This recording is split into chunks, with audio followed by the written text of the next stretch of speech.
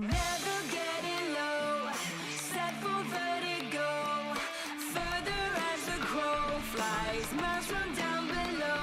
I know I found my heaven, I found the rumble under my feet. Never less, gonna bring the best, feeling like I'm best dressed, feeling I am blessed. I guess I'm feeling lucky, I'm gonna chance this Russian roulette. Let's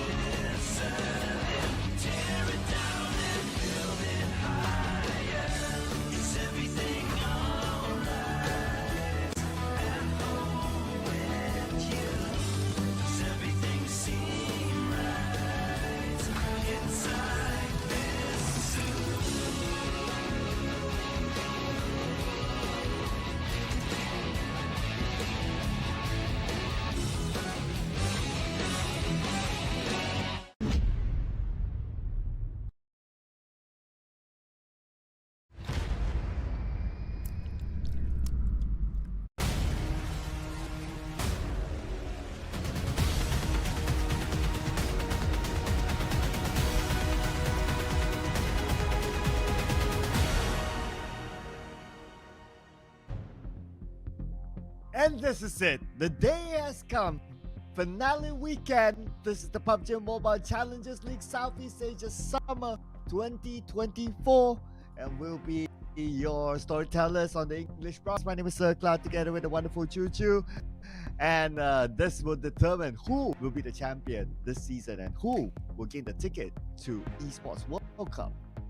Yeah, and speaking of which, there's gonna be one slot available, Cloud. There's not gonna be a lot, there's gonna be only one. And if they want to fight for it, there's gonna be only one team that can make it through. And speaking of which, the team that do have slightly come across 3 weeks long of the entirety of the league stage of PMCL, which can be Osja Esports right now, currently standing at number 1. Where is the undisputable champions before GE falling off the grace this time? Yeah, a little bit of a inconsistent performance by Genesis Esports, but it's the grand finals, 3 days, anything can happen, and we have seen them done that with this. But of course, there are also other top challenges as well. Teams like Haram is up there too, has shown very good performance, especially when it comes to week 3, leaving a lot of the other teams behind. And also, Yangon Galacticos could get a surprise. Yeah, YG, I mean, this is a legacy name team. We do know YG for the longest time.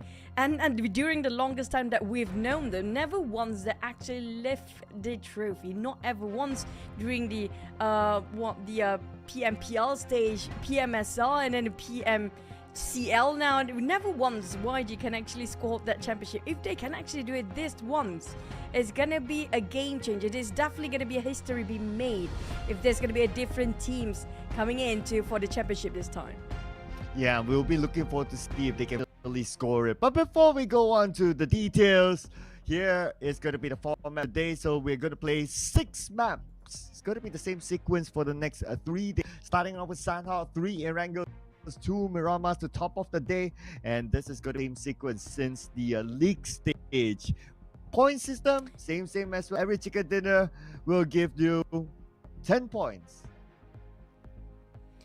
Yep, it's gonna be the same sort of system, but we know forever. So elimination points wise, still gonna be the same. Nothing much change if you compare with the previous all the seasons across. It's still gonna be the same sort of format when it comes to the map rotation, when it comes to the points or distribution of each single week. But what will change it today is how much the teams want it to happen for them today. And speaking of the team, congratulations to all 16 teams that make it up to the grand finals. Yeah, we have it. Osja Esports, Harame Bros, Yangon Galacticos, Strangers, Arrow Messi, Playbook Esports, MFG Esports, Genesis Esports, Quick Esports, 214 Exin Esports, Exquisite Esports, Mythclad, Risk Guys Esports, See You Soon Next Tiger KE, Fearless Esports, The Quarter, and the team that made the great escape, Enigma and Messiah. Speaking of last minute squeezing in here, that's gonna be a change when it comes to the grand finals. You talked about Enigma MSI squeezing in the last minute, but can they topple the chart when it comes to the last minute change within just 3 days, Cloud? There's not gonna be a lot of maps like during the league stage. We have only 3 days of sprint. This is gonna be the finishing line there going towards the guns, and only 18 maps remaining. Only 3 Sanhok. There's only gonna be 9 Erangels and 6 more Miramar to go.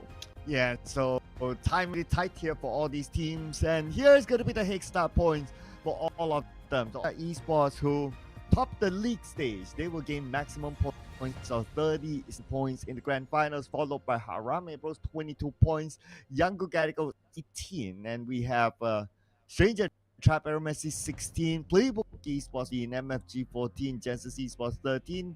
Time to Quick Esports 12.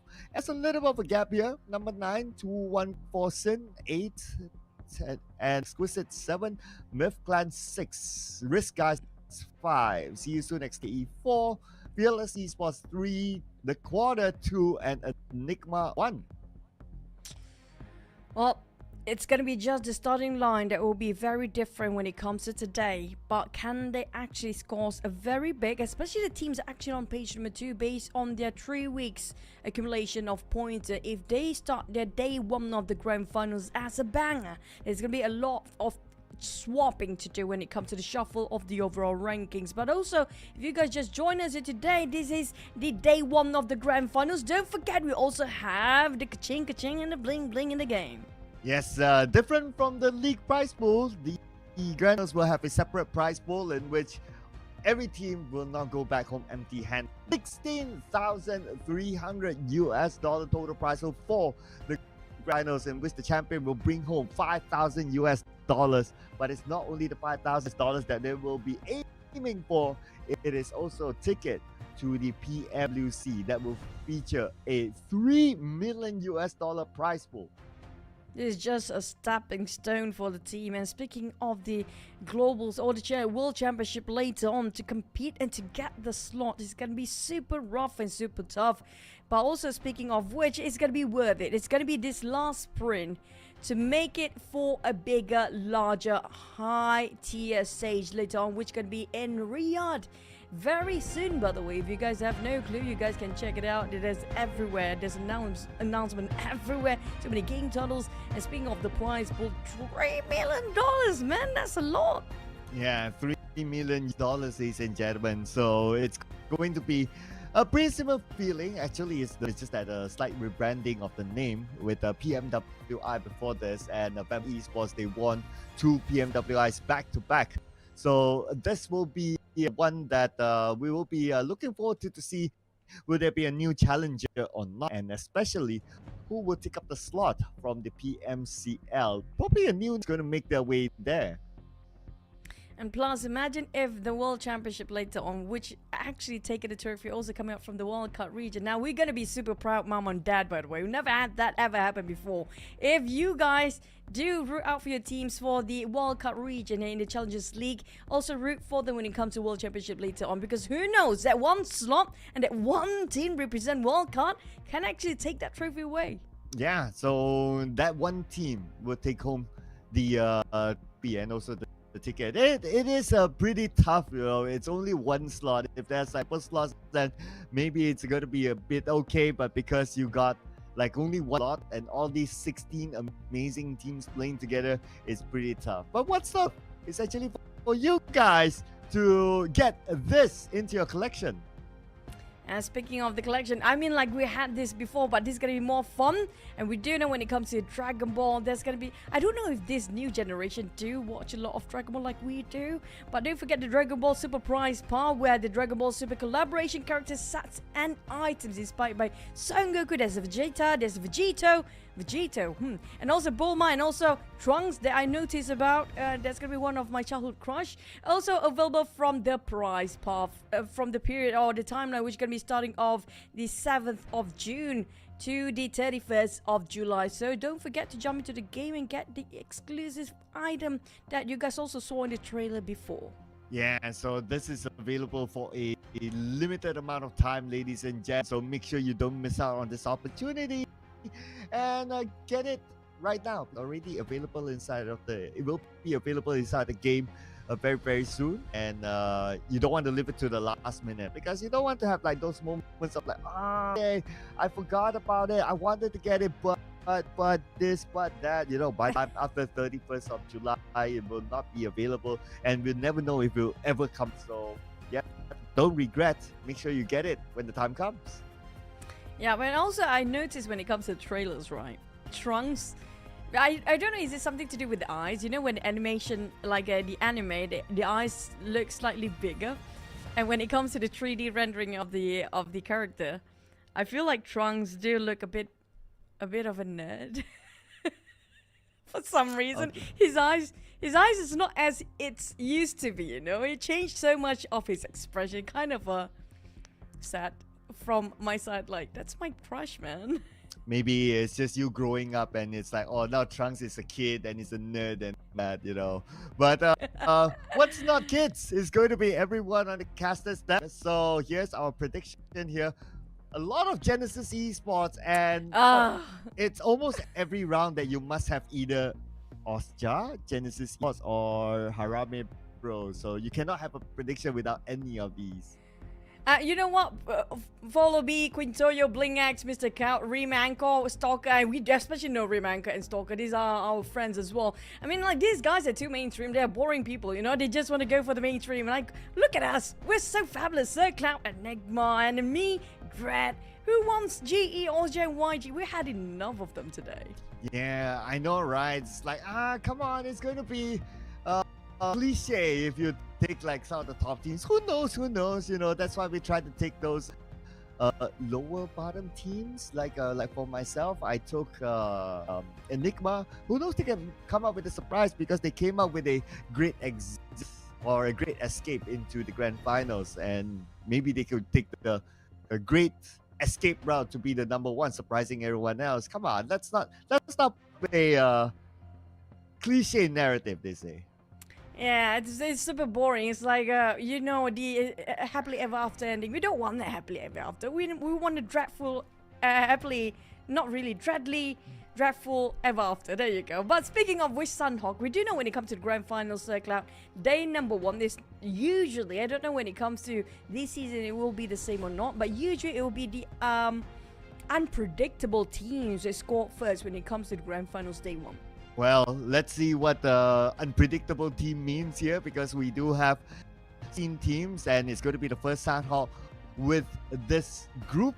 Of course, it's like, okay, you shuffle A, B, C, E, and then A, B, C, D, E, and then you will have rounds where like this team is not playing, that team is not playing, but will be the same fixed 16 teams for the next 3 days. So probably it will have the consideration of like who might score the first chicken dinner. Then it's probably going to be it's unpredictable for anyone, so we'll keep an eye on that in round number. Yeah, especially when it comes to Sanhok, we do know it's heavily depending on the circle. Maybe that 5% of luck seems like a bit more 50% right now. It depends on who will be favored when it comes to the very small island or the big peninsula first. But speaking of Sanhok in the grand finals, day number one, map number one, let's not waste any more time. Let's jump straight into Sanhok.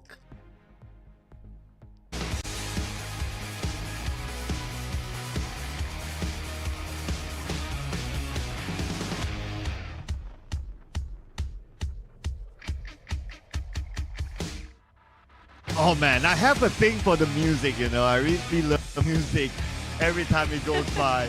But anyway, like that, some people love it, some people might not. We're going to start it off with Mong Nai, all the way to the left side of Campfire. It's going to be more on the northern side. Teams who like to drop on the southern side might find it difficult, but then again, it is Sanhok, a smaller map. How far could it be, right? Once they use their regular dropper? No issue. Well, it's all down to the time, I guess. We got to know about the regular drops for us per se. It won't be anything surprising. So far, it's going to be the same. Oh, and it feels like a rinse and repeat from the stage before. So we're going to have to wait and see where anybody were willing to take the risk to go for the first contact in our very first Sanhok of the day. Right, then we're anticipating the first circle. Of course, the Sanhok will be circle-dependent round. And we will show up very soon. But so far, this spread of teams dropping, no real big overlap. Maybe individuals that we might have an eye on the south side. But other than that, everybody seems to have their spot in their hand. So here we go. Circle wide, centered around the area of Wari. It's going to be the case for stage 1. Speaking of quarry, it's going to be a very difficult circle. We do know for a fact there's going to be multi-levels of terrain. Geographically speaking, it's really crucial for the players to get into quarry as early as they can to make sure they have the most comfortable and most safest zone they can have. And also when it comes to rotation-wise, they need to get into early just to make sure they have the compound that they need it. On top of course, there's not many places for them to hide. So it's super crucial for them to keep up in, when it comes to timing on track at a very small minimap timer, and when it comes to IGL to call out where they want to rotate into the compound. There's also another factor to consider for, because if they just miss time and happen to be clashing with another team, it's going to be brutal for the teams to actually being eliminated way early on the very first map of Sanhok in the grand final. So everybody is tipping on their toes, making sure they won't be making any mistake at all when it comes to the grand finals. We do know for a fact there's not many room of error for the team. GE, on the other hand, not having any challenges as well. So far it has been a very quiet start. Now when it comes to Enigma, you guys do tell us in the chat, who do you think will actually take away this first ever chicken dinner? Because we do know the teams down there want desperate enough, because it's a rare opportunity to get themselves that one slot for the World Championship very soon in Riyadh, with 3 million prize pool as well. So there's going to be one slot available, so everybody wants to have a very good start. Now speaking of very good start, I expect some of the teams that we do know, Osja Esports, Rome Bro, YG, even PBE example, and Aster or See You Soon example. We do know they are like the ones that we do know that kind of always the mainstream teams that love to take chicken dinners sometimes, but when it comes to the grand finals, the vibe is different, the pressure is different, and also when it comes to motivation, it's going to be very different here. So hopefully one day we get to have offline events, so the crowd can cheer and the players can feel the energy of the players. It will actually change so much, because if you guys don't know out there in the chat, some teams perform way better when they're playing offline compared to online. Right now we do have it online, but certain teams on the other hand don't really perform as good when it comes to online stage. So maybe the teams that are looking at the very bottom here can actually do better in offline settings. And based on this, so far a lot of long-range shots, but nobody got knocked down just yet, so everyone's still A-okay. But we have Enigma here, keeping an eye on the Myth Clan. Nice long-range, wow, by Zyle. Okay, this is going to be the first time that we see him on screen. Probably a switch up here for Enigma ever since their great escape. Let's see if we can get that knock, and probably going to push from there. Tapping coming up from Zyle. He's going to be really ambitious trying to get indoors. He almost got that one more tap to knock one down. Unfortunately, just didn't have the last bullet to clip in. A bit of quiet before the storm here on top of Corey. Fearless is going in very early this time, but we do have Enigma. Talked about Enigma. Oh boy. Oh man, Enigma without a real advantage. They crashed in onto their opponent Myth Clan, and they lost 3 players back to back the moment they arrived. I mean, just look at this, right? Like Itex, he does have a good angle by the window, and they crash the vehicle by that window itself. So a straightforward spray, but Itex with the rest of Myth Clan, and that is how Enigma just falls apart. That's quite perplexing. Just go straight into the compound without getting some information first before moving in. There was something baffling from this, and there was an easy elimination coming up from Myth Clan, but on the Enigma side, they're trampled down, they're decapitated to the point only one player left. As a start, we're not even that long in stage number 1 yet. We didn't even have stage number 2, they're only left with 1 player here. Now, I have a lot of questions with that move, but yeah, hopefully we'll be able to hear from Enigma at some point. But right now, Myth Clan will be happy with that. That kind of move. They got 3 elimination points out of it. And looks like the final member of Enigma got eliminated as well by Fearless Esports. And with that, Enigma becomes the first team to be eliminated. Fortunately, without any point at all. Starting off as the last play for Enigma, this is going to be detrimental when it comes to getting the grand finals. A bit of a jump start seems to be delayed for the next map. But for the likes of the top 3 teams, Osja Esports, Miramar and YG, they're taking very cautious step here, approaching towards their opponent just across it, which is going to be Fearless. We do know it's right on top of Corey right now, and Fearless trying to capitalize over Corey as early as they can be. But Haram and Bro for Durella seems to be a bit alone. I'm not sure where are the rest of the teammate, but if there's any team happen to be just rush into this warehouse, there's no aid can be given to its Federalis here. Well, at least what they're trying to do right now is to open up the space, gather information, and as long as they have a plan to, like, okay, get together, then they should be fine at this moment. And plus, they do seem to have some level of control with this high ground. And stage 1 coming to stage 2, let's see if this will still be important for them. Circle definitely did move, but it probably went towards the area of Quarry where it was centered upon.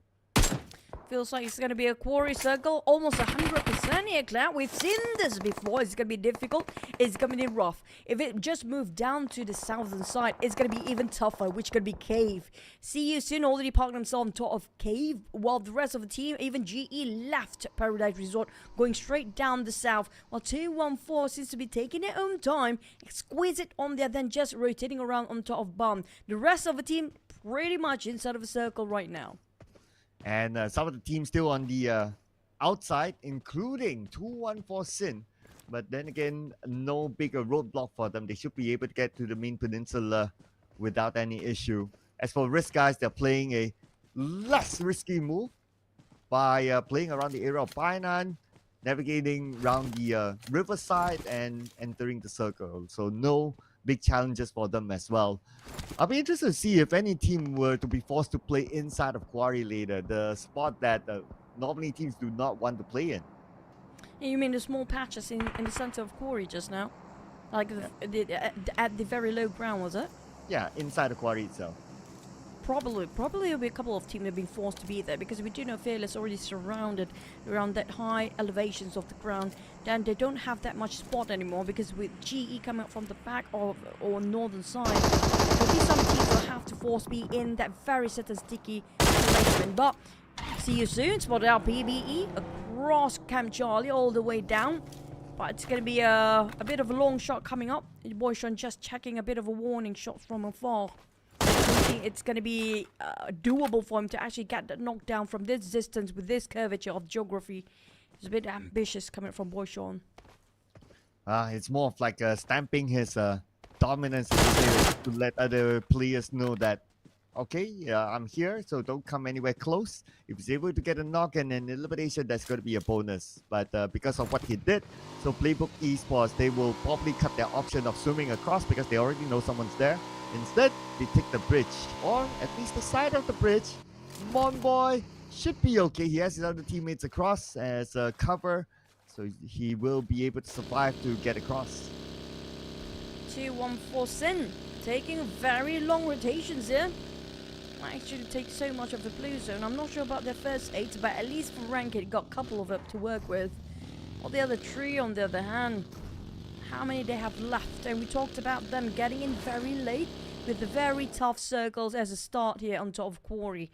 Do they have any space for themselves since they're coming in so late at this stage number 2, almost getting into stage number 3?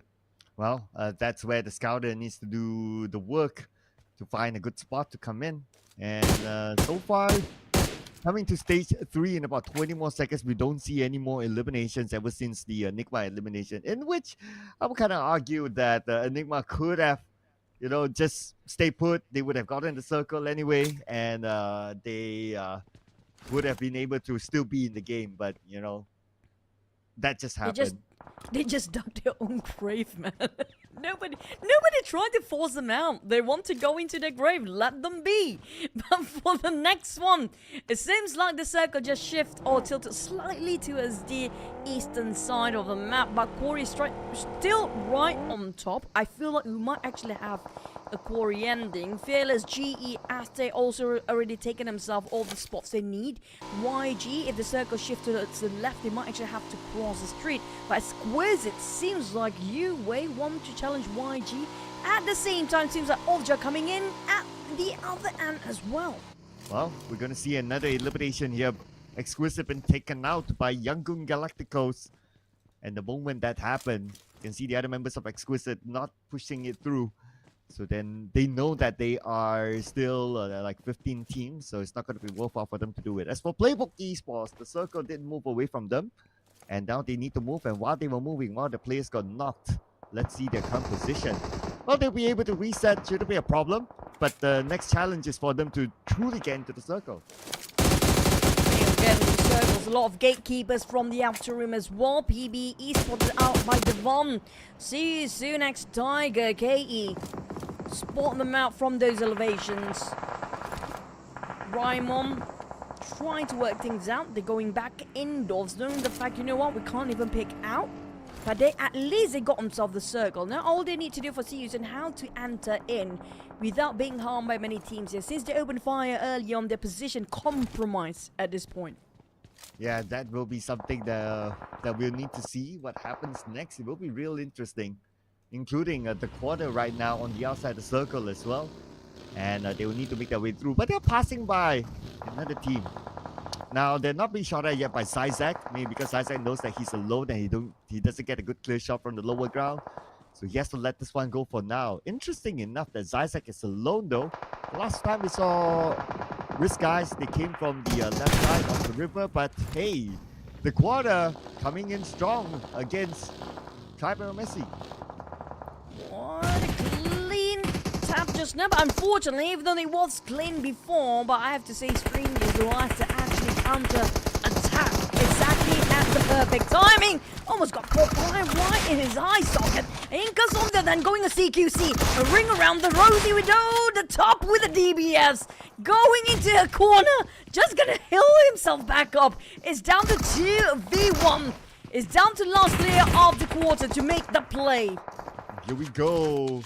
The quarter, they were the ones who crashed in, but now they're the ones who are losing players. But look at the minimap, there's so many other teams close by, including Harame Bros, and the elimination team is running round wide. Now as the top shows himself to Minor, gets taken out immediately, and now they need to reset quickly because all the other teams are close. And speaking of close, too close actually. We're talking about 4 teams at the same corner of eastern side of the circle. It's not even a circle that is. They're taking the fight into way deep in the blue. RSG, Isaac spotted out the players right across, which are going to be the strangers or Asta, no fear, trying to gatekeep this side. But Isaac have to cut across the entirety of Arthur to make it through. 1 down, 1 more to go. 1 last play of RSG. Isaac just gonna go for the healing game, buddy. It's not gonna be enough. Yeah, whoever Indigo definitely will be the next team to be eliminated. That is Risk guys out at number 14. But they still got 1 elimination in the process. But speaking about eliminations, Yanku Galacticos, Harame Bros, all of them showing up on the elimination feed. And the circle went to the area where Kuwari is at. And this is going to be a very hard circle as we move back onto Harame Bros, cleaning up Myth Clan. A lot of sweeping to do for the teams that got themselves at the very sweet spot of the compound. That is for Harame Bro. That's the only challenge they have to face again in the very short amount of time right now. But YG haven't taken any actions. It's going to be the clash of the titans here between Ozja Esports versus YG. Spreading out from Ozja, trying to cut into the circle. But the problem is the spread as a rectangle spread from YG is quite solid. It's kind of difficult for Ozja to penetrate through. And here we go, Strangers Trap Messi becomes the next team to be eliminated. And also, see you soon next Tiger KE. Wow, you blink and you miss a moment, ladies and gentlemen. Ozja Esports, on the other hand, looks like they're going to crash it onto Yanku Galacticos, the team that they would love to pick out at this moment. Yanku Galacticos thinking the same, but cute Loki goes down the train from Ozja Esports. Nungex, Say Cloud in trouble is down. What a Kobe. Perfect trajectory for the nade. Here comes the cleaning up as well. Nung doing such a good work opening up the angles against YG. Even though they're spreading out to gatekeep also Esports from entering, they find the opportunity, and it's gonna be YG having to bow down and losing so many men within just seconds here. Almost got on 2, but it's gonna be 1-to-1 trade. Ozja versus YG, a 3v3. Here we go, Skynin and Repu, the final 2 members of Ozja Esports. As for Yanku Galacticos, they normally need to manage Ozja Esports, but another team is just right behind them, and that's going to be MFG. Nang X is still with Ozja Esports as well. And one of them on the edge of the circle. Skynin nails down Romeo Boy. This is their opening to try to win this fight against Yanku Galacticos. Oh, but YG kind of stuck himself a sandwich between MFG, one of the most aggressive teams out there. Unfortunately for MFG, this time didn't score any elimination just yet. Exit been eliminated early on. Yatka tried to find an opening to Ozja Esports, or Romeo Boy bleeding out. YG don't seem to want to save Romeo Boy for the timing, a bit too far apart, while the other two trying to stay indoors. Romeo Boy will be offered as a sacrifice between these two teams. Now Playbook Esports wants to find another sacrificial And that could probably be from Fearless Esports. Interesting enough that Playbook E not circle. 3 seconds and it's over, start close. Same time, Skyning gets Romeo Boy for Young at the other side. But this side, we have 3 teams together. There, let's all need you. Oh boy, they're not the party spot he wants to. Not like this. How? Why? I don't move there, but I need you. Immediately it went down and Playbook Esports, they were prepared for time to quick Esports. Number 9, 5 elimination points. Playbook Esports not yet. Circle's just right in front of them. But same goes for the other teams. Eyeing the goal. They gotta be careful of their flanks as they head into it. PBE slowly approaching. We mentioned about this area of quarry before, Cloud, and PBE seems to be the one that's playing inside of it. It's not even inside of the circle. Spot out by Arami Bro. It's gonna be a bit of a advantage shot with this angle. Got Gerald on the ground. 2 more to go. PBE. They need to find their way in, but there's not going to be a lot of route going. There's not much of entry point except for this one. And they're running dry with the resources as well. I don't think they have that much space with Blue coming in as well. Mumboy and the rest of PBE will surrender to as a blue zone. And nowhere to go, nowhere to hide. And might have accepted Blue instead of giving the point away to other opponents. Now circle time.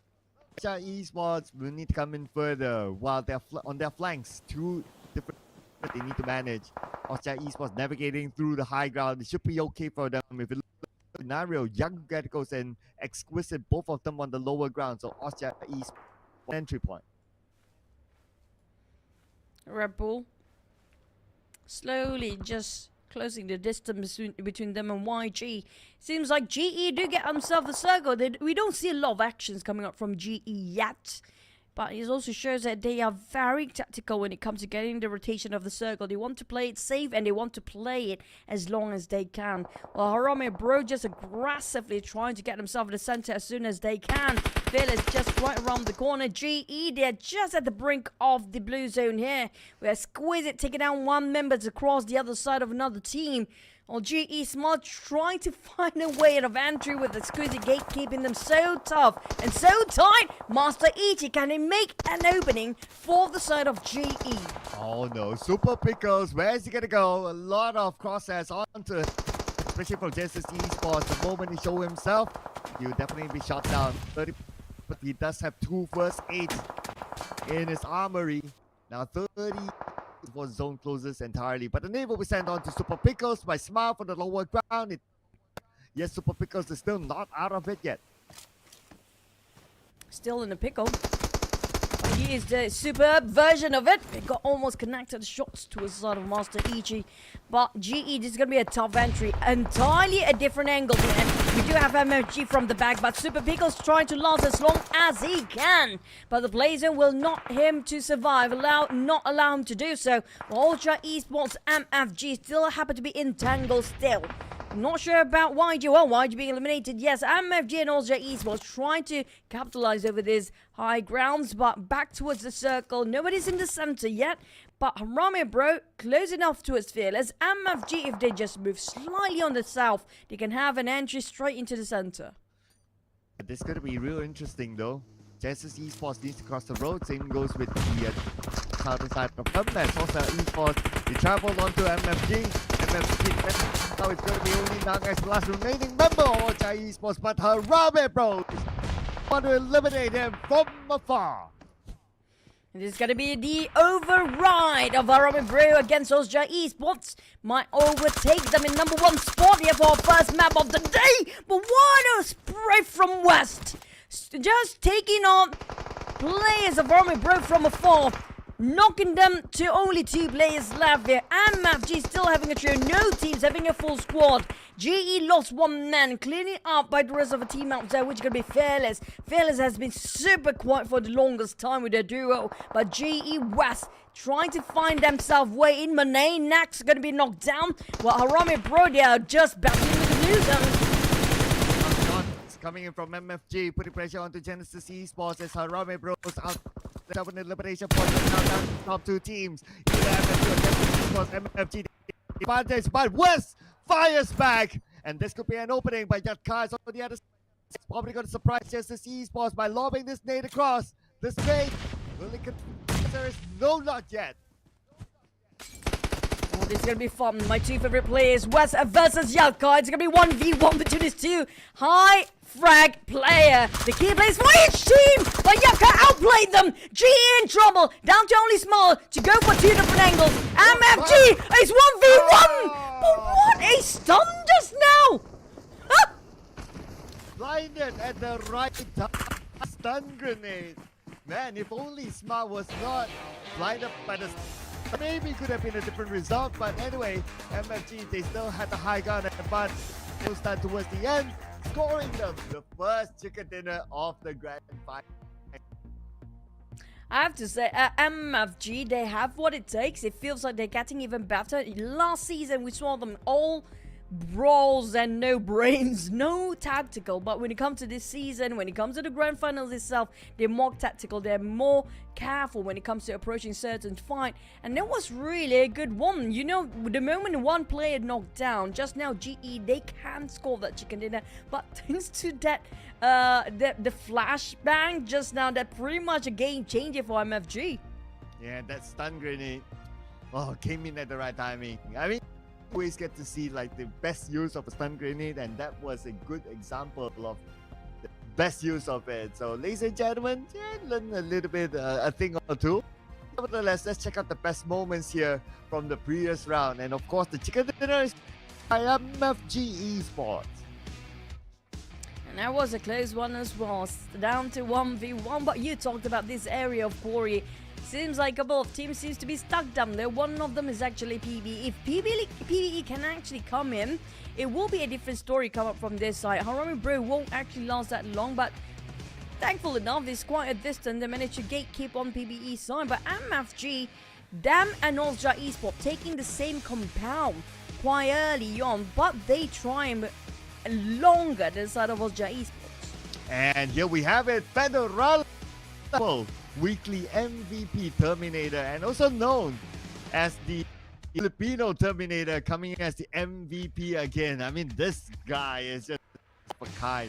3 eliminations, 681 total damage, 5 total knockouts, this 98 heal. Not the highest survival time, 20 minutes, 29. Still, because of his damage, he came out as the MVP. Well, I mean, this guy, there's no surprise anymore. 2 weeks back to back as the top Terminator for the entirety of the league here when it comes to this season. Other than Red Bull, of course, we do know Federella since West Point Mama. He has been so great, but I feel like Harami Bro feels like completing their whole lineup with this sort of Federella's play, especially when it comes to the season. It feels like there's no stopping this guy. There's no limit to his growth. But for MFG, I love Yaka, of course, one of my favorite players, but when it comes to as a team, it feels like they're a bit more tactical if you compare to the last few seasons. It's so hard for them to actually score chicken last season, but high frags as always. But this time, seems like they have a bit of a balance here. And MFG coming up with the winner with 5 eliminations. Not the highest though, but then again, who can complain about the chicken dinner plus 6? One of the most toughest maps, I must say, just will depend on the circle list for the teams, and they did score 1,001 total damage together with it, 9 total knockouts, 4 assists with a 403 and a maximum survival time 21 minutes 38 seconds. So it's about a minute plus. Harami Bros, and well, Harami Bros, they had a tough one just because of how it went away from them, but then again, MFG Esports, they got a good spot in the circle. Bring back the chicken dinner. But it's also no surprise so many players actually being knocked down and knocked out by the Blue Zone itself due to how far deep, especially 214 Sin. We saw the players of 214 just now, a lot of them being eliminated by the Blue Zone itself, including what I mentioned just now, the Harami Bros, even PBE we saw early on actually being eliminated by the Blue Zone due to how many gatekeepers. Like I mentioned before, if it's going to be a quarry circle, if you're late into it, you'll be either gatekeeper the players or being eliminated by the Blue Zone. But 60 total knockouts with a total heals of 7,000 is pretty much the same, almost a standard. But for total headshots, we do have 11 this time, quite a number, and not the longest elimination distance due to how very small, but it's still quite a distance at 271 meters with 103, not the most, but hey, it's gonna be okay. But when it comes to the smallest map of the day, we're done for Sanhok Run, but we do have more maps to go later on. MFG, will they finally just taking over the first place by now? With 15 points, it's probably not yet since got a decent amount of points, 6 points, but other closer contender. Miramar Bros 12 points is pretty good as well, and Justice Esports, who will be looking to the higher parts of the chart, 12 points, and Fearless Esports 12 points. That's another top contender, 4 points collected this round, and Enigma is the only team with any points at all, as they were the first team to be eliminated, and hopefully they'll be able to realize the moves in game number 1, not repeat it again in game 2. Well, at least it's just one map for now for the teams, especially Enigma. This score ending yet, and they starting off at the very bottom as well, and they will stay there for quite a bit.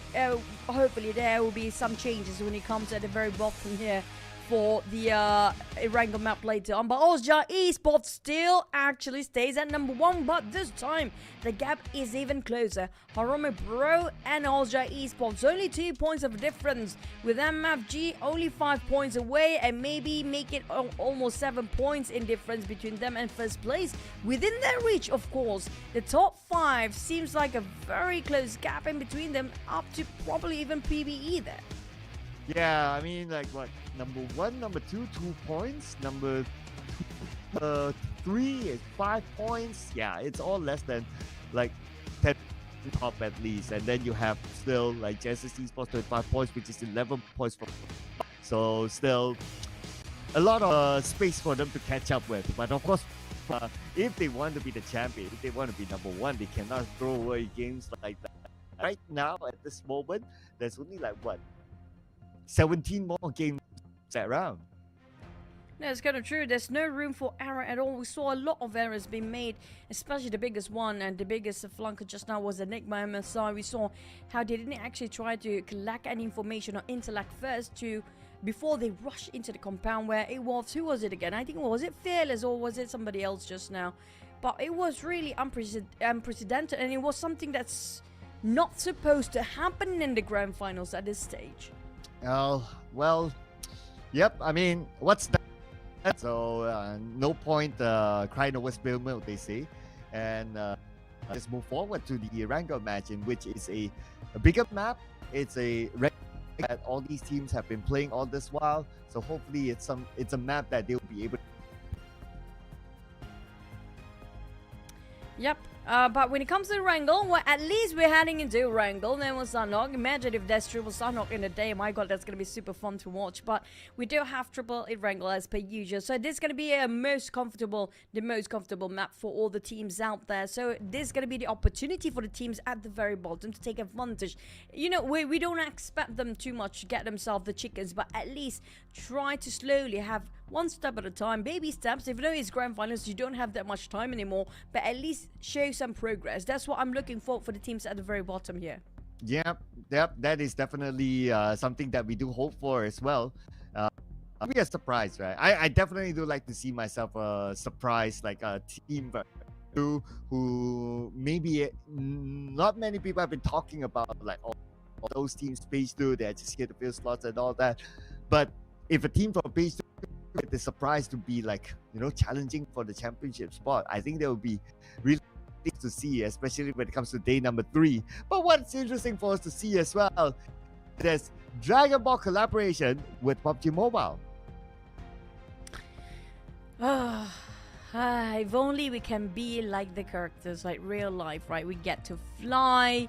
But don't forget, you guys, it's going to be a very limited amount of time also. So make sure you guys can actually get this on time, because we do know, like me last time, some of the players or some of the viewers actually mentioned about we didn't get the collaboration of Dragon Ball last time. We did make it on time. So this time we have it another go. We have a bit of a round 2 I have to say, for the Dragon Ball collaboration. So it's gonna be available from the 7th of June to the 31st of July. That's gonna be just slightly over a month. And not even 2 months time. So we're already halfway through June, so it's gonna be lesser time now. You guys literally have only 6 more weeks to go for this collaboration, so make sure you have and you tried and play, and also the sets and items inspired by, you know, our always biggest hero. I mean, I don't know which year you guys are actually watching this, that being born into. I don't know what kind of cartoons or anime you guys love these days, but when it was our era, this is gonna be our heroes, okay? They are our heroes, our crush, our, I don't know, first love, possibly even. I do know some of my friends do have Bulma as their first love, but this is gonna be the anime that will be already collab in the PUBG Mobile. If you guys don't know about Dragon Ball, you guys should watch it. Trust me, it will be worth your time to know about this anime. So make sure you gears up with the items and sets, which are gonna be also the characters like Son Goku, Vegeta, Vegito, Bulma, the combination of Vegeta and also Goku. There's also Videl, I think, if you guys know who Videl is. I mean, if you're hardcore like I am, you know who she is. There's also Trunks. Hopefully there's also, I don't know what's the English one, that's in Malay we call it Korean, so I don't know what's the real name in English, because I don't watch the English version. I do love to read the comic book more than watch the anime. Who is the manga people here? Shout out for manga people. But yeah, speaking of which, take your time, but don't forget about this collaboration. Yeah, this collaboration, don't want to miss it. You probably missed the first one though. And I can tell you, based on the first one, it was really fun, especially the special game mode.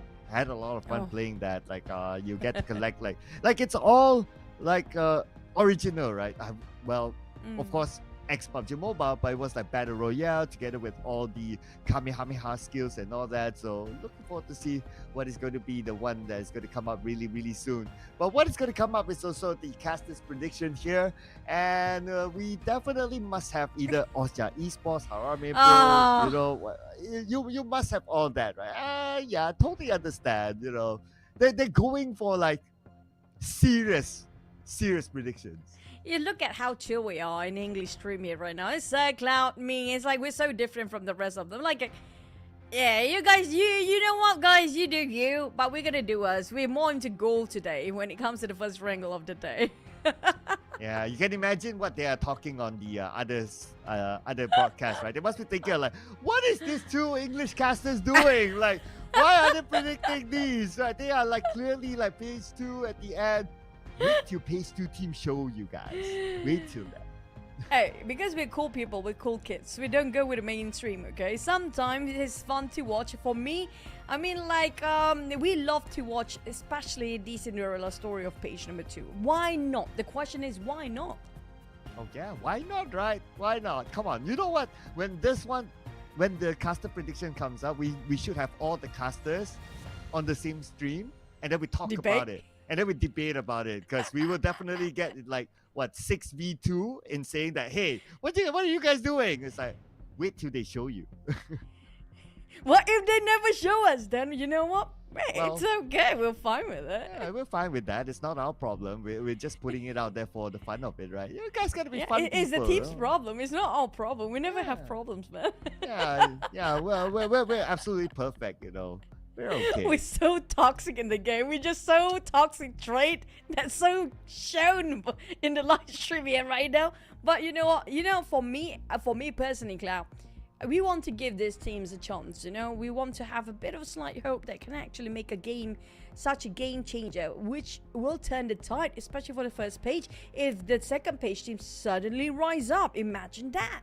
Yeah, I mean, if you want to put it out, right? To be fair, nobody predicted MFG. And they got the first. I don't want yet. Just saying. I'm not gonna do it yet because that's gonna be my favorite team. I don't want to jinx them. Okay, I'm referencing the fact that, you know. Yeah, the fact that. Do I need to explain it? The fact that you know, the team that not your usual can also come up with something. You know, MFG. Yeah, maybe one of these, you know, can come up again And then they'll be like, okay, imagine, right? If either Exquisite or the Quarter comes up with a chicken dinner, I want us to have like a caster gathering immediately. I want us to have like, you know, everybody on the same stream, and then we'll go like, ha ha, told No, you no, so. no. Say what? Yeah, you're like, what again? What? Hello? Hello? Hey, for us to actually vote for the underdogs, so we call them underdogs here, right? If we actually won this prediction, I mean, like, we get to brag about it, guys. But if we don't, it's okay. We're just having fun because we're not with the mainline or mainstream teams. It's super boring to have the same name. Like, everybody knows what they're capable of, right? And YG, surprisingly no GE this time, though.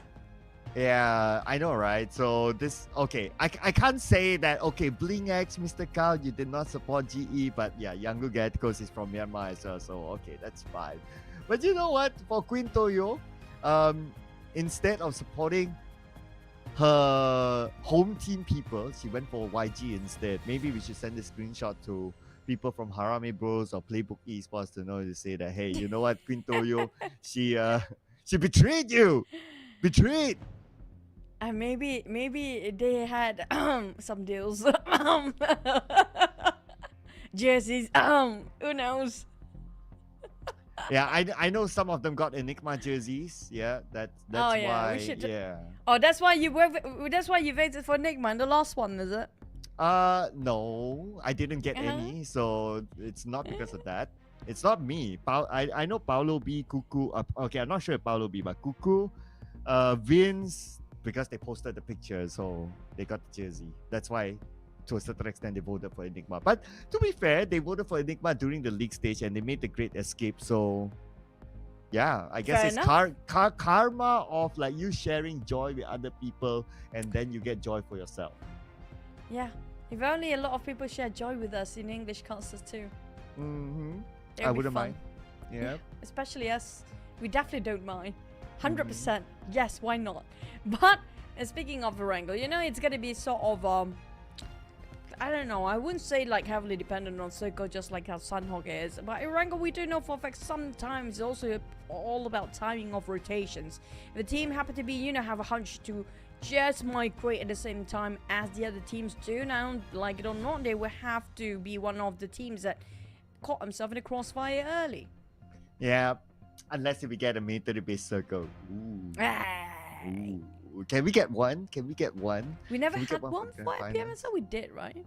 Oh well, we did, but grand finals is different. No, but it's a new day. It's a new weekend. You know, I don't care whether we have gotten it before. You know, I would want to like give me military-based Circle all the time, all the way. I'll be happy. Period. Just SMB. Period. That's it. Why not? Yeah. Why not? Because especially when it comes to the grand finals, this is where we want to challenge the players. How do they adapt at the very critical situation with high mounting pressure behind their back, where everything is at stake, with that only one slot to World Championship, towards that prize pool from thousands, like what, 20,000 across, like the total prize pool for now, around there, across approximately, towards a 3 million prize pool. With SMB being the Circle that will change your life, why not? 3 million prize pool, SMB Circle changes your life. I like the whole story. But you know what?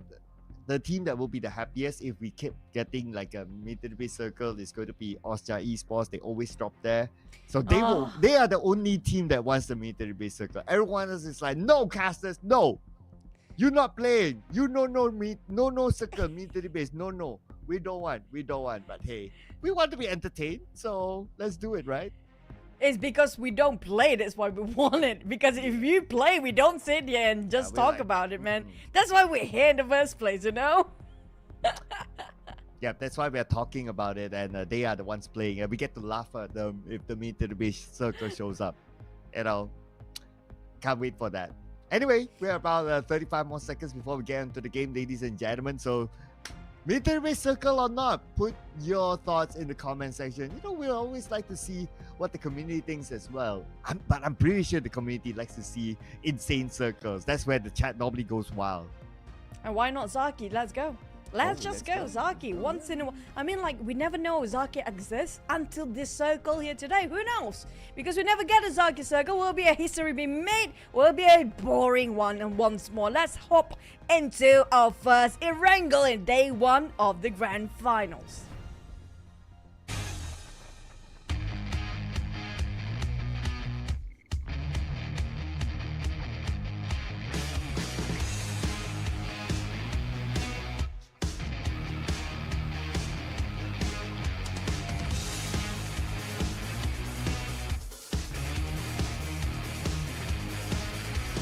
Whoever chose this music, give him or her a raise, ladies and gentlemen. This is one of the most exciting entrance music here. And here we go. My path is going to be on the southern side from Miramar to Lipovka. Well, into the base circle, I'm looking at you, but Oscar Esports will be thinking the same as well as they're going to start their journey inside of into the base itself. And also, Enigma is going to follow them on the left side of the island. Speaking of the music, it's super hardcore, man. Feels like a vibe of Dragon Ball, but amped up with a bit of, metal. But you know what? SMB, we do have two of them, Enigma, as you mentioned, and also Esports. But it's all about the circle still. As flight path-wise, it's more towards the southern side, in between the rivers of SMB and the main peninsula. So it's going to be a long walk and a long journey. If the circle happened to be on the northern side, we didn't get to see the circle popped.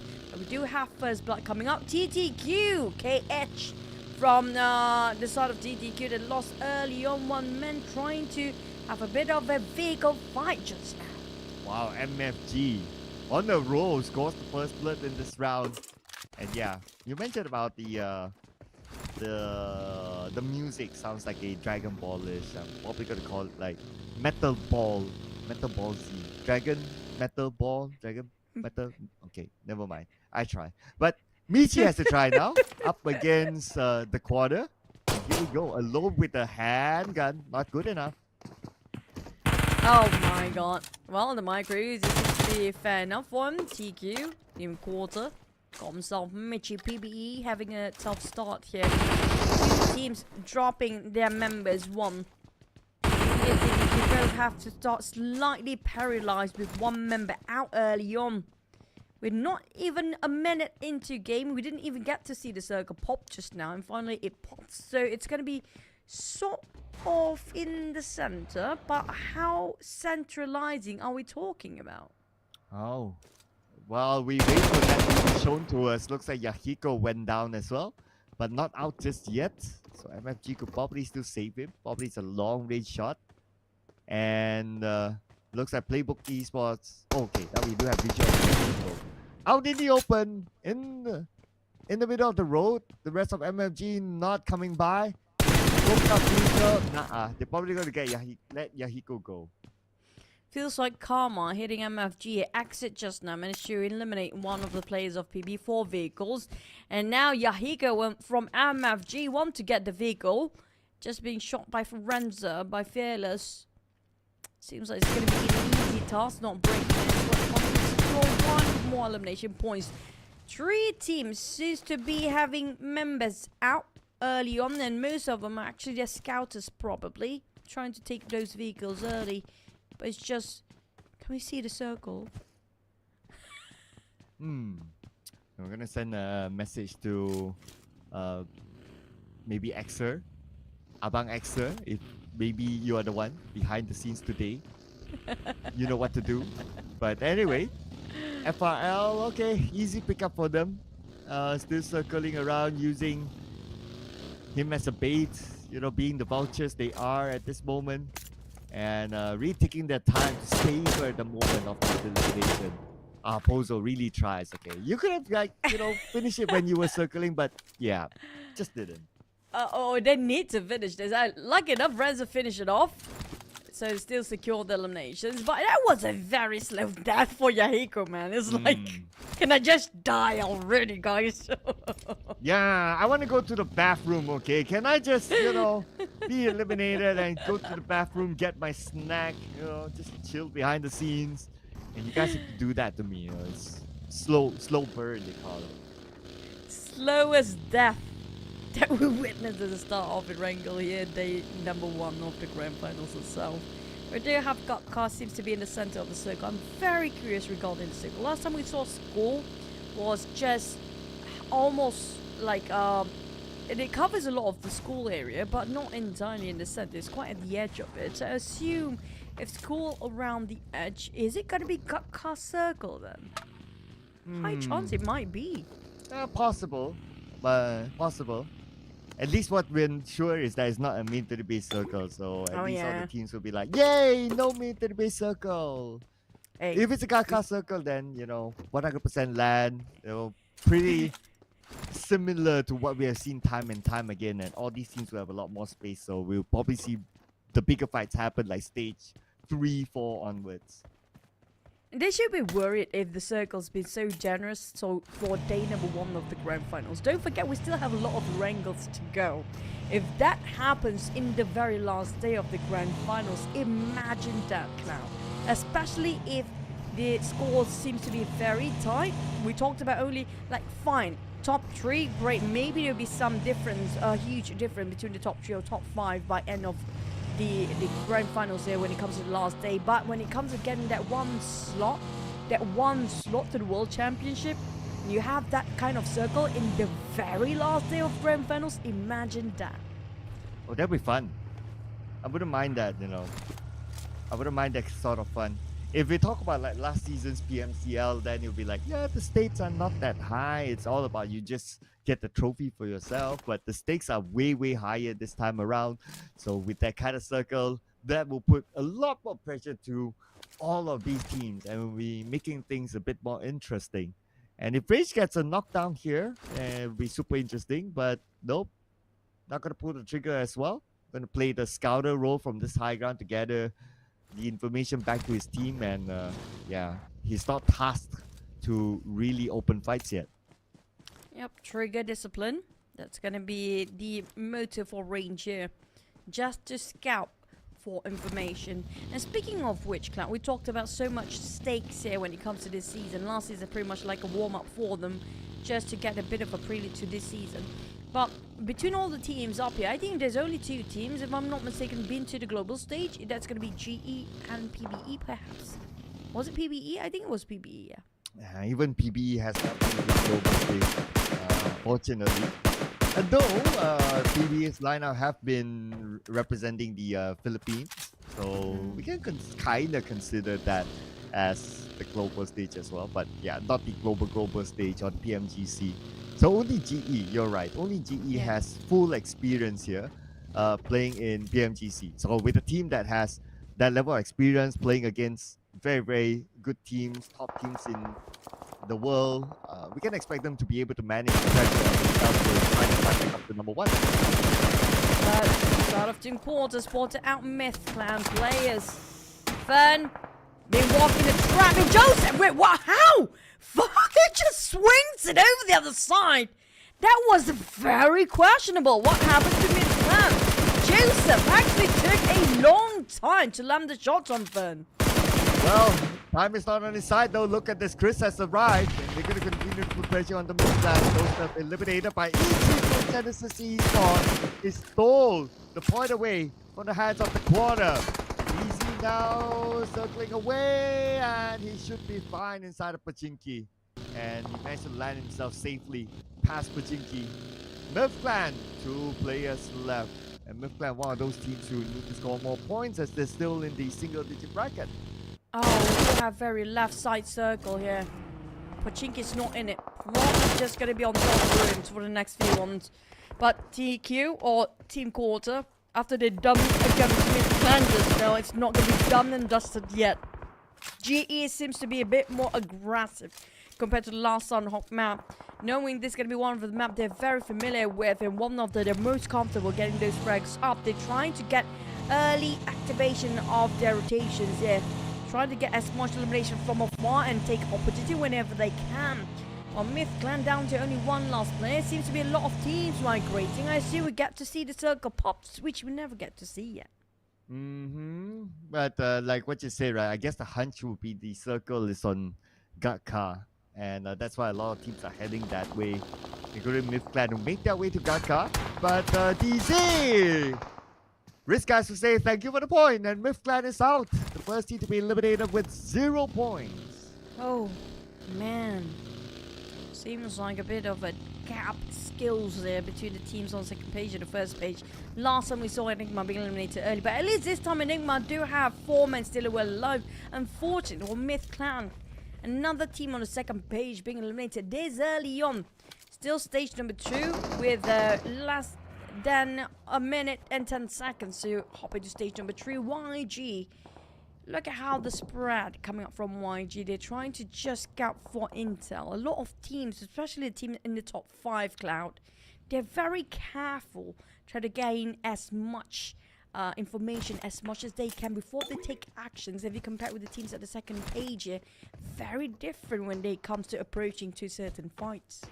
Yeah, if only MFG1, the top 5 teams, still have a full squad, then they'll be able to do better in that department. But Risk guys, Zysek knocked, and it was by a Mini 14. So I believe that's a long-range knock by a 214 Sin. Coming into the circle, they saw a target, and they're going to take the advantage by crashing onto Risk guys. RSG, 2-on-4 Sin. Rank it coming up from the off angle. Here comes, I have to say, the Wacko. For the Zysek. Clean one with the spray. Bunny fought back with the shotgun. But it's going to be difficult for the shotgun to have a bit of a mid-range fight. Bunny!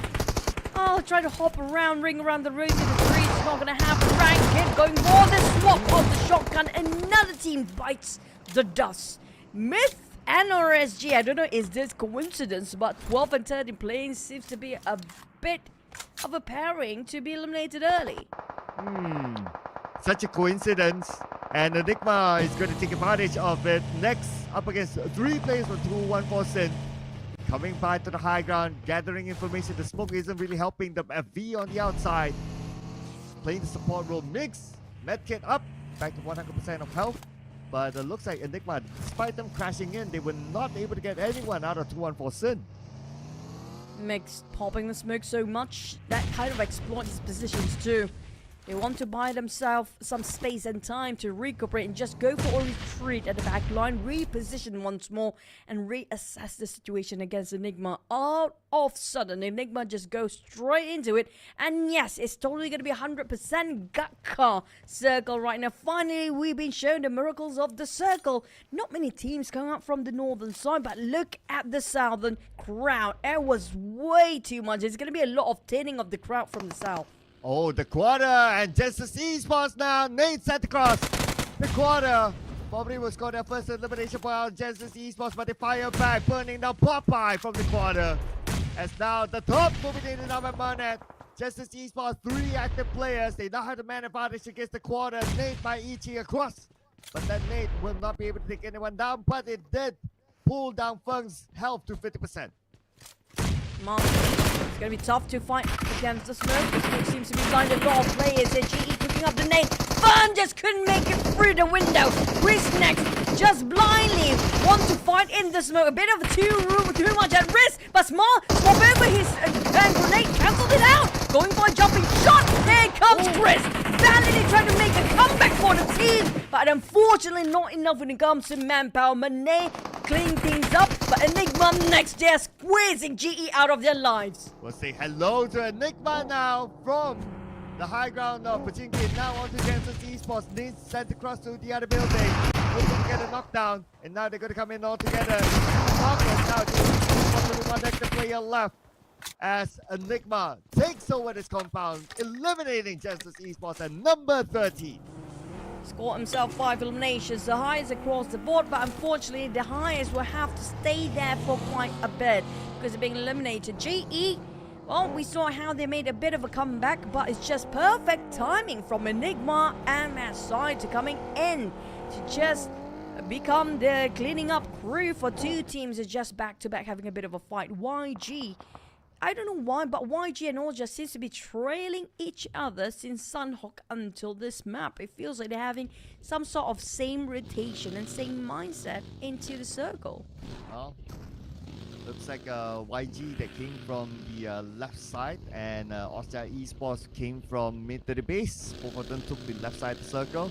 Circle-wise, it did move away towards the right side, so it's going to be interesting to see whether Austria Esports and YG will clash onto each other. As we can see on the map, Young Galacticos making the rotation down south right now. It's going to be Austria Esports and Young Galacticos. Here we go! It's going to be 3v4 here. WTC is a bit too far on the northern side. Red Bull we're talking about. Taking on 2 by himself. Down to Romeo Boy is just going to leave it by. Goodbye, guys. Good luck by yourself. Because I feel like YG, they know for a fact they cannot fight the crazy Red Bull right now. Romeo Boy will just reunite with WTC. Going on the northern side is actually a bit more safer. There's not many teams coming up from the north. And they're down to only 2 players. Oh, here we go. Exquisite. And see you soon, Tiger KE. Nate sent the cross onto Exquisite, hoping to get a knockdown. As Kaya comes from the lower ground, tries to get a small flank from the other side with one nade. But none of the nades truly connected as they don't have a good vision on where exactly their opponents are at. And Yue sending one across as well. WTC got knocked down by Federales, immediately eliminated by him. As this fight continues without the circle.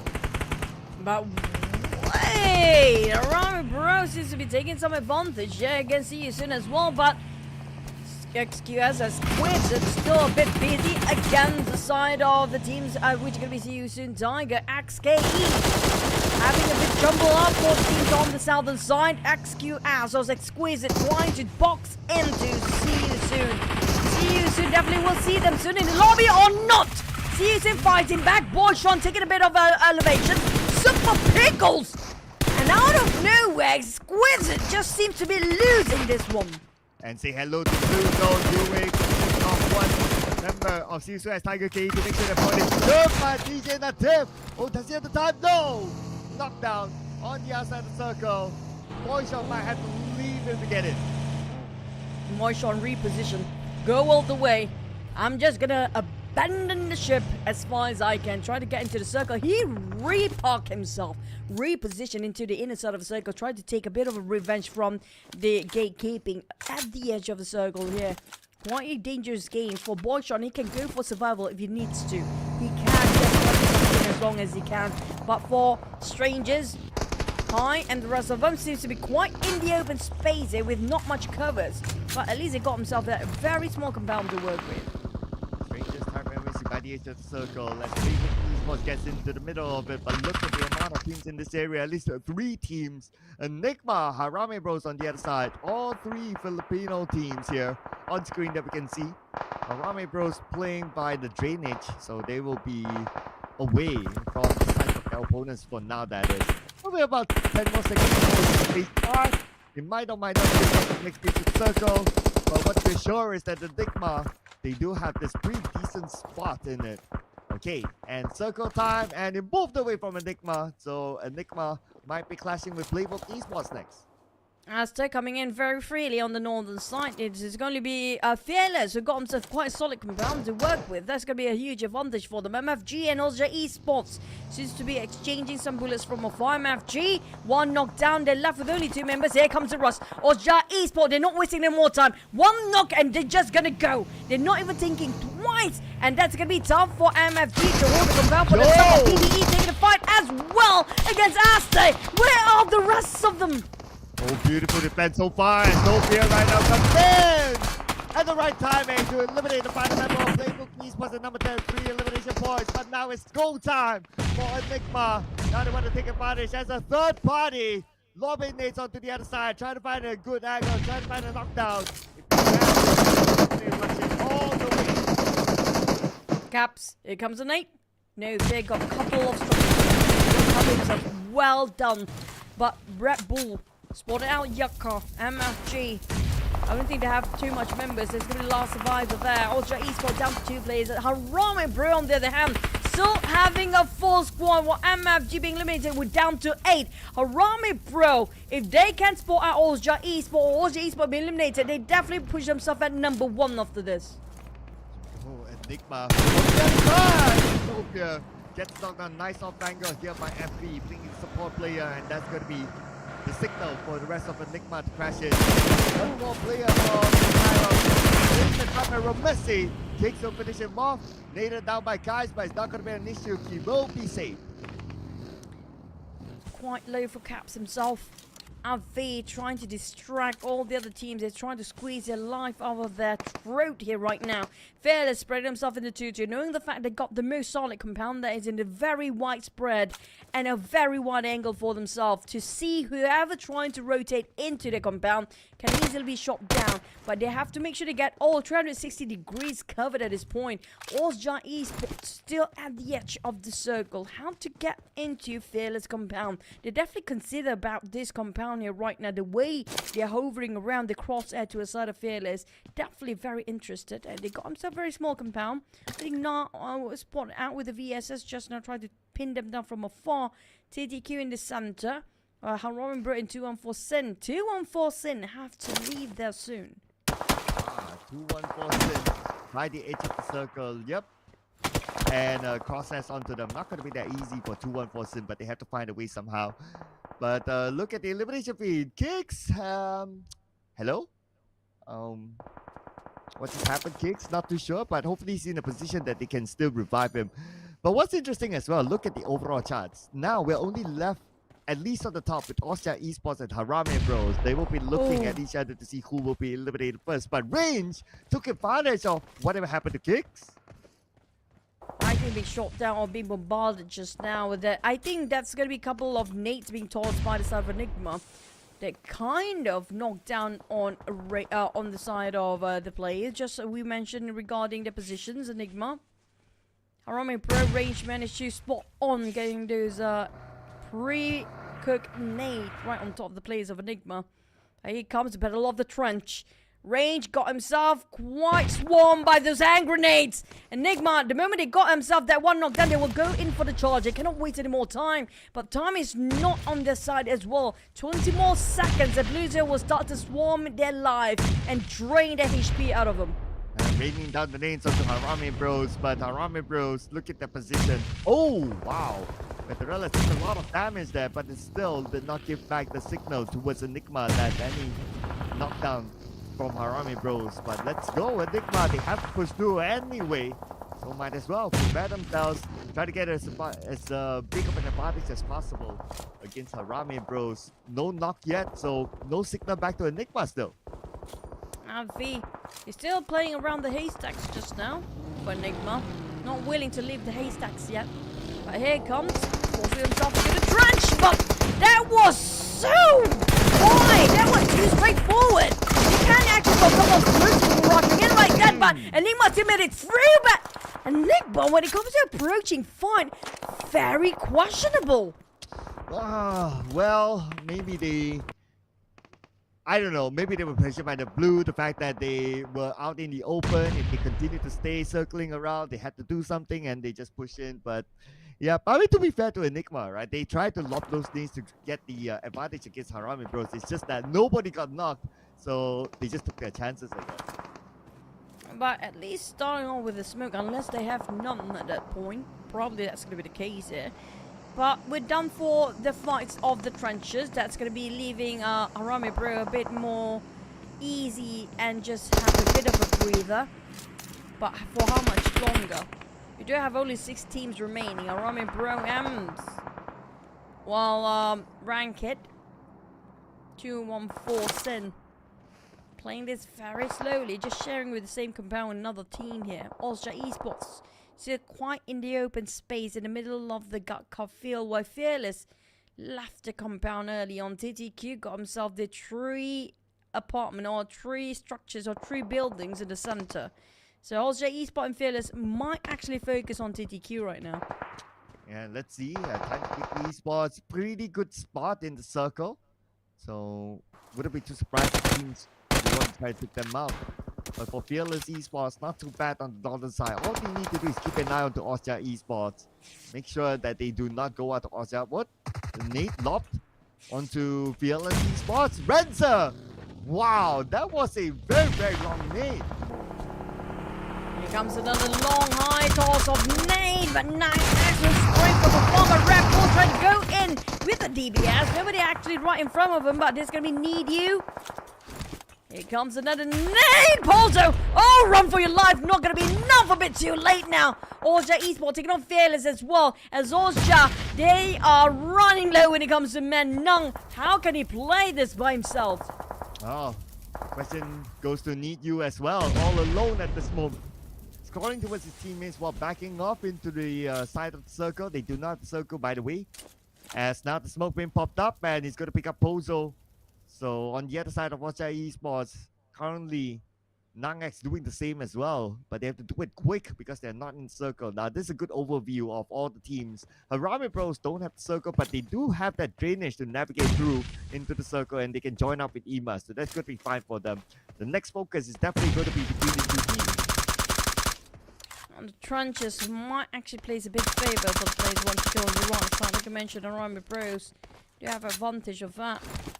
But Ozja Esports, they managed to reset despite they almost lost the entirety of the team. Here comes Rebel coming in with a charge. Slowly crawling over and just advance forward. Trying to take a bit of a circle will be more than enough here. Fearless on the left.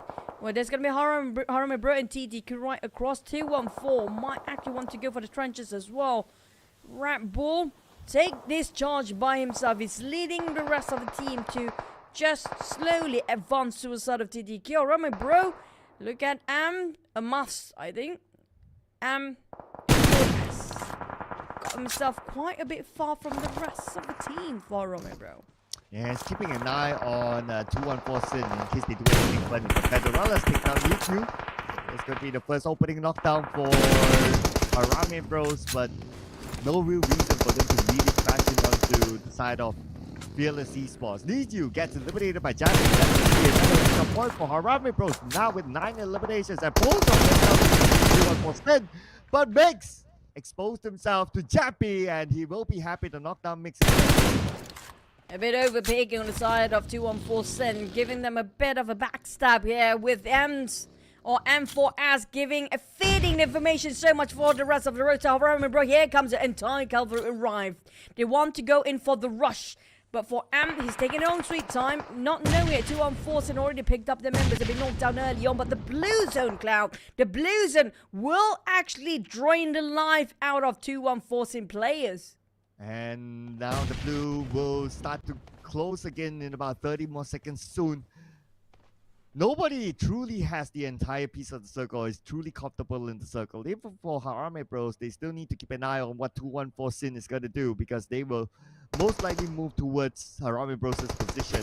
As for Ozja Esports, still holding on the outside of the circle, but the next challenge is going to be Time to Quick Esports with this compound and somewhere on the edge of the circle. But for Harame Bro just now, they're drying out their resources, trying to just take out the players of 214 Sin just now. Pretty much have nothing for the troubles as the time passed by. TTQ out. Ozja Nang X down on the ground. Ozja down to only 2 players. There was a swift and clean execution by Twitch. Chappy spraying onto Ozja Esports. From the other end. Trying to get Red Bull. Gets knocked out of Red Bull. Waiting to get an elimination point. Red Bull eliminated by Federal as the point still goes to Harame Bros, and that's going to be their 10th point, reaching the double-digit mark. It's definitely going to be Harame Bro overtaken Ozja Esports at number 1 spot here, as Ozja Esports just being eliminated at 5th place. We're down to 4 with Fearless now trying to just play as long as he can and as he needs to.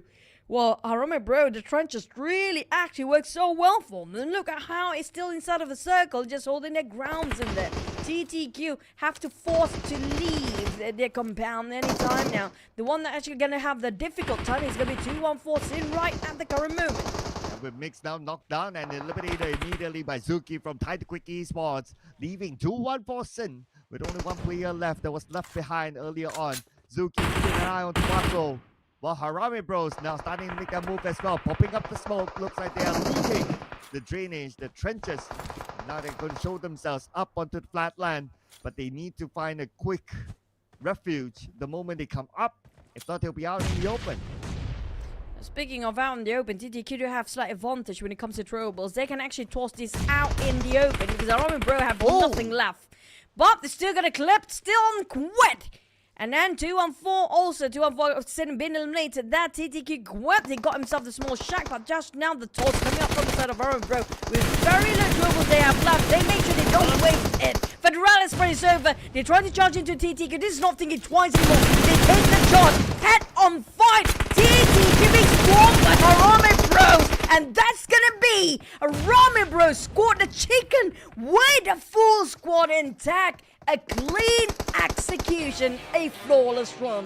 With 14 eliminations and a chicken dinner, that's going to be 24 points for Harame Bros. Still bringing out their momentum from the league stage, especially week 3 where they topped the league, and now they are coming in strong into the grand finals, opening up Erangel with a chicken dinner as well. Time to Quit Esports. They almost got Harame Bros, but they were kind of busy with all the other teams around as well. Harame Bros timed it well, and they finished off Time to Quit Esports towards the end to clinch this chicken dinner.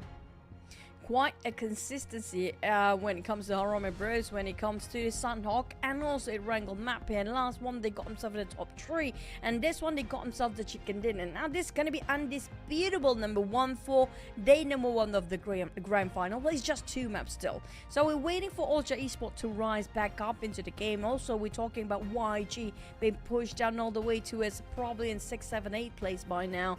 But for Harame Bro, I have to say the Trenches idea to stay there for a bit. They're playing the patience game and sending EM4S and 4S to go all the way down the other side, the opposite end of the trench was a great idea. And just not to make it a mouthful, right? It's EMAS or EMAS. Yeah. Yep. Is it okay for me to say that? Because some of them don't really understand EMAS. Oh, that is his actual IGN, by the way. Okay, then it's okay then. Yeah, but anyway. Thank you. Yeah.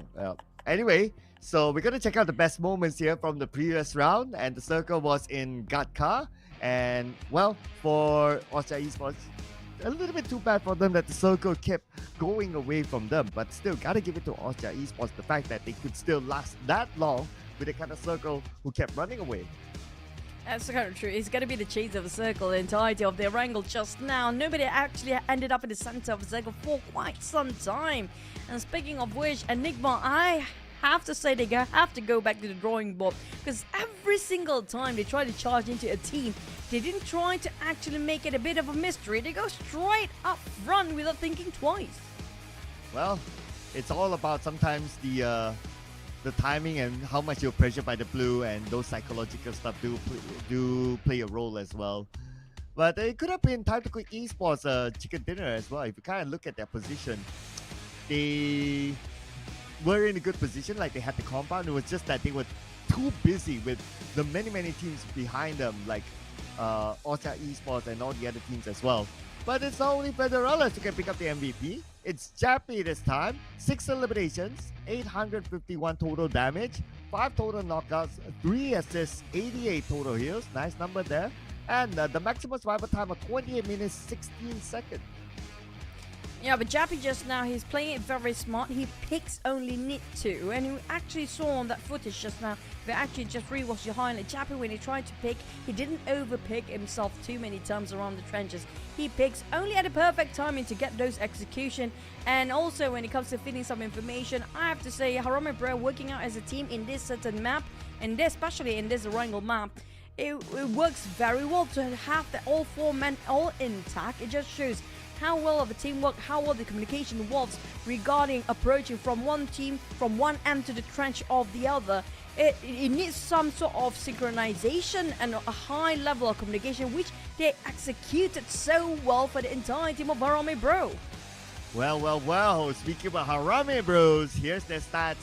In case you just joined us, they scored 14 eliminations at 2,264 total damage, 12 knockouts, 12 assists, 630 total heals, and of course the maximum survival time of 28 minutes 16 seconds. And with this chicken dinner, with the amount of eliminations that they have collected, there is a high chance that they would have overtaken Osha Esports.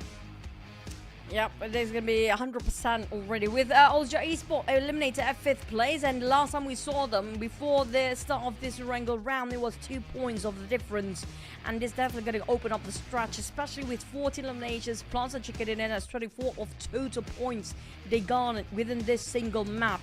So when it comes to the next one, I think as long as Harame will keeping this momentum going on, they're setting a tone for the entire day for Harame Bro. The gap will get even further if Ultra Esports don't do something about this. Well, before we got on to the official score, here are the stats from the previous round. So 58 eliminations in total this round. So there are a few players that even that we saw on screen got eliminated by the zone and denied away the point.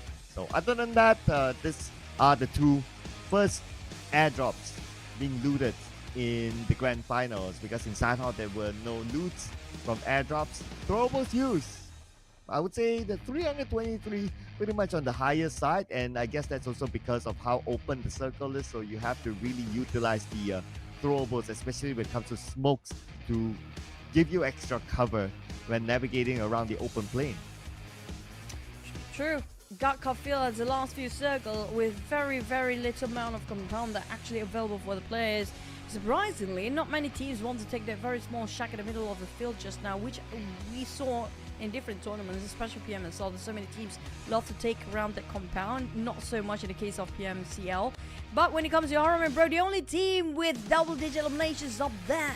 With those Esports scores a 6, Enigma, they scored a 5, GE, unfortunately, they didn't score any position points, but one of the very few to eliminated early. But at least they still got themselves some progress across the entirety of the day. And unfortunately for Yangon Gaticos, being one of the top contenders coming into the grand finals, they ended this round with no points. Same goes for Myth Clan with 0 points as well. Other than that, keeping an eye on the other top contenders, Genesis Esports relied only on elimination points this round, and they managed to collect 5 of them. No rank points for Genesis Esports. As for Austria Esports, 9 points. Not too bad, but if we combine the 2 rounds, they scored 6 previously, so it's 15 points collected across 2 rounds, and that only took Harame Bros this single round to overtake Austria Esports, and because of that, Harame Bros is now number 1. Yep, with over 10 points of a gap, that's going to be 13 points of a difference between Ultra Esports and Harame Bro. Now, can they stretch a gap even further for the next Erangel map? Whilst MFG also quite a gap in between the second and third place even. MFG and G only 1 point of a difference, but when it comes to 5th to 8th place, that's going to be TTQ, Arte, PBE, Fearless. And also YG and 214 Sen might be a close contender. The middle pack seems to be a bit of a, very close gap in between them. Very minute indeed. All they need to do is just a slight push, and it's going to be a lot of change in the middle pack. Yeah, a good round could probably boost them up to be in contention for the top spot. So Harame Bros still cannot be complacent with their current status. But nevertheless, it is still a good 2 rounds for Harame Bros. Total of 21 eliminations got by them in 2 rounds. And the previous round was 14 eliminations, and their eliminations came from both defensive and also offensive. So great work by Harame Bros. Still the team to be eyed on, putting out the question. I will still put out the question of what does it take to stop Harame Bros? At this moment, they are on the roll still. Yep, now for me personally, I feel like the one thing you can actually stop Harame Bro, don't let them charge you in. Instead of try to take a charge across Harame Bro, because the other teams that they can taste and they can feel your fear. If you hesitant for a bit, that's where they start to push in like there's no tomorrow.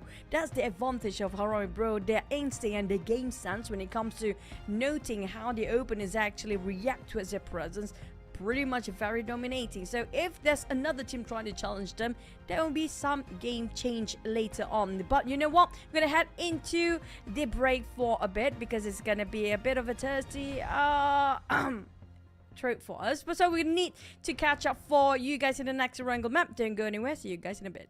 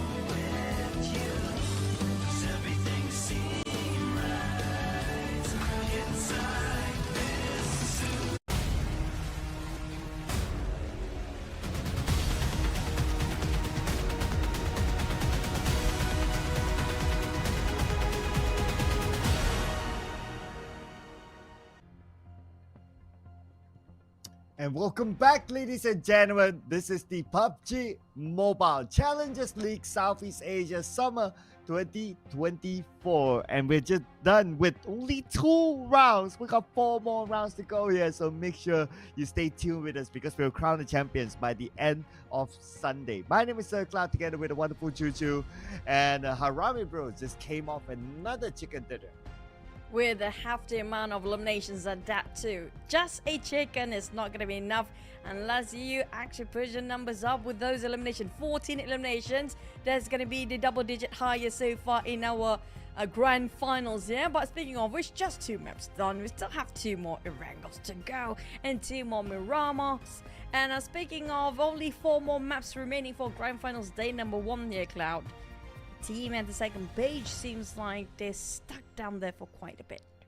Well, I'm counting right now. 16 more games to go, right? So let's see if they can actually pull off a surprise here. But surprise for you guys, in case you just join us, there is another second round of collaboration between PUBG Mobile and also Dragon Ball. This is the Dragon Ball Super Prize Pack. Elevate your power, where Dragon Ball Super Partnership is available now until the 31st of July. So again, for a limited amount of time, ladies and gentlemen, it's not something you want to miss out, and at the end of the day you regret it by saying that you forgot about it, you missed out on it. Do log in right now to check out the Dragon Ball Super collaboration character sets and items that are inspired by Dragon Ball characters like Son Goku, Vegeta, Vegito, and so on and so forth. Well, if you don't want to hear it from us, just check it out inside the game right now.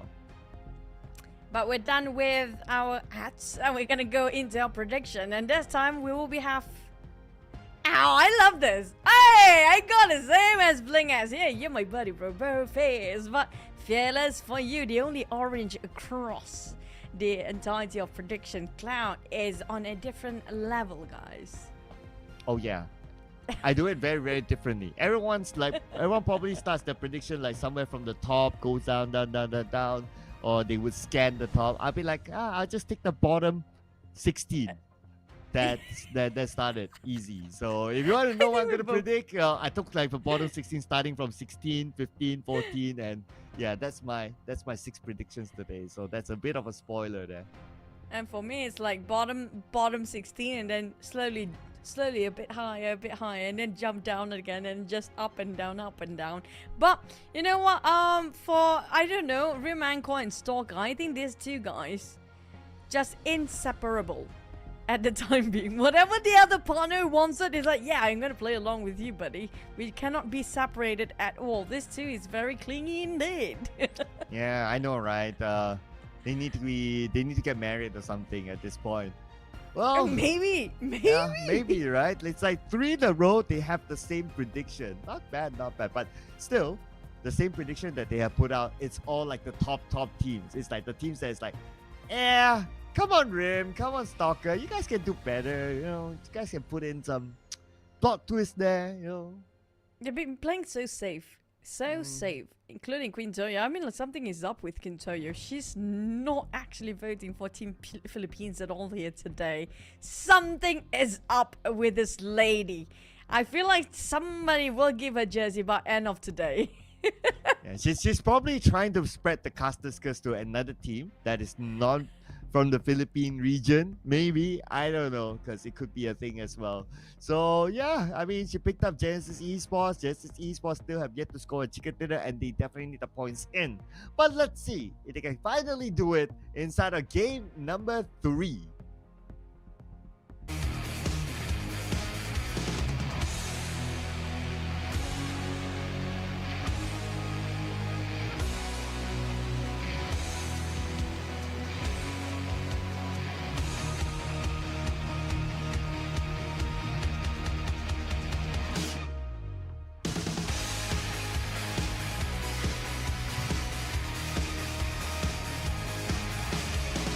Game number 3, Erangel. Here we go. You hear the beat drops, and it's gonna be the Meta Ball. You know when you mentioned about the song sounds like we named it as Meta Ball instead of Dragon Ball. This is a metal version of Dragon Ball song. You know, it kind of reminds me of different song entirely. You know the Wrecking Ball song? Is that Meta Ball? Huh? You didn't watch the video? I did. I mean, The it Miley features- Cyrus song? Yeah, it features very little clothing. Oh, a lot of clothing. What do you mean? The Wrecking Ball music video. Or did We're I going watch PG, something brother. else? We're Okay, going PG, brother. Don't let them don't- Google it. Yeah, okay. Don't ask which Wrecking Ball did I watch. Yeah, now you mentioned about Meta Ball. Imagine if the video clip for the music video is like that, but with Dragon Ball characters. Wait, what? No. But we do have a very similar circle here, Cloud. Got again. Just like what Stalker and Rim is doing, you know, they're keeping it consistent, they're playing it safe, things for the circle as well, giving us another Gaka circle. I mean, come on guys, come on circle gods, you guys can do better than this. But at least like the fly pipe is on the other side, but frankly speaking, that's probably not going to affect that much. But what I'll be looking forward to see is that if we will see a first blood early on. Earlier we saw one, but this time, I guess, maybe not. A bit more careful when it comes to the drop of the scouts for each respective teams, knowing they might actually have themselves a bit of a skirmish for the fight of the vehicles. So everybody try to play it safe and play it quiet.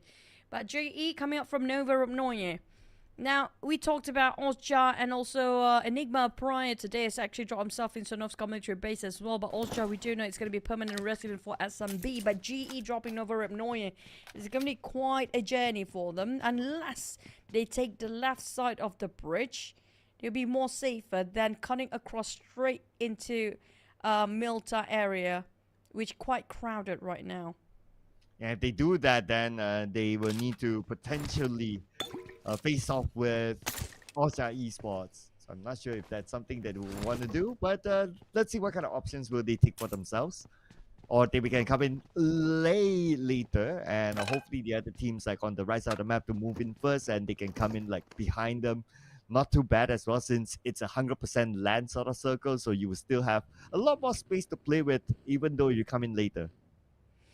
Now, we talked about GE, and speaking of them coming in late and such, but also we talked prior to this map, and in the previous Erangel map, where GE is the only team across the World Cup region that actually been and have the experience in the global stage here. And last time we remember, GE, so many teams of the Southeast Asia, of the PMCL tournament teams, give so much support for GE. They're looking forward for GE when it comes to their future or even their progress and growth this year as well. But if you compare it with the last GE and this season, unfortunately, I have to say it, quite disappointing from my end. I don't know, is it just me? But it doesn't feel like it was the same GE as the previous one. Well, it's not as explosive as the previous seasons, no doubt. But yeah, of course, I would want to give them the benefit of the doubt because we got 16 games and they are still within reach as well with 16 games to consider. So yeah, let's see what GE can come up with. We haven't seen as much amazing moments. Like it's always like Smile coming in with the clutch. If not, if it's someone like Zai, multiple MVPs coming up with something huge, and Ichi as well coming up with something huge. But yeah, we haven't get to see as many highlight moments as GE would have come up with. Speaking of coming up with a flashy plays, Popeye being popped again by Loki. Now YG, all they need to do is secure and translate into 1 point, taking them quite a bit of a time. WTZ taking this very cautiously, despite they see exactly where he's being knocked down before. They're not approaching as fast as they can. But Loki is the type of person, you know what, I don't want to waste time. Just gonna go in, don't think too long and don't think too much. Yep, clear advantage for them since whatever happens, they do have the buildings to cover themselves. So that is exactly what happens since the other members of the quarter are on the outside. The most is like Fern on this high ground on top of hospital. There's nothing much you can do with the amount of buildings. Yep, fly around by Fern, but not able to hit the mark at all. Feng reposition himself back towards the hospital he goes. try to take at the back line. Reposition all the way towards the left side of the compound. While GE will be greeted by Exquisite. They're actually crossing the other side of Main Peninsula already. Right now, we're surprised they're not actually bumping into OJ Esports. They're instead taking a fight against the team on top, Gilda, and around that area. GE knock on one. And man, on the other end, West being taken out quite early for GE. While they were rotating, caught out by Exquisite. And that is bad news for GE, but good news for teams development like MFT. Fire onto Genesis Esports as they make their way across this area into the inner side of the circle. But Exquisite still not letting them go. UA back to small. Top G. They know they lost one man early on. GE taking this extra careful. But being too careful, overthinking will just counterproductive for the side of GE. They need to spread out, but with what men they have left, it's quite dangerous, a bit of a risk. On the other end, we do have TTQ just passing through, going towards a field of Gakka. A couple of teams on top of those elevations as well, taking a bit of a jab from Sidemaster Esports and Qued. Not connecting any of their shots yesterday. Well, they try, but not to finally one at least. Probably damage the vehicles enough for them to be forced to leave their vehicle. At least one of them though. Smoke popped up, and it's going to be sidestep from Risk Guys on the other side, putting pressure on the Quid, who's caught out pretty much in the open, and for his teammates to come and save him, they have to be prepared to tank out a couple of bullets from both Genesis Esports and Risk Guys. So Isaac tempted to take fires on, but quite a long shot. They're ambitious even though they got themselves in the flat plane for TTQ, but it's going to be a lot of shots missed here. KH, a bit of a drift, a punctured tire down there. Isaac still bold and brazen, keeping the tabs on TTQ. Quit. At least he got himself some haystacks to take covers from. So Isaac, GE, back to GE. They want to take a fight against TTQ at the same time. But the problem is, it's a bit too far from their site. And on the other side, Genesis Esports finally found refuge. But let's see where the circle will go. Wow, heart-shaped circle. This time, Oh my. slightly different from the circle before. Looks like we're going to get a centered Kuwari sort of circle. And look at the amount of teams on the outside. Oh my, indeed. I have to say, our day one of grand finals cannot move on from Quarry. In Sanhok, we had Quarry Circle. In this one, we have another Quarry Circle. When it comes to Quarry, it's never good news and never gonna be fun for players. It's gonna be fun for us. Now from North side, still an abundance of team coming in, but YG MFG, a bit of trade. Exit down on the ground by Team Quarter across the other side. Unfortunately for MFG, they focus on too much on what's in front. They forgot what's coming at the back. And MFG, the player is still knocked, but not out yet. So there is still a chance for him to be saved. Still waiting for that to happen though. But for 2-1-4 Sin, the only team to now tank out the blue as the other teams are starting to move into the circle. Time to quick Esports. One of the players knocked out by Naughty Boy from Risk Guys, immediately taken out. And Fern takes out Yaka from MFG. That's going to be a confirmation elimination for MFG itself. Naughty Boy reposition himself across the field of Gatka, follow up by the rest of the team, probably just gonna tail him out. But RSG, the spread is so spread out, it's so wide that they open up the angles. 2-1-4 Sin on the move as well. It's Exquisite. Do they want to open fire or do they have their trigger discipline here? But look at how Mig made a U-turn. The moment they heard those engines started just now, they seem to be very interested into taking fight. 2-1-4 Sin has been very aggressive approaching fights, but Exquisite, knowing that we will not actually fare them well if they force the fight anyhow, might just get into the circle first. Alright, let's see what would be their priority now as they pass by another team. Passing by the Gaka Mountain, an area that you can expect to have somebody up there, at least gathering information. Myth Clan, the one that is on the Pachinki Hills Road. A little later, 2-1-4 Wako passes by, praying that he doesn't get knocked in the middle of the road. Wacko. 3 times go. Pretty difficult. Just connect the shots from this distance. Bull and Brazen still trying to go for more. Look at that. Wacko definitely not acquitted up there. Outside, RSG.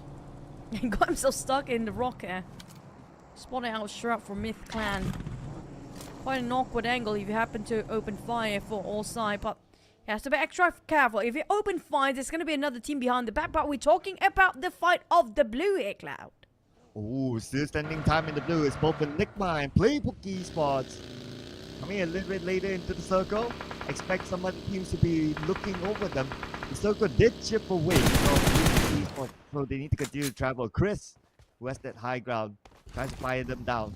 But circle-wise, it shifted towards the right side and a lot of open space. Now in the middle of the circle, the big boys, Harame Bro, they are in there, playing a similar strat from before. Now, Fearless also got himself a circle once more, and not much contender coming up from the northern side. But 14 quarter, they have to decide this as fast as they can. Their priority should be getting into the safe zone as soon as they can. 600 meters away, still quite a far reach. We saw how concentrated the circle was just now. A lot of teams will try to keep an eye on the northern side as well. YG taking a bit of sniper tower. MFG just seems to be passing through, but I don't think they want to open fire just yet. And YG, they need to spread out quite a bit, because if not, it's going to be difficult for them to have all 360-degree angle to have themselves covered. At this moment, Yanku Gaticos, bit of a split for themselves. At least they have somebody across the road in case they need to move towards that area. 3 of them with a high ground advantage to gather information of other rotating teams. So pretty okay spread for them. As we head on to the middle of the circle, look at the Smith clan. It's also surrounded by other teams. Austria Esports, one of them. It's just right in front of Smith clan, and looks like they'll be interested to try to take out the position of Austria Esports. And speaking of Austria Esports and also the rest of the team, look at how crowded it is. 16 teams still intact. We're walking into station number 4. That's not going to be enough space to be shot by 16 teams, 60 players, and still in this stage number 3. No team willing to go and risk it all just to take a couple of eliminations here, because everybody just tipping on the toes, walking on eggshells. But speaking of breaking the silence, see you soon, taking on Enigma. It's always going to Enigma charging into the deathbed. Oh, Enigma losing players, kicks eliminated, and being taken out as well from the system. And Zyle is going to be the last man standing for Enigma right now, going up against the other members of Team US. He's being sandwiched front and back, left and right, nowhere for him to go, nowhere for him to hide, as CU as Tiger KE wins this fight against Enigma clean. Enigma charging in as per usual. I don't know how they approach the fight without having some tactical rush into it. They have won, yes, for the knock, but they have none for the elimination points. And they're with another 0 this round for Enigma. This seems to be a bit dim right now. Enigma, they have to go back to the drawing board, trying to rectify how to approach fight for a CQC. But Austria Esports, on the other hand, hugging at the corners of the circle. GE, all they need to worry about is going to be getting into the eastern side of the circle, which to be very vacant right now. Ooh, this kind of circle, I love the high grounds, but then again, it's already taken by Austria Esports, Myth Clan, MFG. But Myth Clan is vacating their spot, trying to get into the middle of the circle. Now for Harame Bros, they're in action against the Quarter. The Quarter only have 2 active players left, going up against a powerhouse like Harame Bros. It's not going to be a good idea, but here we have Hypercook Esports against Stranger. Strangers, seems like they're losing too many men there, while on the side of GTQ, they're losing none. Only 1. Zuki, keep prepping the nade, giving a bit of a pressure, trying to secure mine eliminations. Incas trying to, coming up from the blind spot, all the way off angle, but hey, he didn't knock the door first, buddy, and straight away the jump shot finished off by Kate Ash. The Stranger Esports seems to be in trouble now. Stranger Messi only left with a handful of players, 2 players to be exact.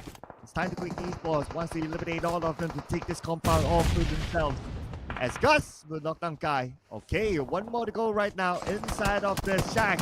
Gus will force him out with the molly. Gus gotta be extra careful. He's being shot at from afar. And Gus will reset himself. Now, left with one last player, and he's on the ground floor, out in the open. Try to finish off the last member of the Strangers tribe. That's gonna be Minor. A random shot with a shotgun, but unfortunately for the Strangers tribe, Aeromasi, it seems like it's not gonna be enough for them just yet. I have to wait for the next Erangel map for now, but TTQ, they're still holding their ground strong. It's time to quick Esports, 3 active players, but look at the elimination feed. Austria Esports and also Younger Geticals having casualties on their side. WTZ will be taken out by Dewey again. Austria Esports and also Younger Geticals, but this time there's MFG and See You Soon next Tiger KE as well on the left side circle. And nobody wants to be at MFG receiving end. Look at how he's being surrounded left, right, center. The fun is there, but he's being sprayed on. He didn't know where the sprays come on. Oh, the bomb! Took him quite a bit of longer time to realize there's going to be one player of MFG seems to be lurking about. But that's going to be the end of MFG. We're down to 12 teams. 4 teams eliminated in an instant. Stage number 4 is going on. It has been commencing and still commencing. We're down to only 45 seconds to go with Austria Esports taking another fight against probably YG and MFG at the same time. Well, speaking about Devon, he got taken out, but he's still able to be revived. Austria Esports preying on the CUC as Tiger KE as Kaya moves away. The next mission is now to save Devon to maintain a full squad at least, because they definitely need that against Austria Esports. See you soon, Tiger X. And Austria Esports seems to be walking and just driving in a parallel motion, yeah. Triangle war between these 3 teams, but don't forget there's going to be the 4th one behind them as well. And TTQ spotted out RSG, Naughty Boy on the ground, knocked down quite from a distance since there's no eliminations afterwards. Austria Esports trying to break the formation and See You Soon X Tiger X, but here comes a pretty quick nade from YG. It seems like the fight that's been going on, Clown, will not be the ones in the circle. Yeah, I know, right? On the left side, again, the circle keep running away from Austria Esports, but the team that still got the circle is going to be Harame Bros way up north.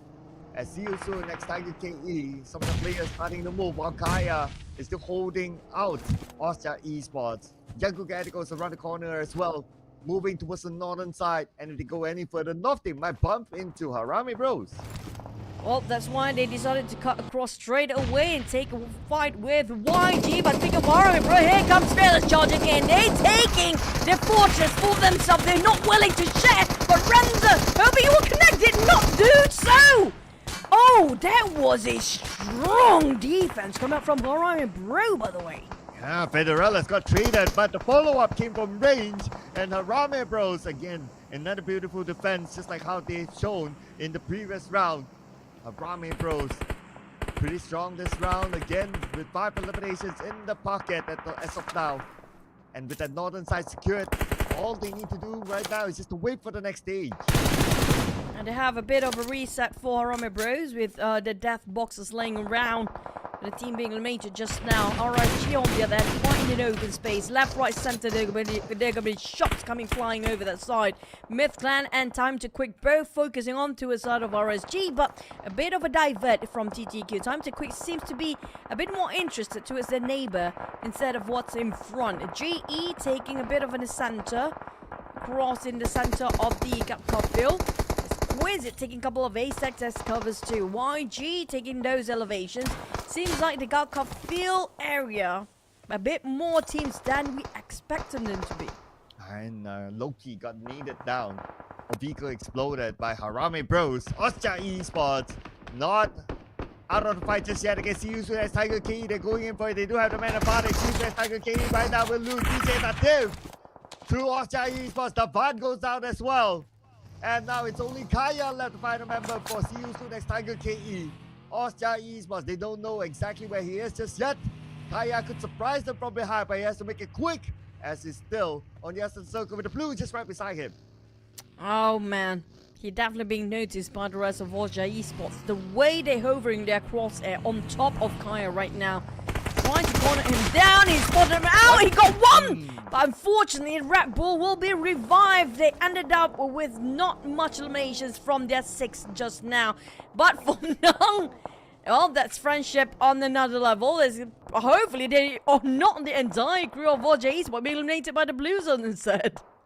Oh man, there you go, right? If you go down, we go down together. Well, let's see if that one other player can still be safe. But look at the jungle guy that goes, wow, right smack in the middle of the circle with the high ground advantage. What a good spot to be in. YG, these elevations. They even got the center cloud. This is going to be the perfect view for YG as long as they can able to defend this, because Ozja Esports will try to take that area away from their hands. Same goes for Harame Bro. Look at how Jappy just running around in circles, try to scout things out, while the rest of Harame Bro seems to be a bit busy against TTQ. 2-1-4 Sin up against Playbook Esports. Both of them on the outside of the circle. Both Filipino teams might potentially cancel each other, while Ozja Esports is overlooking them from the high ground though. But all of them do not circle. Okay, 10 more seconds till the blue starts to close again. Miramar trying to find an advantage by lobbing a nade on the other side, but nobody's home. Now it's 5 seconds left. Time to decide what to do. Well, the worst position to be in is actually Playbook Esports with Ozja Esports just right beside them. The times really matter. PBE just got himself stuck in a trap here. Quite a sticky space for 2-on-4 and also PBE. Not just they have the disadvantage of those lower grounds, the elevations will give so much view on YG to shoot them from afar. But 2-on-4 and PBE, they have to fight each other just to cut across into the center of the circle. Like it or not, Mix have to make way, and they got on one. Mix needed on one. That's going to be the opening and the go time. And Ozja Esports taking YG by surprise from the back, while PBE still focusing on a bit busy against 2-on-4 Sin. Here we go, Ryman. Tossing onto the other side. Wako. Nice sidestep there to evade that nade. Ryman with the smoke. Okay, they are all still on the outside. Oh no, Ryman burn. Ryman has to relocate himself, but then also expose his current position. He has to heal up quickly as Mix was trying to close him down. But the smoke isn't really helping Mix, and Ryman getting immunity. They're backed up again with a good amount of health as Mix will get the first knockdown into the member of Playbook Esports. Small boy together with the others will try to fight back. And they finally got Mix. Playbook Esports wins the fight. Now they have to reset pretty much very fast. They quickly have to reset on the knockdown players, because right now they have to squeeze themselves into as the blue zone start to swarm themselves from behind. YG taking on Exquisite. That's going to be the last player. We're down to only 7 teams here, with Ozja Esports remains as a 2. They tried to take away YG from their vicinity but failed to do so. But Ozja Esports, from failing attempt of YG previously and now being surprised by Harame Bro crouching from the back. And that's going to be the rest of Ozja just taking at 7th place. But Harame Bro, they're not done yet. Right now, trying to chase down Young Gadicos. Loki is pretty low. And with the fact that Ozja Esports have been eliminated, Harame Bros will want to extend the lead at the top. Young Gadicos right in front of them. Playbook Esports just below Harame Bros at this moment. So Harame Bros, they have absolute focus on the Young Gadicos. YG versus Harame Bros. It's going to be a month being knocked down to only 40% of HP left here. Romeo Boy tried to take covers just to make sure that he can revive his teammate Say Cloud on the ground. YG, they're down to only 2 players. There is a Say Cloud still bleeding out. Loki tried to distract, but he didn't have helmet anymore. That shot's coming from TTQ. That was a very long shot. Ooh, look at the long shot there. It gave them back one elimination out of Loki from Young Gadicos. Circle-wise, it did move slightly down south. Harame Bros by the higher ground here, going up against Preston, and he's going to be must open up the fight. But the nice streak back there, nice cover that came in from Federales from behind. And with that, Harame Bros, they took over the high ground, but they need to reset quick.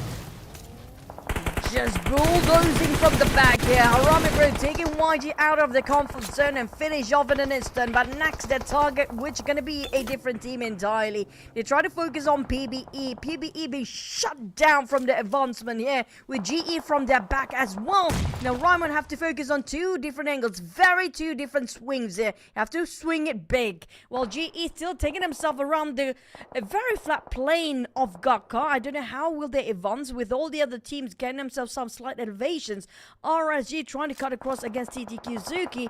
Monet on the other hand, it's going to be a long journey for him to just advance through. Oh, but look at this. He managed to make it into the lead. Now he's the team is going to follow up. And Harame Bro sees the movement of the Esports. And they're pretty much together at this moment. And Federalis will be the one to take advantage of it. This is why this high ground spot is great in this circle. Everyone is below them now. Rami Bro got to capitalize over these elevations. Yeah, I agree. This is going to be the sweetest spot when it comes to this sort of circle. And GE down to only one last player to barely make it through.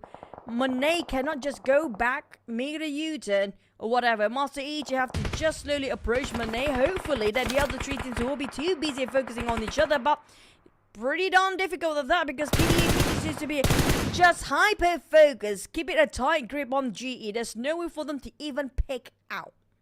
Oh, man. And in the open space as well. Now Genesis Esports, they'll be praying. The circle. If not, they have to put themselves out in the open. And either Playbook Esports or Harame Rose will be happy with the fact that they could potentially pick up points. Murdered! Finished up by Zuki. Now Jaffy is going to rush in onto Ryman. Ryman on the lower ground. Ryman still cooking up that nade. Ryman down to 50% of health. That nade did connect, but no knockdown. And now they do have the high ground advantage. Federalis will make sure that Ryman will stop. Well, definitely he will not be tossing anytime soon. Here comes the toss on their side instead. Federalis burning out. He knows exactly where it's at. Fish him out and he will burn them down. Holy Gerald laugh and his leg sticks out. Federalis has no stopping. This monster is just gonna advance and just take the life away of BBE. Here we go, Jaro all alone with about 5% of health left. Does not have time to heal up. Federalis will lead the charge with the UMP in hand. Short range trade. DBS will not be able to do anything against Federalis. And Playbook Esports eliminated number 35 elimination points. 1 more to go. It's going to be time to quick Esports against Robert Rose. That knocked down. Now it's down to Federalis. 1v2. Oh, here comes the monster. Here comes the monster. They tried to get it back to back. Yo. But TTQ, time to quick, will stop them from getting a back-to-back chicken dinner. Time to quick Esports. Well, I have to say, me and Bling pretty much scored this one now. We got a bullseye. And TTQ, this is going to be, if you look at the trend, why I call for TTQ, I'm just going to gloat here, by the way. It's because they always win this chicken dinner for this particular arrangement of Erangel. I don't know why.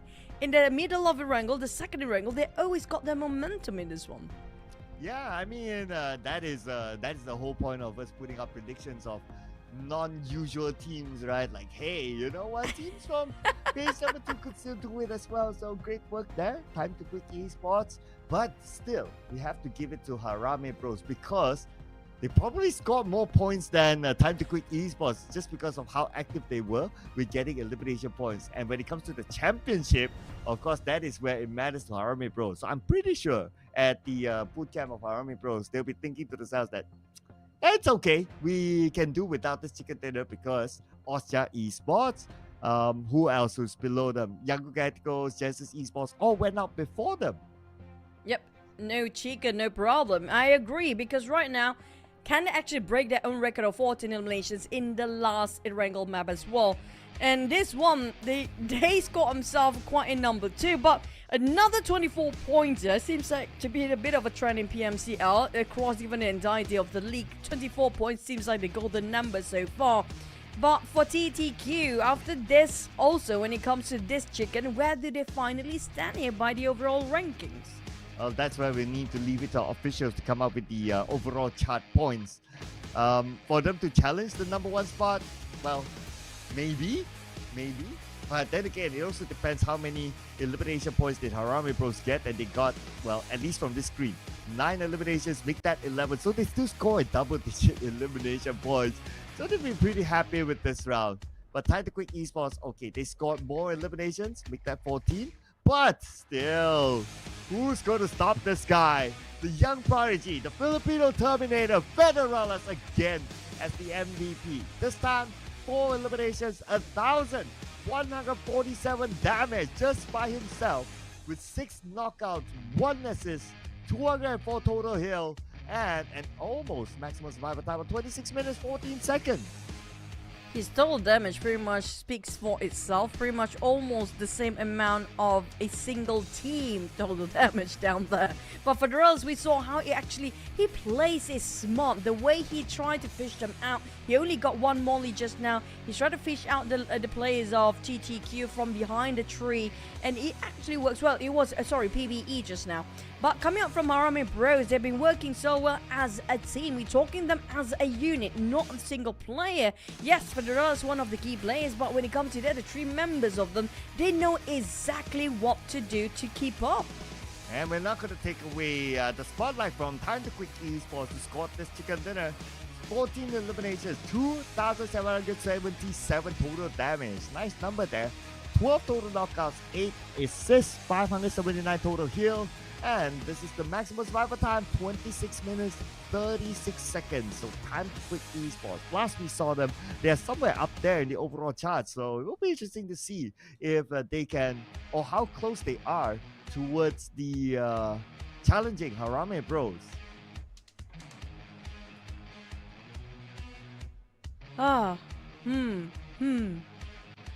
But you know what? We're gonna go and go back towards the overall rankings where the numbers really matter. So we get to see where do TTQ finally stands, because we didn't see too much of GE especially. I don't know how much further they've been pushed down.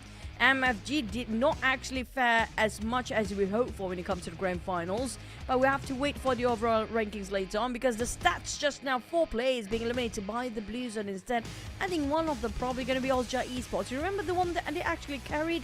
One of them will probably contribute towards this that lack of number of total eliminations probably.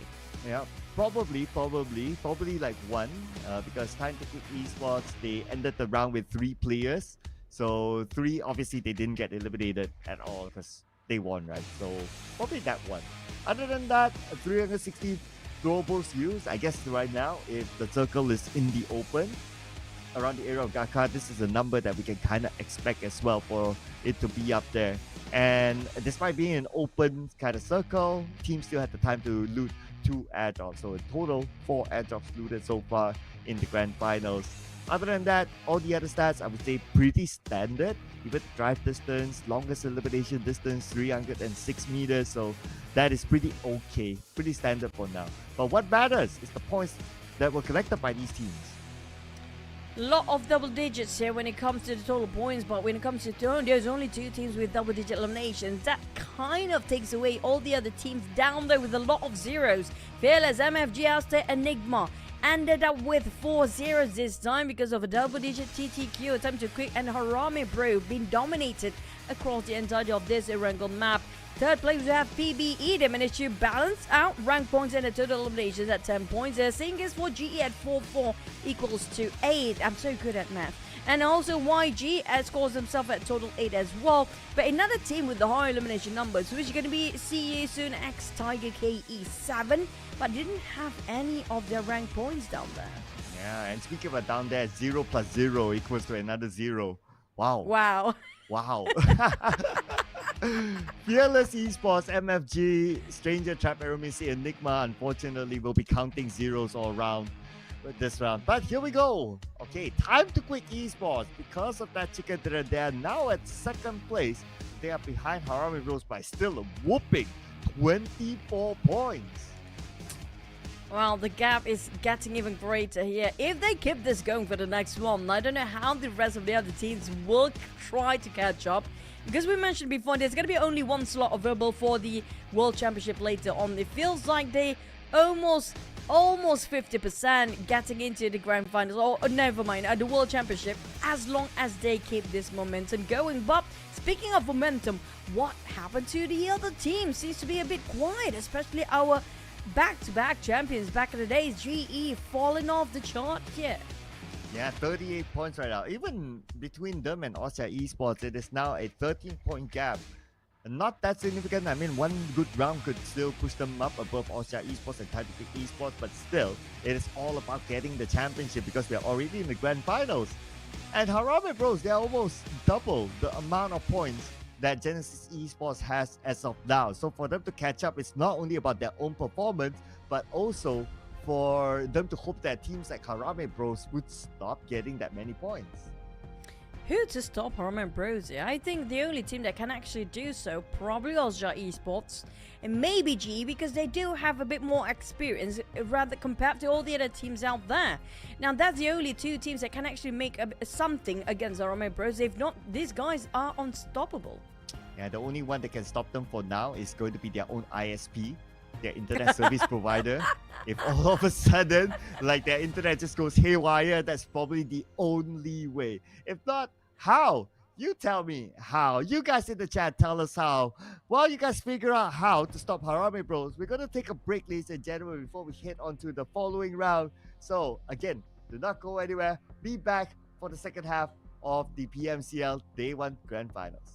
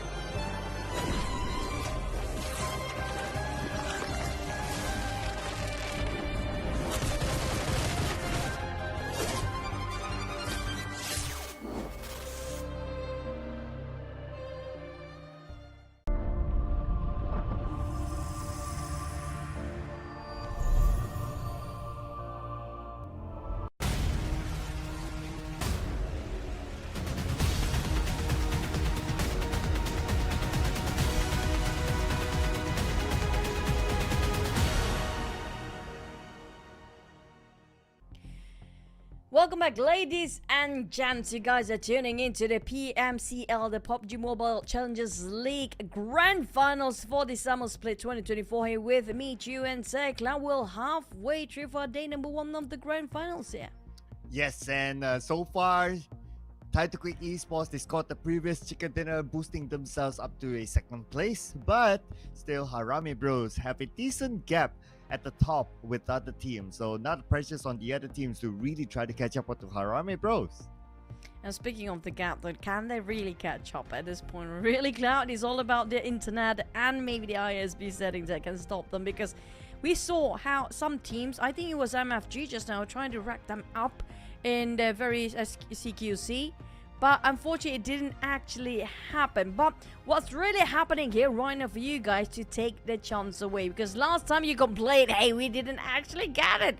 But this is also the time for you to try out the Dragon Ball Super with our collaboration of PUBG Mobile here. So make sure you guys tune into and just get into the game, jump into the game, get the exclusive items. Now it's only at a very limited amount of time, over a month, not gonna be 2 months, over a month, from the 7th of June to the 31st of July. Now I never asked you this question, Clown. Of all the characters in Dragon Ball, who's actually your favorite? My favorite is well, I used to have two, right? I used to have Trunks and Vegeta. But over time, it became Vegito. So my vote is for Vegito. And nice to see him in the middle of the poster. Pretty good. Oh, why? Because it emerged, that's it? Yeah, I guess so. Yeah, I guess it's unique and you only get to see it for a short amount of time. So it's kind of exclusive in that way. Whereas for the other characters, most of them you get to see them for a lot.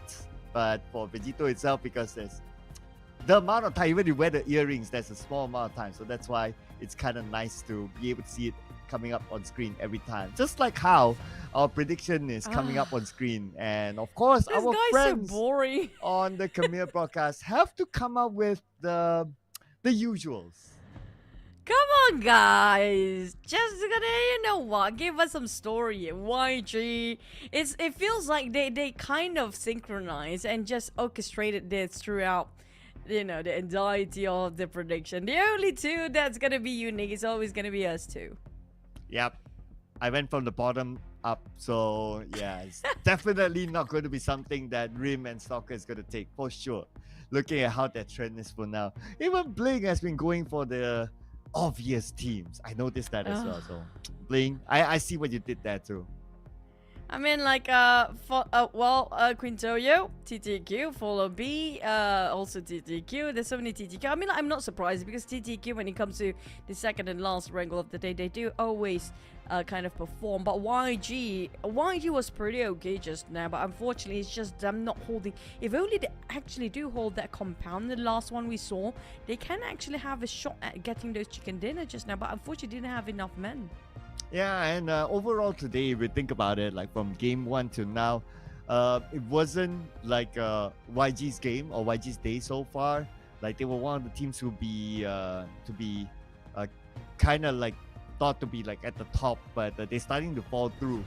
Even like Genesis Esports already overtook Young Galactical, so I can kind of understand as well. Like, okay, you want to put support for the team from your country, especially from Bling, to see them at least come back up to put the challenge to the number 1 team right now, Harame Bros. So, Young Galacticals, yep, 3 games have passed, but we have not seen the Young Galacticals that we know of. Yep.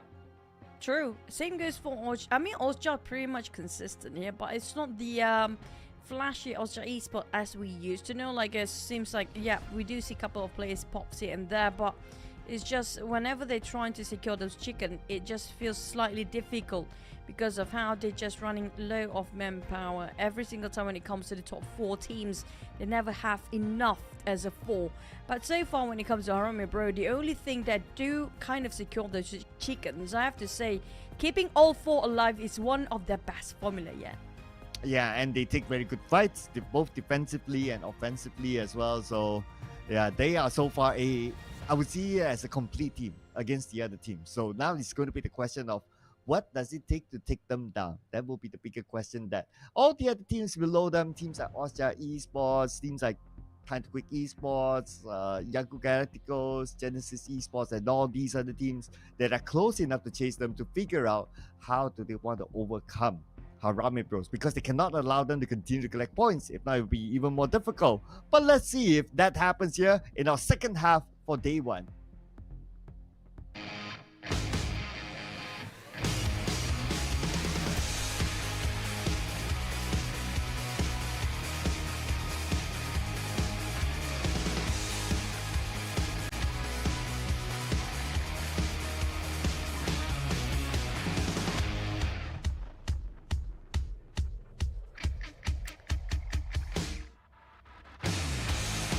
I love the drop, man. Every single time I would just hold my breath for the drop of those beats. But speaking of Erangel, for our last Erangel of the day, we do have a very generous flight path. But when it comes to generous flight path, will be SMB Circle. Come on, give it to us.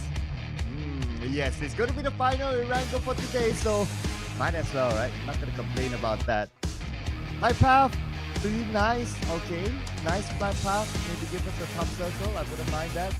Austria Esports going to start off with mid to the base as usual. Time with Esports not going to go all the way down there. Instead, they're going to drop into Ferry Pier.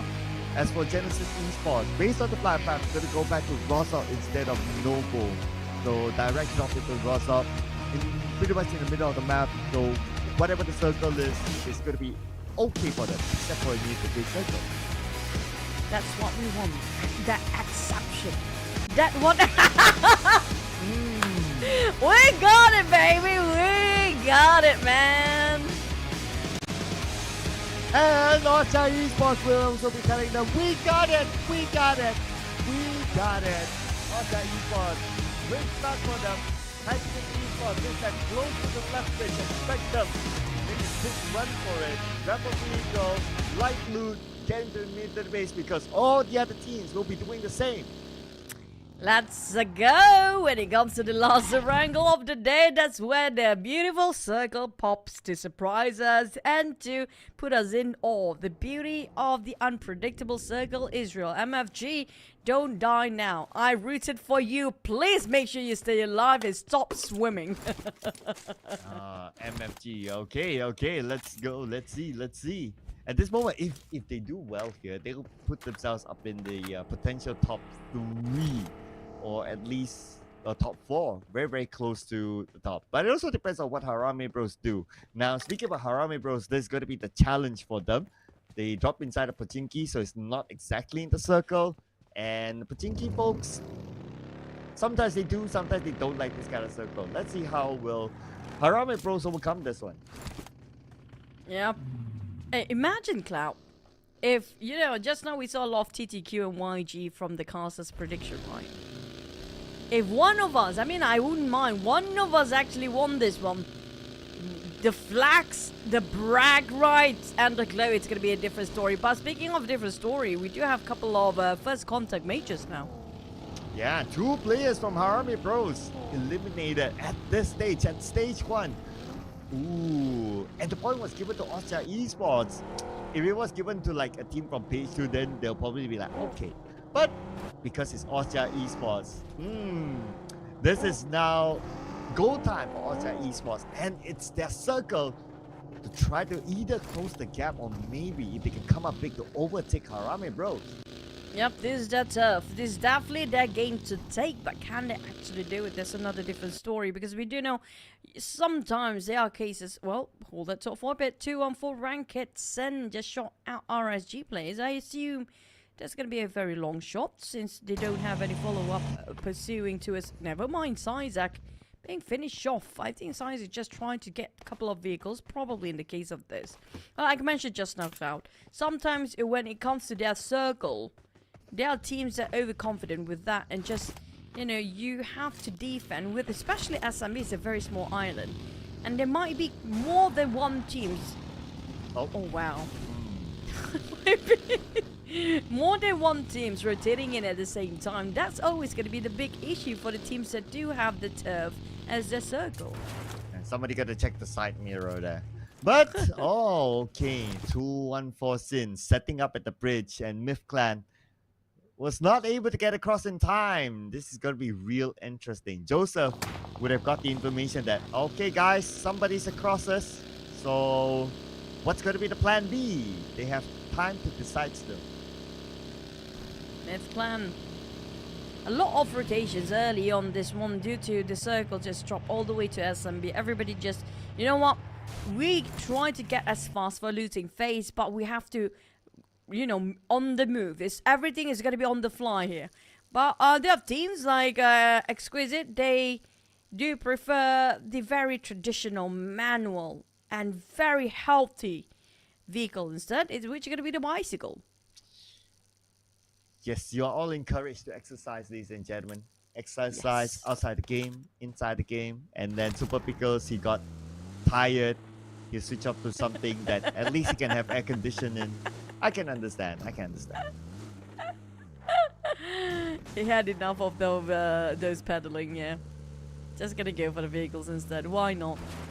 But I do love if you can actually be super sneaky regarding the bicycles. You don't really attract too much attention, by the way. But speaking of which, we might actually have another surprise for you guys, because the surprise is dun 10 more seconds to get to now, but you're gonna have to wait for it. It's gonna be a very, very big surprise, and it's gonna be Back to Us. We miss you. Oh, wow. Nice coffee. Okay. Oh, yes. Your shirt says, wow. yes. Oh, yes. Yeah. Oh, yes. I had to take that sip at that moment, right? But okay. It's just water, by the way. Just say, you know, drink more water. Reminder to everyone. I wouldn't be so sure if I'm you guys. Like, is it really water? Is it something else? Who knows? But Yeah, I don't think I can show my can on screen right now. If not, we'll be cancelled. But yeah, I'll just show my water bottle instead. You know, I can make the sound. It can be. Okay, It can be milk. It can be anything else. Coffee. But speaking of, we'll see you soon. This is your team, Cloud. Come on, let them shine, buddy. Oh, here we go. See you soon, next Tiger KE. Okay, by the edge of this, by the big river. So swimming across, they can still, but time to quick Esports on the other side. It's now all about like waiting for messes to happen before maybe they can get across, and praying maybe like the circle somehow goes on to main peninsula. Well, it's all about praying now for see you soon as Tiger KE. A lot of maybes down there, never a good sign. The maybes are always going to be the poison by the end of the day. The maybes will kill them from the inside. But speaking of the teams without the maybes, Exquisite, Exquisite. Well, we haven't seen their best yet. We haven't seen a lot of teams that really perform that best. So far, we've seen the best of Harami Braves, but unfortunately this time, they lost 2 players early on. I'm waiting for the rise of... I missed the MFG that's super aggressive that haven't been shown here for the grand finals yet. I missed the YG that have a bit more proactive rotations, which we don't see a lot as well. I don't know what happened this season. Everybody toned down except for Harami Bro. They're like, you guys sleeping? We're going to wake up now. Yeah, I know, right? It's a matter of like, what will the other teams do now? Because now Harami Bros, they are on the roll. But at least this round, they have we've 2 seen this before. eliminations. But yep, you are exactly right. What if, right? Circle goes up like below Pochinki. It will be crazy. We've seen this before. It was the grand finals too. Oh my god. Looks familiar. Feels familiar. We know what happened that one. That was a different tournament. That was a PMCL tournament. We had exactly the prank of the circle to the point it just pushed up all the way. And you know, nobody realized it until stage number 3 kind of confirmed it will be a 50-50 still. And everybody was panicking. And I think BTR won that one.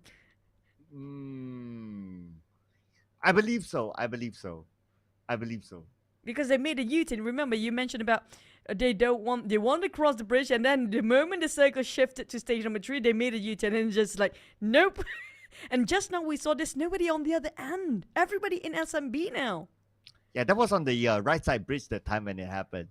Yeah. So I wonder if 214 Sin will do the same since they were on the right side bridge. But let's see how Harame Bros survive this. But the Rallis goes down and Harame Bros, ladies and gentlemen, becomes the first team to be eliminated without any points. And I guess this is what we talk about. Like Harame Bros cannot continue to collect points, if not it'll be hard for the other teams.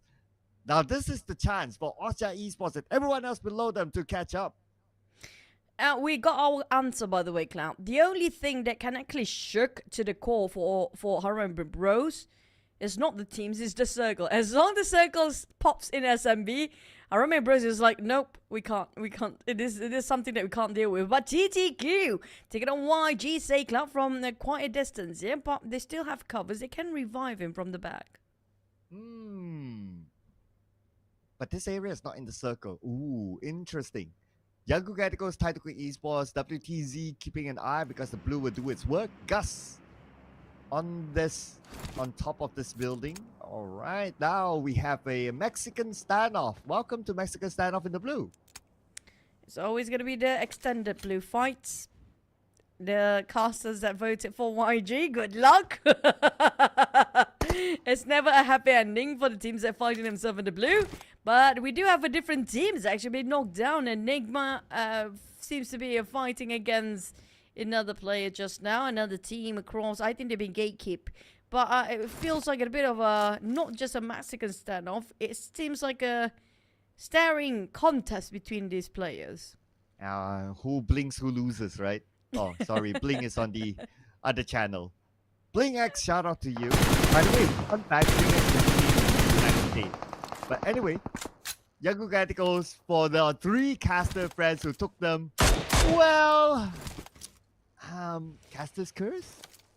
Yeah, it's all, let's put it on the casters because they all rooted for TTK and YG because both teams they call up for these both teams, and both teams seem to be loving the blue zone so much. Oh yeah, you're right. All of them took either TTQ or Younger Gaticos. And they haven't been fighting, except for 2 of us. We'll flex it later. Definitely, but for TTQ and YG, regardless of whoever actually win this fight, it's still going to be a lose-lose by the end of the day. But RSG and Exquisite, the Super Beagles in a pickle, cornered down by the rest of RSG, but managed to toss a molly that burned off the fluffy bunny down there.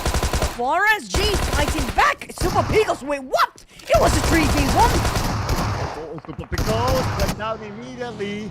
Got eliminated. The rest of Exquisite could follow up against Risk Guys. Nathan's going to come in from the other side of the building. Bunny is going to cut across in the middle. And a Bunny right now. Oh, Naughty Boy knocked down. Leaving Bunny alone. Bunny. Will he be a honey? Well, that goes one. We're waiting for the other one.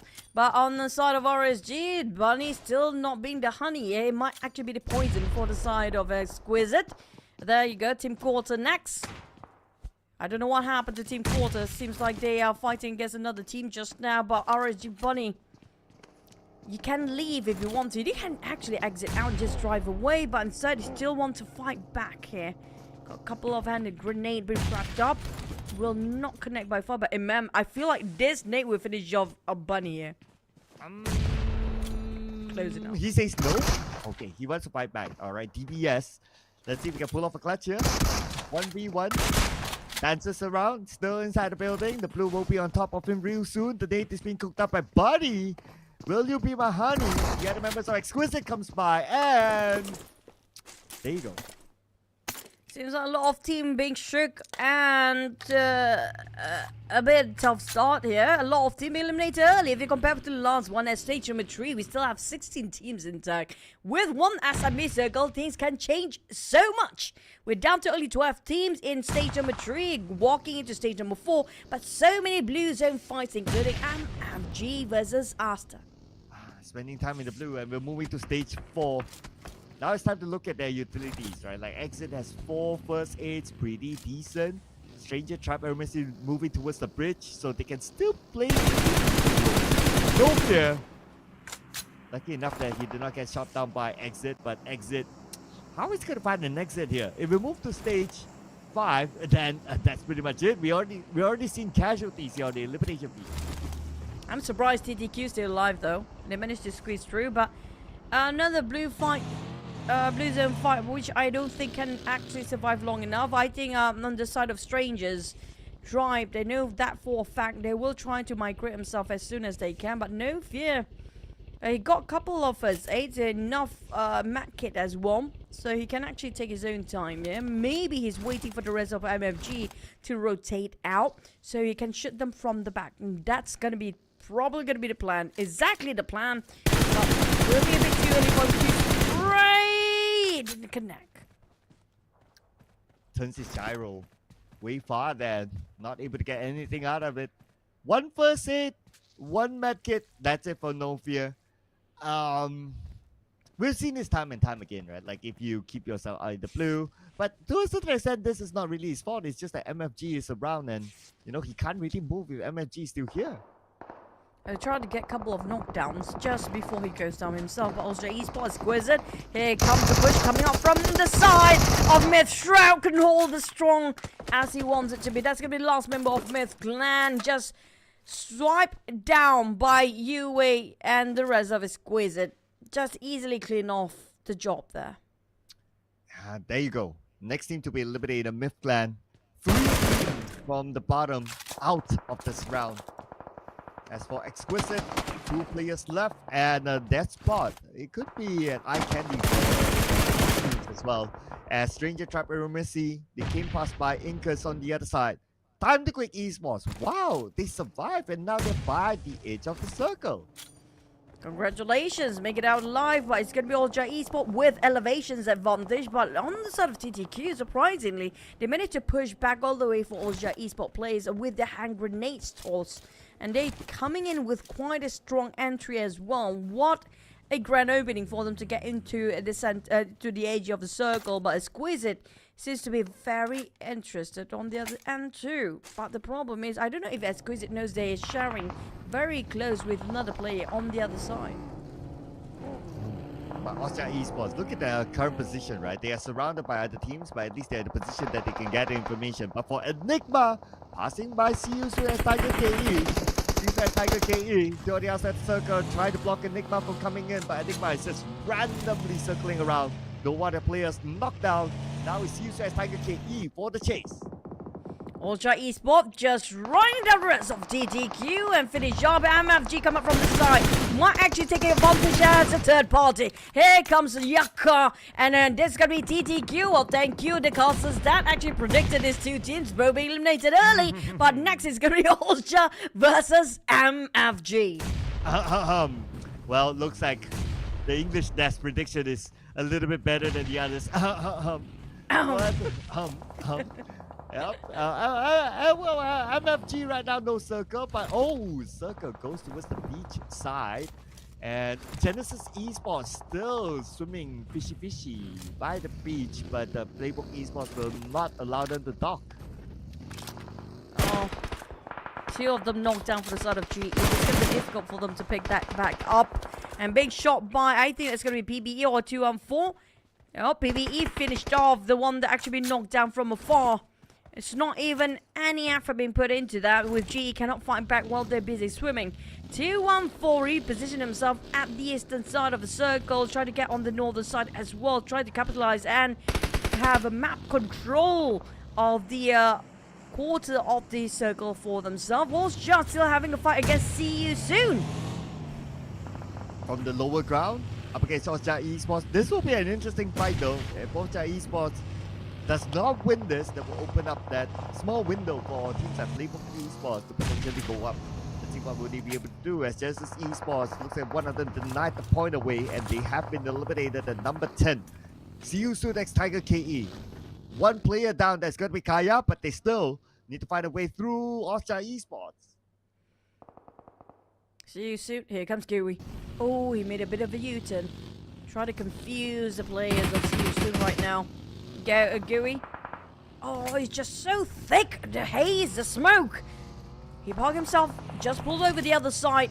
The rest of us Esports need to have a bit of a reset. Gooey will have to major plays here by Gooey. Try to distract the rest of See You Soon from marching forward and take the entirety of the LG Esports into their hands. But don't forget MFG also on the sidelines. Try to be a third party and See You Soon, if they're not being careful, feels like also Esports being sandwiched hard by between these two teams. Oh man, and still on the outside of the circle though. And with Red Bull currently down on his knees. Going to Kaya has catch up, and now only one more left. Davan has Nanges right in front of him, cooking up the nade. Nanges going to be the last man standing, 50% of health left. He's healing up at this moment, but the nade could land just in time. And the nade, beautifully tossed by Davan to eliminate Austria Esports. That's going to be a rough shot. Now, we do know Jason, but that's the only opportunity for them to overtake Arami Bros. Unfortunately, it will not be enough. The top three will not budge for now. Down to PBE, MFG, and the rest of the other team. We still have 4 teams of a full squad. One of them is going to be Fearless, STKE, 214S, as well as PBE. But unfortunately, another one bites the dust. It's going to be Strangers Tribe, Erangel, that's been taken out. Davon, on the other hand, look how aggressively he's trying to find his target. Ooh, but look at this, Choo. As of now, top 3 teams, all of them out. Next is going to be Playbook Esports, try to overtake them. Let's see how far will they be able to go. Now, by the edges of this circle, See You Soon next Tiger K, who wants to get Esports. Right now, they must be highly motivated, and the next target is going to be Enigma below them. The bomb going again. Kaya spot it out. Exquisite. Yue Prime. Kaya hoping for any first aid to be dropped by team members. Managed to get on one. Franza, Fearless. A bit too far from the rest of the other teams, and a bit of curvature of the geography will make it difficult for them to spot out the teams in the center. They need to reposition and get themselves a bit slightly advanced forward. It's going to be PBE waiting in the center down there. Pozo might be spotted out of the plays of Enigma on the other hand. Enigma one spreading out. And V! Pozo's on the ground. Fearless losing men, but unfortunately Avi be spotted out as well. Who's going to get the point? And it's going to be Davan! Stealing away the point. Taking out FB. Another point onto the pocket of See You Soon next Tiger KE. They now hold 6 elimination points while waiting for stage 7 of the circle. But in the middle of it is Playbook Esports.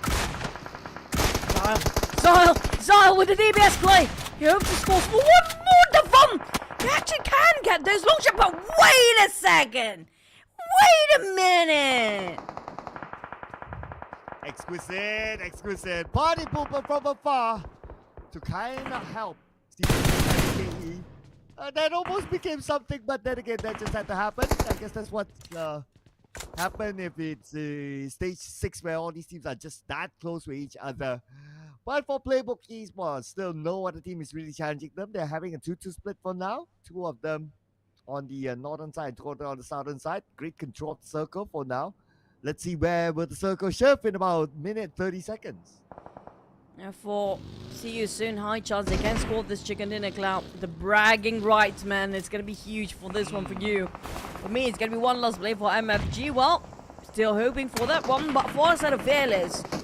Pozo, this seems to be caught himself into trouble here. 2 angles they have to focus on because See You Soon will keep a tap on Fearless as well. He got himself the airdrop loot. And not just that, PBE seems to be marching to the side of Fearless too. Fearless, 2-way war, but they still have a full squad. At least they got the numbers at the end. 1 minute till the circle closes. And for See You Soon as Tiger K, 2 of them on the other side of the road. They have to plan, and now they are popping up that smoke, creating a smoke bridge to go towards Davan. Davan has to hold on. 10% of health, he should be healing up. Oh, he has no healing utilities, so his teammates have to come to him to pass some so that he can get back up to 80% health at least. How to reach out? Quite far apart from the rest of them. The moment he jumps out from this tree, the only structure he got himself covers with. MFG played himself at 6. For Davon, like you mentioned, he needs that first aid, but who can reach out to him at this point? He's a bit too far. He's a bit too the front. And Fearless just will not let him get off from their grip. Davon, that Molly will not him. Boyshon comes here to save the day. So it looks like they set Kaya behind as a support player, just to allow the space for Boyshan to try to reach the van. Boyshan is just right next to him. But speaking of the circle, just right next to the van as well. And the van knocked down. However, the van is still okay, but Boyshan's not. Oh no, this is bad news for See You Soon X Tiger KE. Squeeze it. They got himself compound. They haven't opened fires yet. 2-on-4. Sen spreading out, taking the dominating over the east side of the circle. PBE split quite far, 2-2 formation, since they want to secure the compound and have some information who are the teams that are actually still running around the corners or taking a bit of a glimpse on a wider view for the other two players. UA spot out Kia. It's going to be 2 players of Exquisite. See You Soon, leaving with only 3 players there. Fearless and PB do have a full squad though. Same goes for the side 2-1-4 Sen. These are the teams not willing to make the risk unless 1 second. It was a clean spray. And there goes Kaya for sure. Boyshan, do not need you. See You Soon Next Tiger KE with the 1 player left. I believe that's going to be Davan. And even he has been eliminated. So number 5 for See You Soon Next Tiger KE down to top of 4. And Playbook Esports with decent control of the circle seems to have stand a good chance. But 2-1-4 Sin coming in as a full squad. Let's see which area would they want to take over. Nate, here comes another one. The angle was perfect, but it's a bit difficult with a lot of structures in between. Can cover themselves still. PBE. 4 hand grenades to the player, but here comes Rankers, put it out one boy. Nate B goes about as well. Jarrell's on the ground too. Coming up from both angles. 2-1-4 Sin and Fearless just hammering down on PBE. There's no room to breathe at all. PBE being crushed in 2 sides. Only they can't to come back together as a 4 in the middle of the circle, but then again now it's a little bit too late. At 2-1-4 Sin, we're trying to steal away the elimination point out of the work that was done by Fearless Esports, and Fearless Esports will make sure that does not happen. Fearless Esports now keeping an eye on 2-1-4 Sin on the other side. Both of these teams on the outside of the circle, while Exquisite will take advantage of the commotion up north to come into the circle. On the side of PBE, they're still taking the center here. Nobody actually tried to challenge them. Fearless and 2-1-4 Sin seems to be a bit over-occupied against each other. Exquisite trying to be third party 2-1-4 Sin from the back. This giving PBE a bit confused which one should be their priority here. You can see all the angles of PBE trying to, with only 2 players remaining, it's going to be difficult for them to have 360 degrees covers.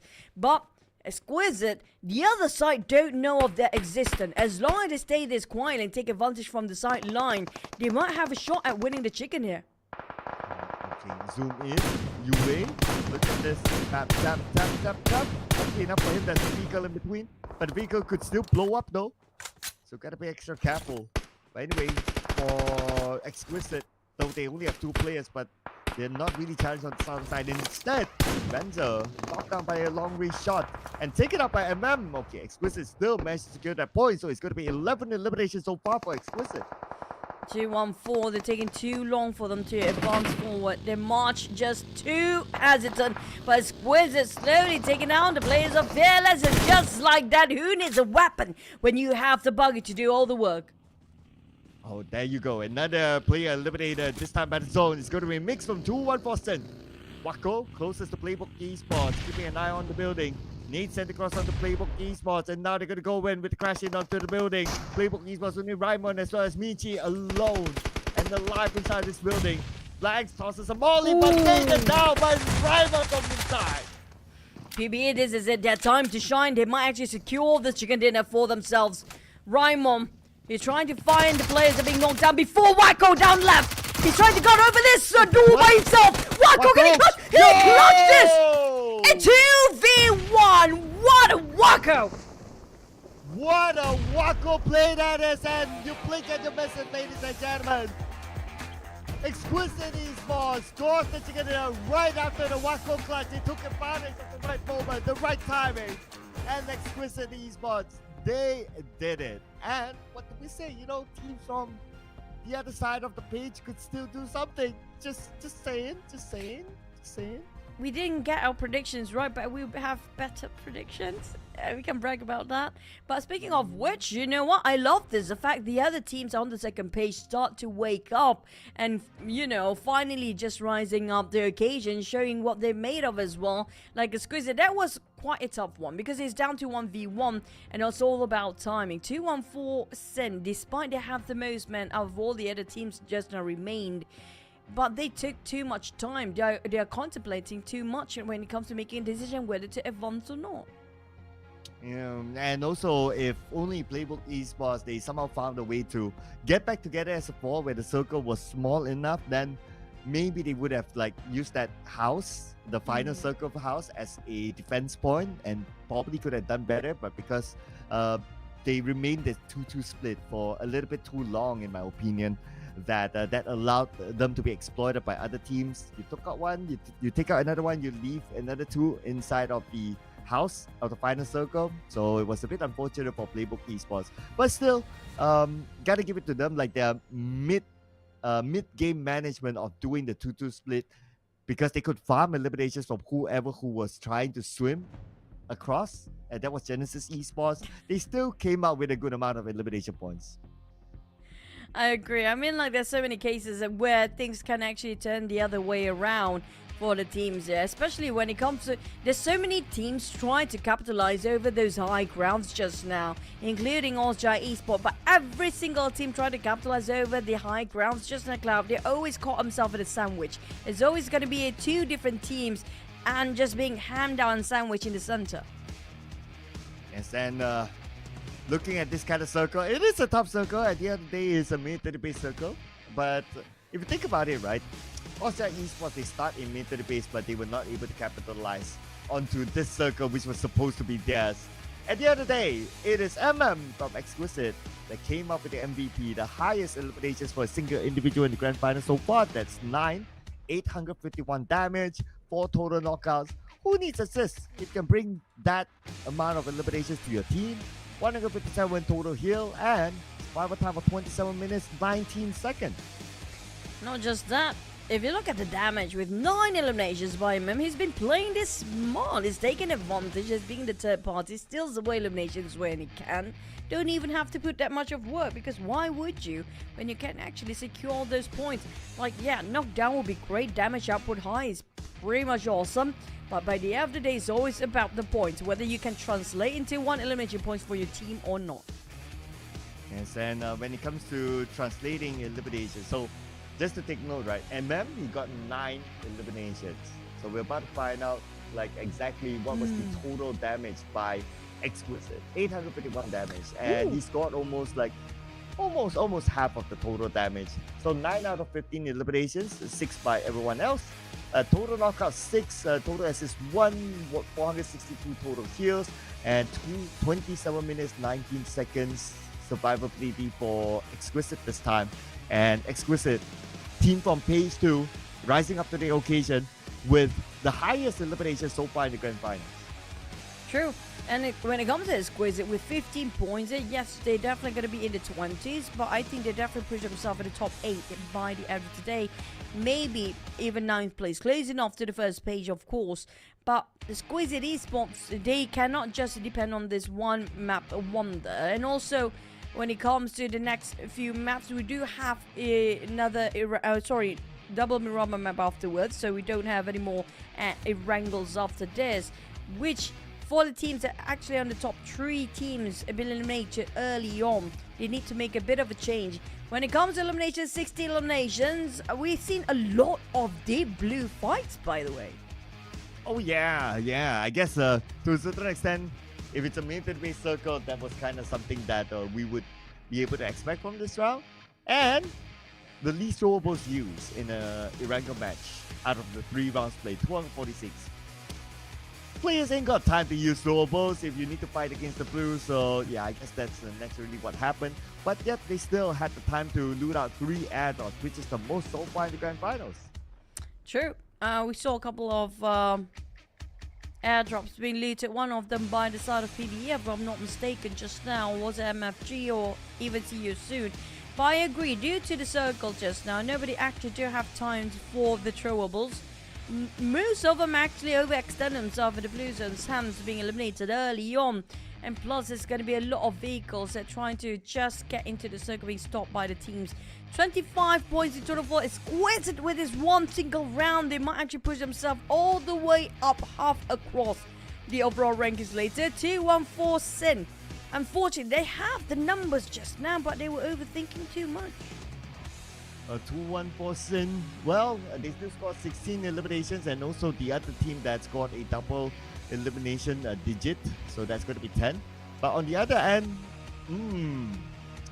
3 big boys there. Genesis Esports, Yango Gaticos again 0 points, and Harame Bros 0 points, the first team to be eliminated, together with the Mythclad as well. So 4 teams without any points this round. Even Oscar Esports only managed to gather 5 points. So the shake-up up there, number 1 will not change because of the gap, but still it makes an interesting story coming to the end of the day to see that the next round, Harame Bros and Oscar Esports at least would have a closer gap. But here is the gap, ladies and gentlemen, 19 points between Time Esports and Harame Bros. For TTQ and Oscar Esports, on the other hand, seems to be having a bit of a tie. So that's going to be still quite a gap, but not if it's over 20, that's going to be difficult. But within one map, it's still doable for TTQ and Oscar Esports to play the catch-up game. PBE is a different tier entirely. They are in the middle. Another tie between Exquisite and GE. What happened to GE and MFG and 2-1-4 Sin? Do you have another tie? We have so many ties up here. And YG at 30 points, 9th place. Fearless 28 points at 10th place. Another tie once again. Let's see you soon. And Aztec or Stranger Strike at 27 points. Yeah, I mean, well, at least that makes a compelling story for us, right? Instead of one team just over-dominating everyone. I'm just putting out for excitement purposes because we want every single round to count for entertainment purposes towards the final game until Sunday itself. So that is something that we want to see happen there. And at least from this round, that's a little bit of a signal. But speaking of which, if Harame Bro for the next Miramar map, but the next couple of Miramar map, they keep on, as long as they don't get eliminated earlier than the rest of like TTQ or even Oscar Esports, I think the gap can actually reach or stretch till the second day here. As long as they just keep it alive, they don't have to get those big bang numbers, but as long as they just, survive. Yeah, but they also have to like kind of keep the pace a little bit, right? Just to like be sure that the amount of points gathered is okay enough. But nevertheless, ladies and gentlemen, we're done with Erangel. We're going to move on to Miramar after this, and it is also the first time all these teams play together as a group inside of Miramar. So let's see what happens, because we have absolutely no idea what sort of surprises that we'll get inside of Miramar with this kind of grouping. It's kind of true, especially when we saw quite a frenzy Erangel for the last 3 maps, especially when it comes to crazy circles. A lot of the top teams like, no, you know what, we just give it to them this time. We had enough earlier today. But speaking of Miramar, it will be a different story entirely. This very big map, the massive map of Miramar, will change the course of the top 3 or not. But we have to wait and see, because we're going to head into the break after this. So don't go anywhere. We're just going to be back in a second. So see you guys after this break.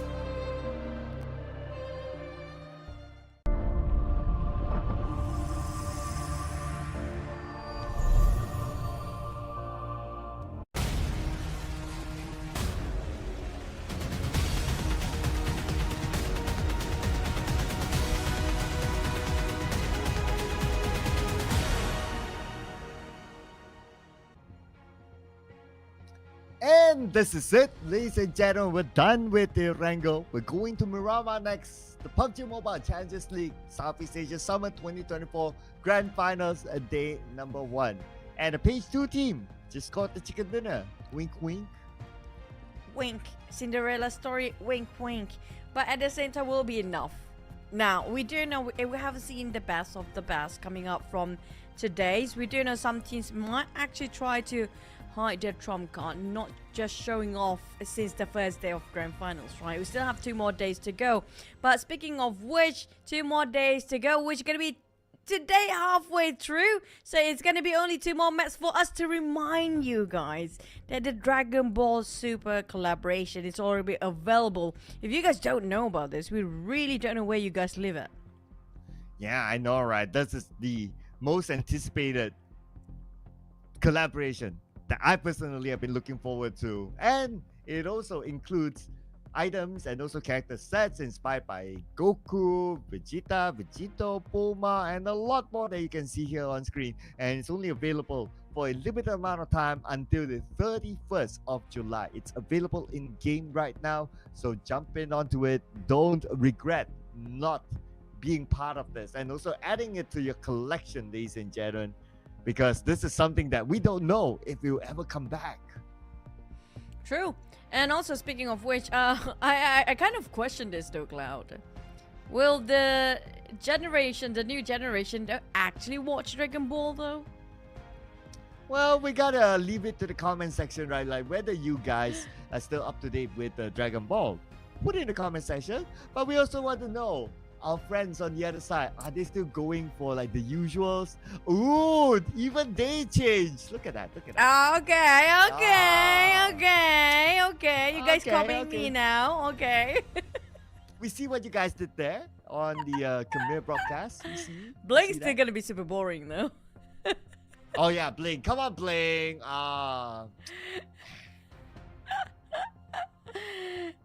Reem, Anchor, and Stalker seems to be having the same thought as I do. I don't know. Will we jinx it since we have so many players and so many casters that actually do call out the same one? And MFG from Quintoya Sammy, you, Risk Guys Clown, you're always going to be the fabulous unique. Yeah, I'm taking the risk literally right now by picking Risk Guys. So right, of all our casters here, right? So only Bling is picking like the top team. Right, so if Austria Esports do not do well, we know who to blame. I mean, since the start of the day, it's always going to be them who... We didn't call Austria Esports at all today. So it's not on us. It's never on the English desk. It's definitely on them. Especially Bling. He's going to go mainstream all the way down there. The rest of them start to change their prediction. But not Bling, because Bling is just being Bling. Yeah, giving the bling here. But of course, if you want to truly find him out, like he's all the way on the other side of the world. He's currently at the United States, by the way. So he's actually casting like I don't know what time is it there. It's like probably like, I don't know, early morning or something like that. So shout out to Bling as well, putting in the effort. But let's get on to Miramar. First Miramar of the Grand Finals. Here we go.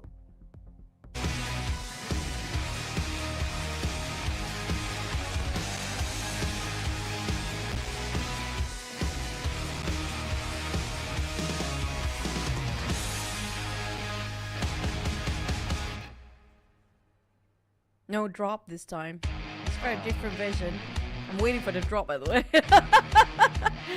But speaking of which, we do have a very sort of common circle, as we do know. And I mean, sorry, the flight path, a very common one.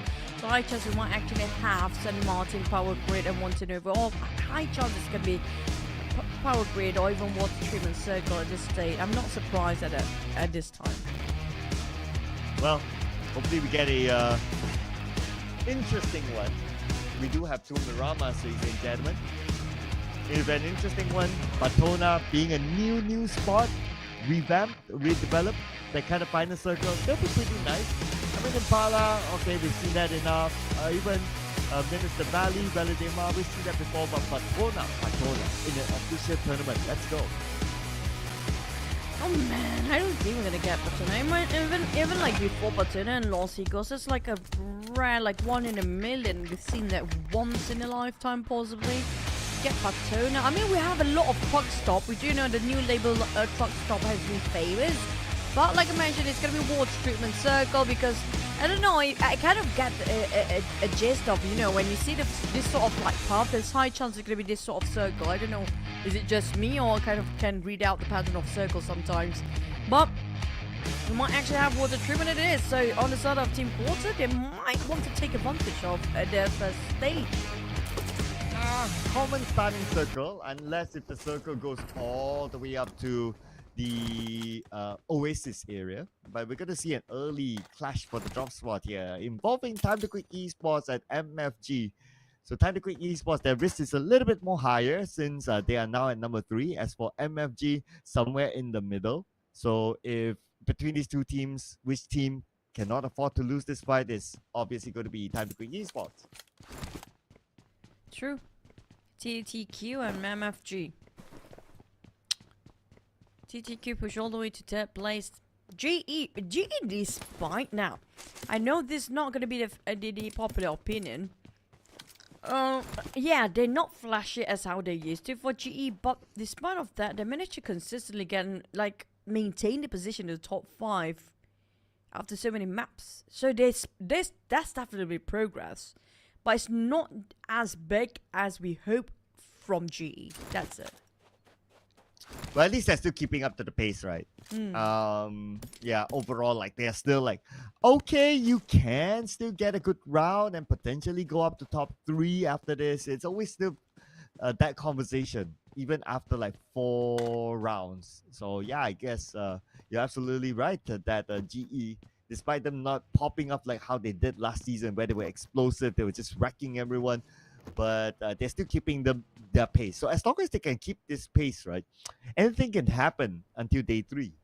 As long as the gap is not too much. So this is quite concerning still. Like, if you want to play the catch-up game, you cannot have like half of what number 1 placement have right now. 38 is almost half with Miramar, bro. It's the safest distance of points. I think it's going to be 20 points. Because that's going to be changeable for 1 map. So if they want to keep up the pace till the very last day, which is going to be grand finals, despite they want to be in the top 5, or it is best to be 20 points. That's going to be the safe gap. More than that seems to be slightly difficult. Yeah, you got to keep it like within that range of like 20 points. I totally agree with that because it's also hard to expect like teams on top to kind of drop. Yeah, Harame Bros, they dropped the last round, but even though they dropped, they still have like a 19-point gap. So you need to keep up that pace with them, especially now that they're the number 1. And for them to really, really drop points, it's still looking pretty hard unless we see a direct challenge at the start to their drop spot. True. And speaking of Harame Bro and the top teams don't really drop the ball, right? There's also like, I have a feeling some teams, especially the middle pack teams, yeah. Oh, wait, YG being shot from afar by the Stranger's Tribe. I don't know what happened at the side, but speaking of that again, I feel like GE is also like FaZe Clan. If you remember how they actually, they reserve their energy all the way till the last day when they have like a whopping amount of elimination within that one single map or one single day, you know. So probably they're just trying to conserve as much energy as they can till the very last day of grand finals. One day that's what the fans want to hear because FaZe Clan never became champions. Ouch. Yeah. But for the benefit of the doubt, like FaZe Clan, when they do really well, there's like what 5 slots, 6 slots to the next stage. But for PMCL, there's only that 1 slot for the champion to go to PMWC. So I don't know if they want to pull off a FaZe Clan. They might want to pull off a Boom Esports or something. You know? That sort of crazy level performance, especially from the last season, kind of cool. That's true. Now, if that's the case, then you have to have like 100% consistency on almost every single game, or almost 100, or even 90% is more than enough at this point. But GE, you can see very different version of GE in this season. They're just so, how do I say this? Seems to be a bit more shy when it comes to engaging fights. Same goes for MFG. I was hoping for more explosive performance of MFG if you compare with this season. Maybe it's just because Arame Bro, it seems to be too dominating right now. Everybody seems to be a bit shy or just take a bit of a sit back. Well, to a certain extent, I know there's a lot of fights that happen around, but yeah, maybe it's like kind of too messy for teams like Genesis Esports to find an opening. Maybe that's one as well. But this is definitely not going to be as messy since it's going to be a frontal 1v1 team fight against Exquisite and Yangu Galacticos. If we were to take what you talked about, like, oh, at least GE is maintaining the pace, right? But Yangu Galacticos, they're absolutely not maintaining the pace at all. So if they go out again here to Exquisite, then, well, I don't know. Maybe Yangu Galacticos can pretty much kiss the trophy goodbye. They're dropping it quite big for YG, honestly, if you compare with League Stage. Or are they really... Some teams are pretty better, or just pretty darn good when it comes to League Stage. They love those long games. They love those, you know, marathon instead of going with a sprint. They need to build up the momentum. I think that might be the case of YG here. So when it comes to the sprint, there's not enough time for them to build it up. Maybe that's the case. Well, unfortunately, it is still the format of the grand finals, and they need to be able to adapt to the whole 3-day thingy. And that is kind of like the format that some teams do like it, some teams don't like it, and that's putting aside like verbally what the teams would say.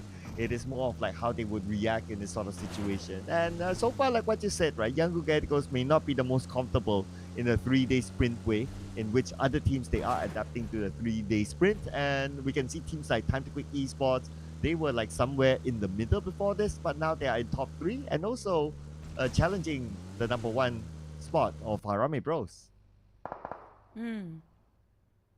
I'm waiting for the second page team to surprise us by the last two Miramar maps of the day here, Cloud. Because if they do, now that's going to be a wake-up call for the teams that are still, you know, blurry and still confused about the grand finals here. Because if the second page start to rise up the occasions, now that's going to be definitely a slap towards the teams on the top. They're not to be complacent. But look, Cobreria will probably going to be our ending. Yeah, it might be slightly an urban warfare. And we do have Stranger's Tribe taking in the center with the long side with Team the TQ. There you go. Ultra Esports coming out from the entryway. No, not the popular entry like everybody else. It's quite a clear path for Ultra Esports. They don't have any problems to secure those elevations. Yeah, good spot by them to come in on the left side. So it's going to be an easy entry, but it's going to be a tough entry on the right. Look at the amount of teams still traveling. And Harame Bros range knocked down, taken out. So that's another signal to teams below them that, hey, you know what, Harame Bros, they're not absolutely perfect. Like, they can still be taken out even though it's in Miramar. True.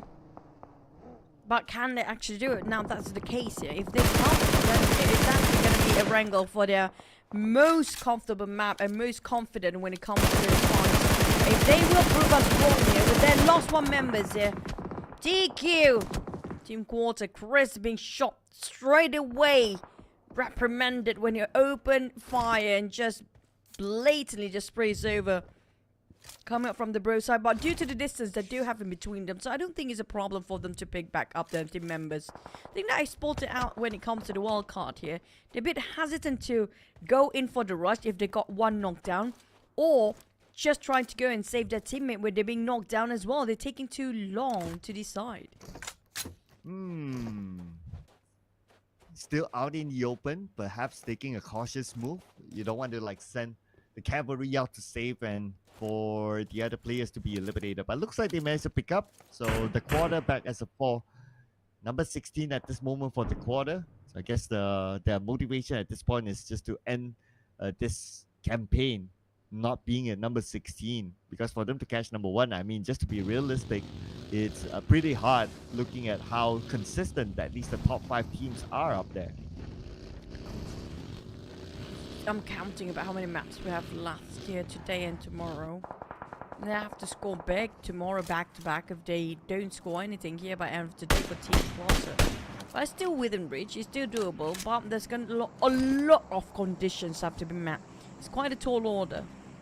But for Arame Bro, they need to stretch a gap just to be a bit more comfortable here, because also Esports and TTQ at a tie at 56 points. It's just within reach. One map can turn things around.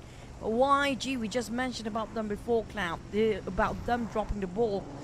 Now, hopefully nobody get knocked down here for YG. Well, let's see for Young Radicals. How far are they from the next piece of circle? They are in the circle on the south side, so pretty okay for them. But they continue to go towards the left side. Teams on the right. Let's see any big boys there. The way. And for Stranger Trevor Messi, knocking out Chris from the quarter. Out in the open, and Minor will secure the point. No fear. He got himself his UAZ stuck down. Nice try, brother. What are we gonna actually... But no fear, due to the stuck of the vehicle just now, Federales take advantage of his demise. But back towards Federales, he spotted out two teams at the same time. It's going to be a Fearless team quarter as well. Maybe make it free, even on the side of YG, they might actually spot them out. So the quarter at this moment playing with 3 players, but inside of the city we will have 3 different teams as well. Tactical Esports, Gus gets taken out by Jero for playing Esports somewhere else, and it's starting to get crowded here. Expect more teams to come by, but we move over to Tactical Esports. Jero knocked out by KH the moment he tried to crash in onto their building. PBE in trouble. TTQ trying to rush around, but PBE still have a tree. A bit of trading done. You do see TTQ, TQ, both players knocked down, but TQ is a bit far. Michi coming in. Prepping a nade. Hoping to drop one towards the corners of TTQ. Time to quit. Do they move quick enough to save their mate? Suki going off angle entirely from the back line with KH. Try to buy a bit more time on the front as well. The PBE teams are PBE Esports coming in relentlessly, just shoving it straight in the face of TTQ. But the other team being eliminated early. While we're not surprised where Enigma being eliminated, the first one out. Taken out by 2-1 Sin. It's Playbook Esports now. Let's clear off KH. The final member in this compound, KH will be knocked down, leaving their opponent with only 1 player left who's on the outside, but looks like he's going to come in, and that's going to be Zuki. Zuki is here with the nade, wrapping it up, hoping to pull off a clutcher against both Michi as well as Monboy. The last 2 players of Playbook Esports that's still active. No, but multiple times Zuki tried to knock them down, running down to only 1 hand grenades left, no mollies. That's why he decided, you know what, I'm just going to take a bit of a retreat. A TQ, if they're not being careful, don't forget, like we're already taken by a lot of teams. And this is not great. Both tires from the back being punctured flat out. Only the wheels, where it's going to be only the rims that remaining. But exquisite. Spotted out MFG down to only 1 last player. Mid-10 also being limited at the 0. MFG XZ. Can he hold? Not really. Another one bites the dust. Nice strafe by Super Pickles there to win the fight, and Exquisite collects 4 points. Now it's time to move because they don't have to circle 30 more seconds. They still have time to reset and claim the trophies, the victory out of their win. Now coming back to Genesis Esports, Wako stuck right below Smile. Don't think he has the space to move now. He does. It looks like he does have an idea of the fact that Smart is on top of him, so that's why he's playing that cautious move. Popping up that smoke, trying to get to his vehicle, but it's going to be almost impossible because Smart will have a good clear shot. Honestly, it's been a while that I actually see somebody playing the blue zone for Miramar. You don't see that a lot these days. But for 2-1-4 Sin, they're too spread out. We saw Wako on a different angle entirely, and Rankage is going to play for survival here. 3 teams surrounded him, all left, right, and center. One GE taking back into the rim of the circle. He definitely knows. Miles exactly knows there's somebody there, but he's not popping his out now. He definitely heard that audio cue. Can see that UAZ being driven by the side. Oh, it's a minivan. Manet also shot from the other end. It's gonna be Manet securing that one now. Easy elimination there for Genesis Esports. 3 points collected so far. As for Risk guys, right now they will face off against Exquisite, who just won their fight. Well stocked up after that. And now up against Risk Guys by the edge of the circle. 3 other players from Risk Guys here on the outside will need to come in to provide support towards maybe Mr. Maybe. He's the James Bond 007. Maybe it's really gonna be the point for him if he couldn't actually have a bit of confidence to fight against the rest of his squids. But Super Pickles on the ground. It's not gonna be maybe. It's gonna be Fearless on the other end. RSG, Naughty Boy being knocked down. Maybe did not know Fearless on the other end. So that's already given them a bit of a red light and red flag. Do they want to stay? Yeah, they do. Exquisite UA got himself a small check to take covers with, but RSG, they're just gonna go in against Exquisite, focusing one at a time. Oh, this nade. Oh, it bounced back. Ooh, if not because of the bounce. And that is how the nade is being thrown. Shown by Nathan himself. Nathan was lucky that the nade bounced back. And now he's showing it back to Risk Guys how it's done. But Super Pickles is currently down. Being picked up by his other teammates, and now Exquisite back as 4, but still going up against their opponents from Risk Guys. That could be that easy just because of how rough this terrain is. For the side of RSG, they are leaving Bunny to bleed out. There's nobody to actually save him right now. But yep, managed to get a bit of a revive and hop straight into the UAs here alongside with Osai. But Osai just pulled over again for the Outrenzer. That was a clear shot. Oh, just missed a tiny millisecond in that. But for Fearless, they're a bit busy against the Stranger Strike. But Exquisite also breathing behind the necks of RSG. They have to deal with this, like it or not. RSG now taking a 2-way war at the same time against PBE. But the circle just shifted again. TQ or Team Quarter will not be touched by a lot of teams since they capitalized over the compound right now. But Zuki, unfortunately, though he got himself the compound, but he only the last remaining member of Time to Quick.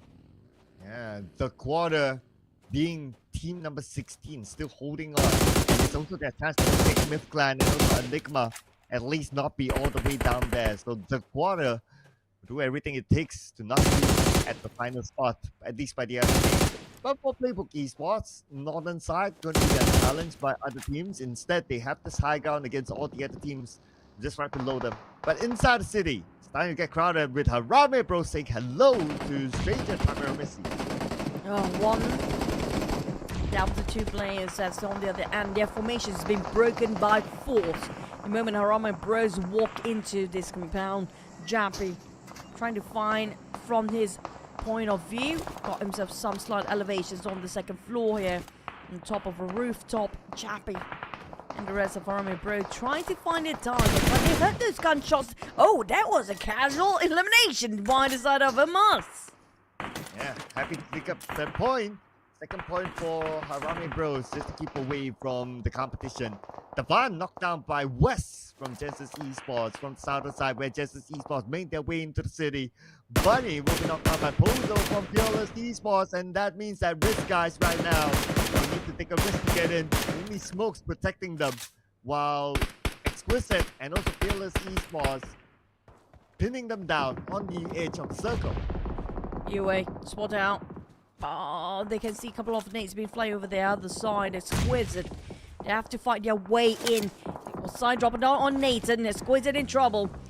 This vehicle won't last as long, Super Pickles. You need to change the vehicle. There's too many eyes watching here. There's no way to have actually saved lead drive. They won out. The moment we mentioned it exploded right across our faces. PD images got them out. RSG being picked and being poked by PBE. RSG and Exquisite both in trouble. They are actually at the edge of this circle as well. And look at this, the next stage is going to shift and Playbook Esports have a decent amount of space in front of them to navigate through. It's just that they need to gather information. Speaking about information, Austria Esports got the information against CU Sudex Tiger KE to take out a couple of points out of them. Still keeping the pace with Rame Bros, while Time to Quick Esports at this moment only 1 player left. It's going to be hard for them to gain many more points moving forward. Hoping to gain more placement points instead this time. Inside the city, the big boys are here, including Genesis Esports on the south side. Now, will be interesting to see if the circle actually moves away from the city and we'll see a lot of clashes. Master Ichi. Back to a side of Austria Esports. They're having it locked. Their target locked to a side of Devon. 4 eliminations in the hand of Austria Esports right now. Trying to take back the #1 spot, but unfortunately, Playzone finish him first. Skyn a bit frustrated because he got that one more eliminations for the rest of the team of Esports have to just go and move on towards the circle, because look at how the spread of TQ. Team Quarter, I don't know what their plan is right now. They only have 3 players, but Feng is a bit too far from the rest of the team. Yeah, so the quarter will definitely need to move in to get there inside the circle and also inside of like Liberia. But speak about moving in, so looks like they will take their charge as well. They have arrived, but the quarter, the top, really on top of this building, trying to hold down Playbook Esports, but not a good clear shot for him. Instead, he switches his attention to Risk Guys. One boy. Ooh, the top. If he just overpicks, it can actually be clear shot to a side of one boy just now. PBE sharing with TGQ. Zook is just next door, buddy. Literally, they are roommates by now. Waiting. Oh, Zook is not willing even to move. This is going to be a bit of a proning game. Just fling around the door. Monboy just fascinated by the doors. By the way, Mazuki! Haha! Surprise! Oh man, would have loved to last a little bit longer, but no, it is going to be Playbook Esports. They're not going to allow you to last that long, and there you go. Playbook Esports picks up their 6 elimination points. Still 2 players left, but still they are holding on strongly, while the other teams, majority of it is actually on the south side of La Cobera, still have the circle. Austria Esports just right outside of it. Now, Austria Esports position is going to be interesting. Left side, they can kind of decide to play up north or down south, and they still have this elevation that they can oversee all these teams. But man, how is he going to get down? They're going to go up north, but they definitely know Svung up there. Gui already spotted out with that warning shot just now, and they're being splitted about for TQ. Austria also have their spotlight onto the side of Feng here. Blues are coming in. Feng, jump down, buddy. There's no way out. Might as well just deny the points. But Feng, still hoping to heal up, I guess. But it's going to be... Oh, still managed to just keep on pressing that one button. Heal up.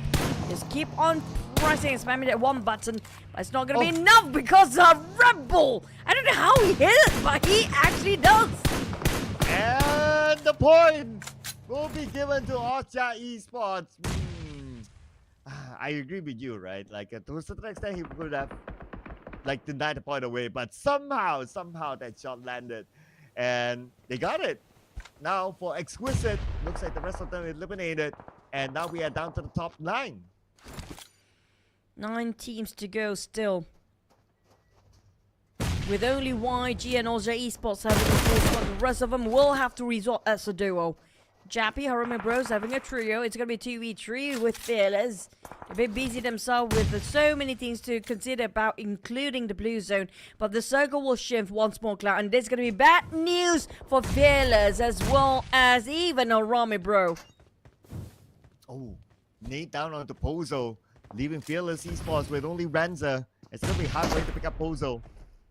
Ado is just next to him, but then again, there you go. Jappy will make sure Pozo gets burned down, leaving Renza alone, and Harame Bros, time to seek out their lost point from the previous round. They want to pick up this 1 point out of Renza. Renza. Nothing much you can do about that. Not even a knockdown to Jappy. And Fearless Esports out at number 9. Even managed to reset. That didn't pretty much lose anybody for the side of Harumi Bros. Secured a 4. Federales on the other still bleeding out. Austria Esports having a full squad now spreading into 3-1. While Gui tried to gain as much information as he can to feed it back towards the rest of the roster.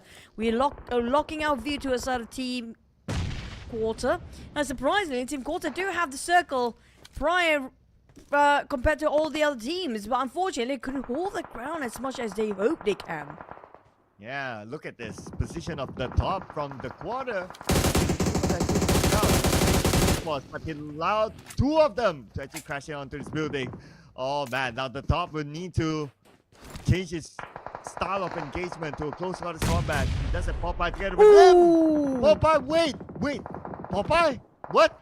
Over the game? What? It's not like that, Popeye. Not in a situation. How? Why? Overthinking is the biggest issue here when it comes to the PMCL, I guess. But Asta, No Fear and Mine are still there, alive. But YG still having a 4.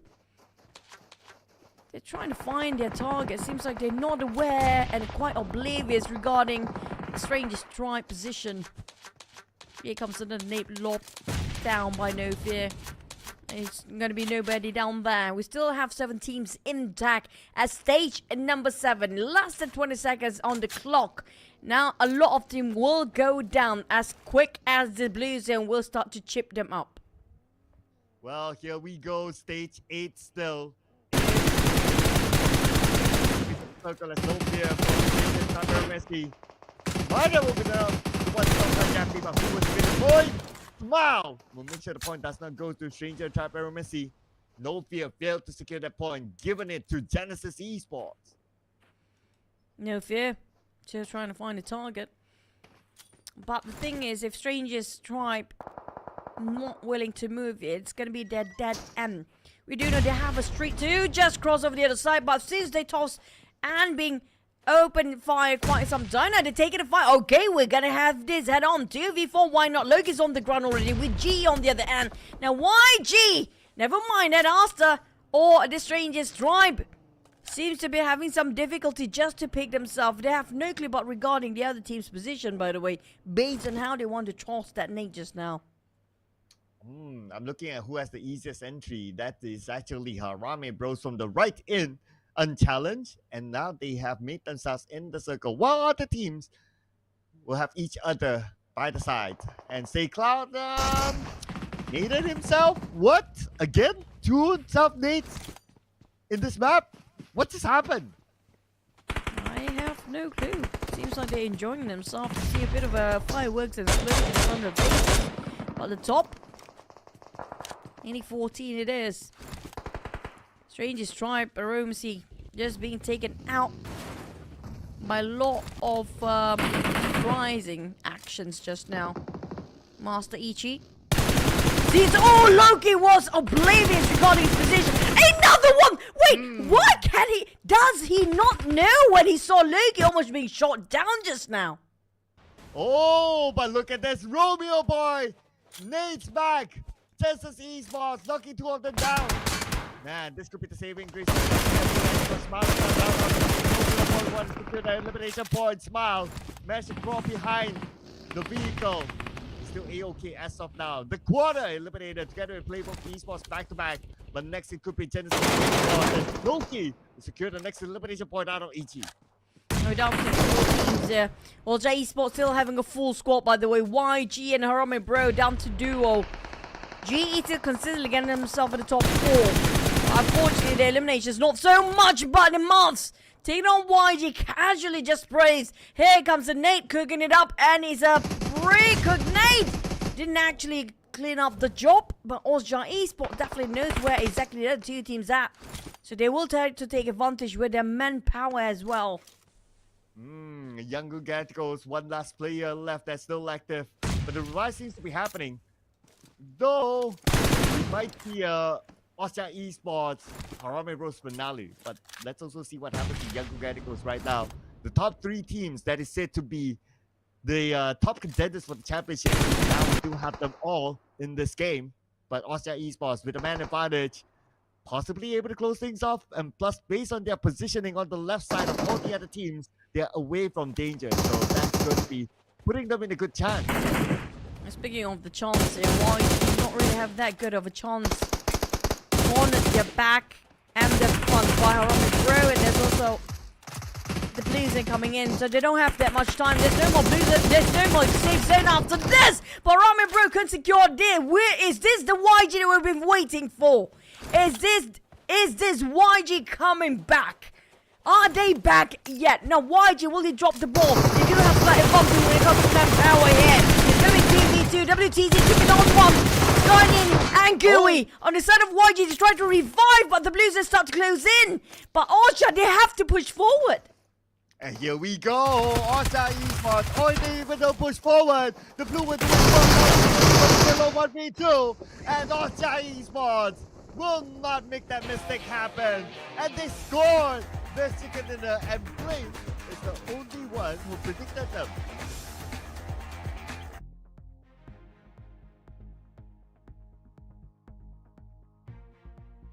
this is what we mentioned just now. This is them coming back. And speaking of which, we talked about them. You know what?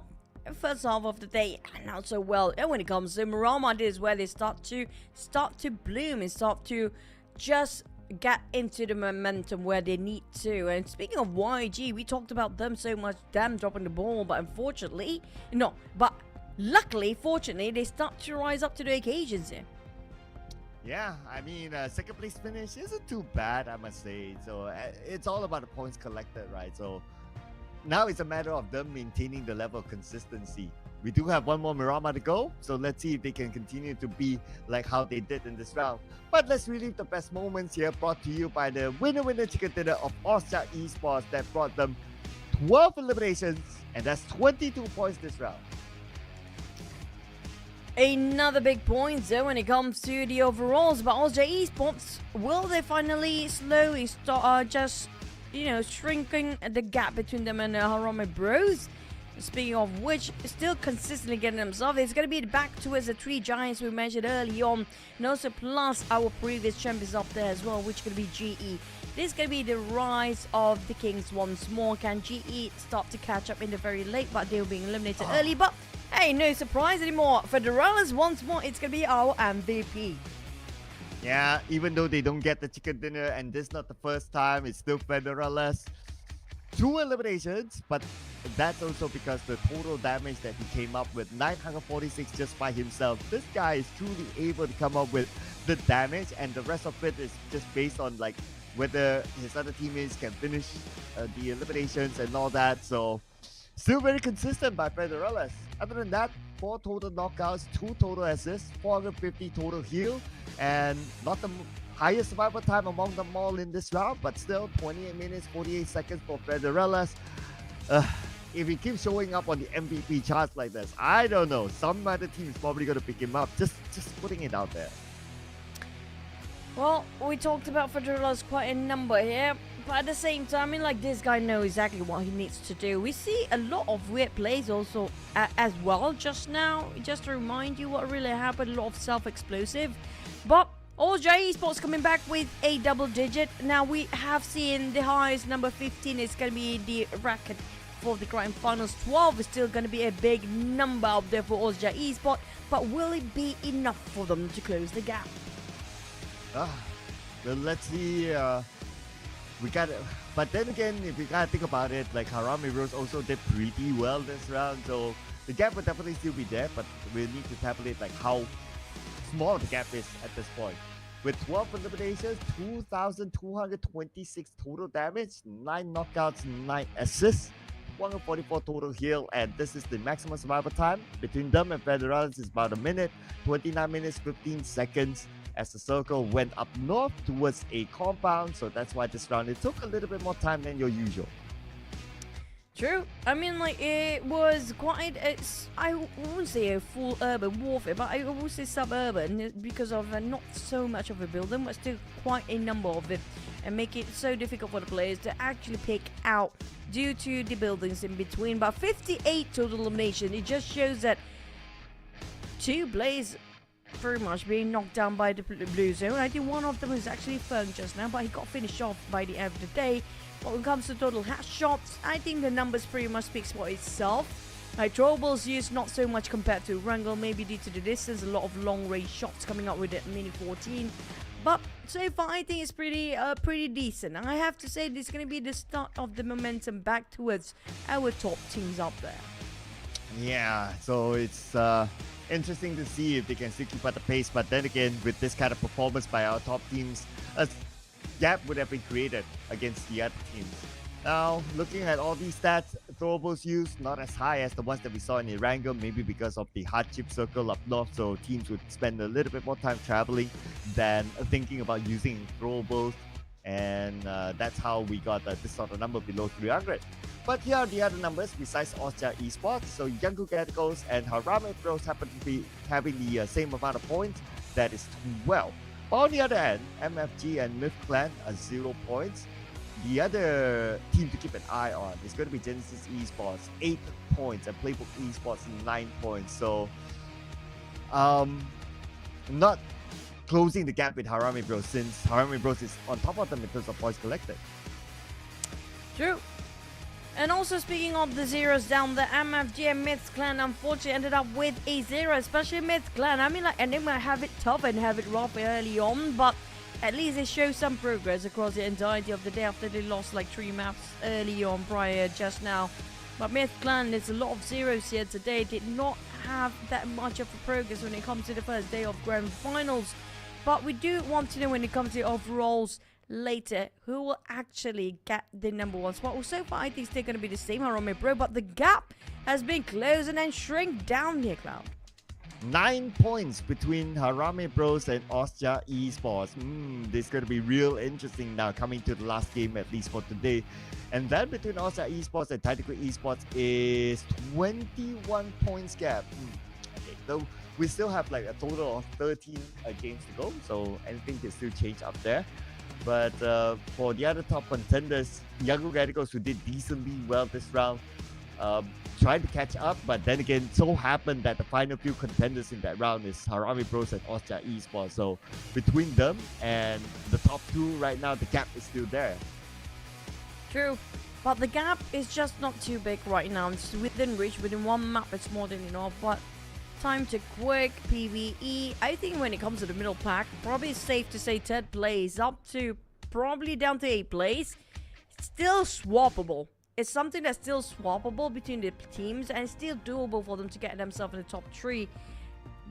Probably by the first half of tomorrow. I wouldn't say end of today, because end of today we still see quite a significant amount of points in between, especially if compared with first place. Now we have to compare everything with first place because there's only going to be 1 slot for the World Championship.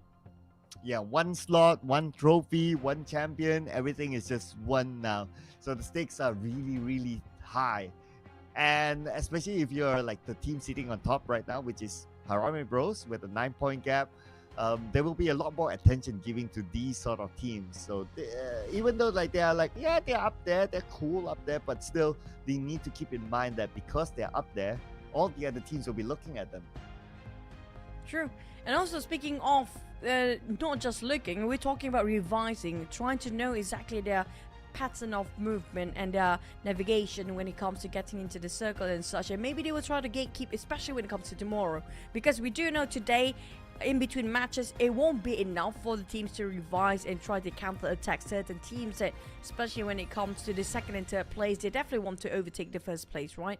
So probably tomorrow we might have some change. We don't have any hot drops early on. Initial draw spot, not more of a clash, nothing much. A lot of safe plays when it comes to the Grand Finals, but when it comes to the last day, I assume there'll be a lot of hot drops, plus maybe some weird navigations. Speaking of weird, I mean the weirdest navigations today, I personally find it from Enigma. Oh, why is that? Well, you see how they actually try to approach you. Like every single time they try to approach into certain compound, it's like they just rush in straight in line.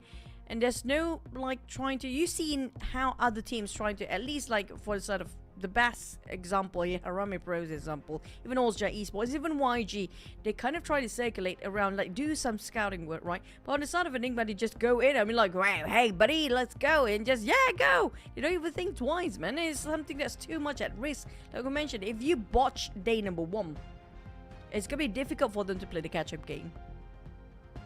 Yes, that is especially the best example was the Sanhok one, but another best example would be here on screen, ladies and gentlemen, that you can see. This is the PUBG Mobile Dragon Ball collaboration, the super prize path that is currently inside of the game, that comes together with Dragon Ball character sets and also items inspired by Son Goku, Vegeta, Vegito Bulma, and a lot more of these amazing characters available inside the game right now for a limited amount of time until the 31st of July. So jump in onto the game, look for it inside of the events page. Well, you know how to find it, right? Somewhere on the right side menu, that button that always hosts all the events.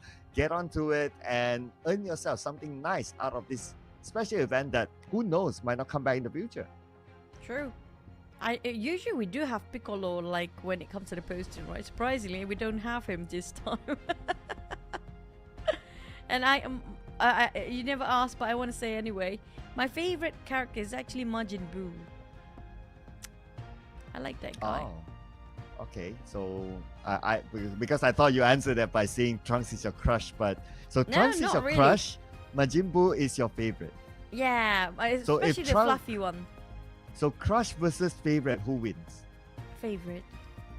Oh, okay.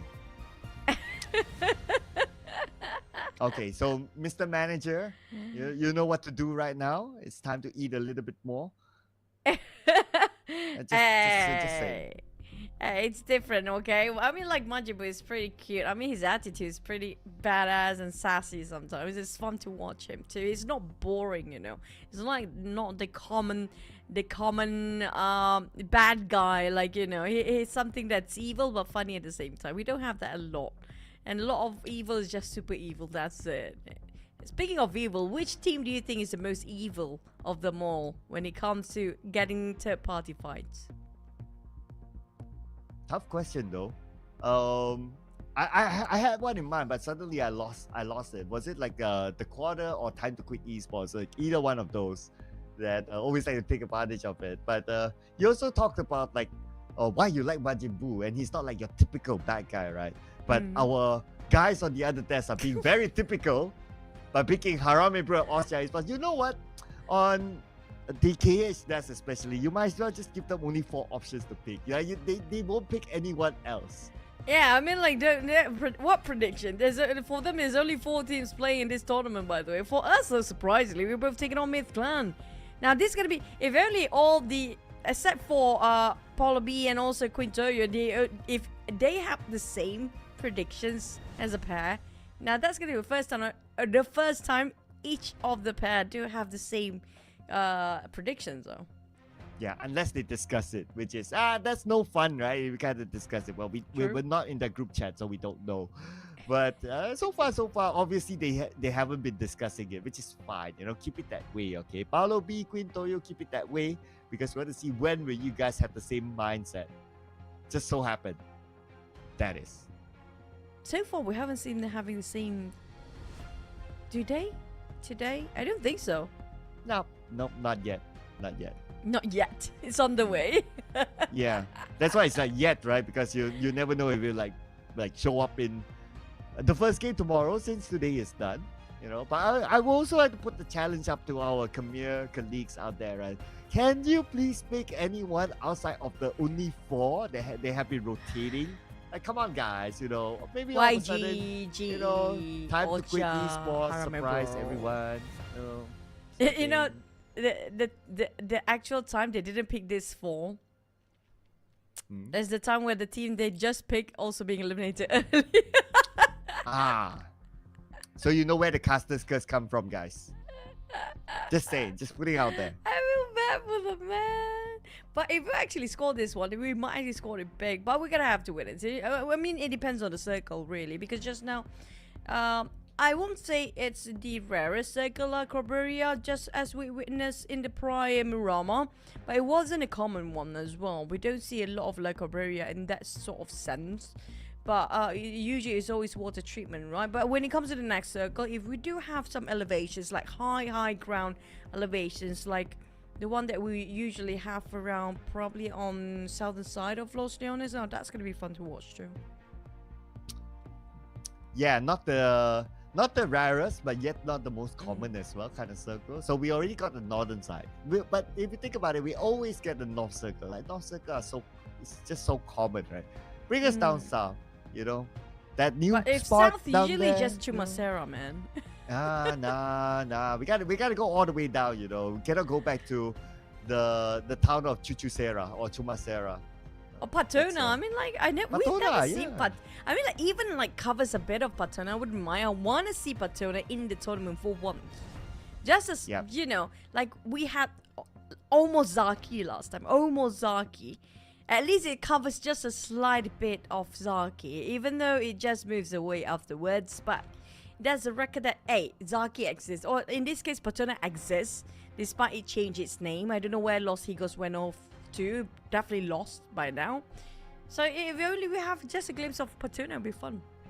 Yeah, what's the point of updating the game to have Patona there, but you don't give the circle there, right? So circle, cause you gotta like zoom in there, you know. So we have the final fight inside Patona, and the best part is that because it's new, right? So teams might not be as familiar with Patona. It would be nice to see like how they navigate around Patona at the final circle. True. All reasons for Patona now. I agree. I mean, like, it's just like how SMB just now. We don't get a lot of SMB in the PMCL, right? Especially when it comes to the grand finals. We saw how the top 3 teams drop so early when it comes to the SMB circle here today. So if that's the case, especially Patona, everybody will have sort of, how do I say this? A bit uncomfortable, a bit paranoid when it comes to getting the last few circles in a compound that they never actually think about before. Yeah, and that's the whole point, right? And you also, if you think about it, there's so many justifications for Circle Patona. Like everyone else out there watching will want to see, oh, how is Patona like? Maybe you guys play the game would not have dropped in Patona before, and you were like, okay, I haven't dropped in Patona before, but I want to see how Patona looks like. And it's a good chance, right? It's a good reason. So we have all the reasons to drop Patona. Give a cameo for the rebranding or rework Lost Eagles for us. We haven't seen Truck Stop too many times. I think like what, out of probably 20 map of Miramar, probably there's gonna be 5 of Truck Stops. That's not even rare. I mean, you know, some places of the map. I mean, we talked about this as though we have the power to, you know, demand for the circles where it should be. It's really RNG, by the way, guys. But speaking of the RNG, if only the RNG kind of include more to us, you know, these odd corners of certain circles, especially the towns you've never seen before. Like, it exists, but people pretend like it never there. Not pretend, they're definitely not in the game. Well, if you think about it, right, the last time we really demanded for the circle, which is meet to the base, we got it. So, you know, we're trying, we're trying to extract the demands of the audience as well. Like, you guys want to see it, we're trying to extract it and channel it to the circle gods. Give the energy. You know, because it's like the Dragon Ball, right? So you have to like take my energy, you know. Oh yeah, remember that you do scene though. this, yeah, and then, you know, channel it to the circle. One Yes, thing I that's learned so from Dragon Ball, no characters actually died. That's Even kind if of they true. die, they come back. Yeah. Even if you die, you have an arena for fighting in the afterlife. It's like you never die. Yeah, and you still can get involved with the real world, like, you know, guys, really? Okay. But that's So how the voice actors get paid, like, continuously. They're not I mean, paid. I would be confused if I'm the character. I don't know if I'm alive or not at the current moment. I just, do I get my body or not? You even can work out in the gym in the afterlife, man. But the one thing I'll be super duper curious and want to try is that bean that makes you full.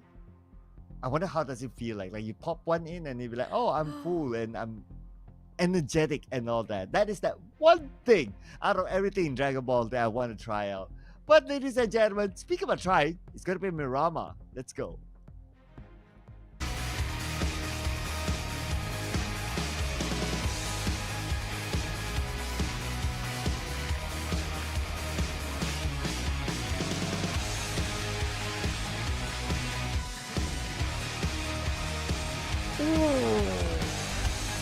We talked about southern side of a flight path this time. High chance we might actually get the southern side of the circle. Maybe South Los Leones, even Chumacera. But there's also a high chance that, you know what, if the circle just feels like truck stop day, it's going to be truck stop once more. But I agree, Cal. Yeah, I don't think a lot of people remembers about, sorry, we go back to the Dragon Ball because it's more fun to talk about anyways. But the bean, right? I don't think a lot of people remember about the bean existence. I know, right? You know, the fact that we could recognize that bean, you know, just shows our age. Just saying. Don't exploit ourselves, man. Just pretend it's a new anime, guys. It's a new anime. Yeah, it has never existed before. You know, there were no comics. You know, there were no animes. It's totally new. We don't know what we're talking about. We just saw it. Okay, speaking of which, we might actually having a hot drop here. And yes, like I mentioned, it's going to be a southern side Los Leones because of the flight path. I guess I cannot read the pattern these days. But there might be a lot of teams that want to get themselves vehicles as soon as they can because it's going to be a tough entry if they don't get there early. But looting phase is super important because we do know southern side Los Leones won't be a lot of places to loot. And speaking of which, are we not surprised? I think there's going to be an Enigma player being finished off by CU2. Well, Romeo Boy has a VSS that's definitely going to help him in that sort of close quarters combat. Immediately take it out, and a stranger Trapper Messi takes the point out of Yangon Galacticos. It's going to be the second blood. The first blood was somewhere in the middle. I noticed the blink just outside of Chumacera. And other than that, the other members of Yangon Galacticos, WTZ, stranger Trapper Messi heading there. Two players out early on, not even a second into the stage one. Due to the vehicles, I don't blame them based on the circle just now. But looting phase, like I mentioned, is significantly important. The WTZ, oh wow, he outmaneuvered his guys by himself. But he's running down, running low with bullets. He got one. Are you kidding me now? Just swap it over. He needs to reload. Reload. If only he had like an extended mag, then maybe he could have like fought back. But yeah, that just happened. But let's see what's gonna happen here with Saycloud with a micro Uzi, close quarter combat against another micro Uzi. That's gonna be Scotty. Nice fight by Saycloud. He needs to do his best when you actually talk about him. But speaking of Saycloud, it's gonna be difficult though. He's trying to get out from this rock. There's no buggy, there's no vehicles. Random shots with that Scar L with not even a scope. Wow! No way! Nice iron sight. And he's still able to secure that elimination point. And managed to slightly reload there. He's pretty low on ammo though. So Saycloud, you know, you don't want to rush in all alone. He needs backup though. But is he the last member of Young? Oh no, Minor. Yeah. Oh, he is. Okay. Oh, the best then. 2v1, but it's doable. It's doable. He got himself a couple of death boxes just now, but I don't think those boxes have a lot because the one that he fought against was pretty much a pauper. So back to his side of Saycloud, he swapped over to ACAM, which is more confident, more comfortable, but unfortunately, well, Minor do have slight advantage when it comes to that kind of scenario. If you have slight elevations, it's definitely going to be a bit more advantage than the other. Well, YG, unfortunately, but for them, at least they did score a 0. They just had a bump of a rise here. They just drop it once more, Cloud. I mean, if you pull off a clutch there, that would be the biggest highlight for today. But yeah, like what you said, right? Even though he loot up the other boxes, like all of them are pretty low as well. It's like you wouldn't get much out of it. So that was the best that he could do anyway. Probably a helmet level 1, and that's it. That's not. There's nothing for him to work with because we don't see them. Even the AKM, the actually scores just now, didn't have too much of ammunition in there. But other than the first team YG being eliminated out, so they can actually rest early and try to revise what they can actually rectify for tomorrow. At least that's gonna be the bright side for YG. They get to rest slightly early and get more time to study as a team to see the rest of the team that's still playing here right now. For Enigma, so they were the other team that actually lost a player early, just outside of Chumacera, and they lost it to See You Soon X Tiger KE. That was probably like during the stage where they were looking for vehicles. Now, speaking about See You Soon X Tiger KE, Harame Bros in front of them, but because they're not really that interested, but instead they're interested in Enigma. Jumping buggy, it is. Kicks. Oh boy, smoked up. This is trouble. That is big trouble. With nobody else on the other end, I'm talking about his teammate, there's definitely going to be openings around there. I don't know what's the progress of the rotation of the teams here with the very southern side of Los Leones being the last few circles. We know the fact that, you know what, you need to get looting phase super fast Stage number 2, you have to have abundance of resources to wait on the high grounds on the southern side. If not, it's going to be super rough to get into late. Ooh, I'll be interested to see what happens to these two teams, especially Harame Bros, who needs to keep the pace with Esports with a 9-point gap between them at this moment as they move into this compound. All right, nice warehouse spot as a defensive location for now. Not going to be easy for Siusu as Tiger KE to overtake this area for now. So they probably just keep an arm's length with Harame Bros to be sure that they are still there and they don't do anything funny. The thing is, it's not just Harame Bros, it's another third party coming from the back.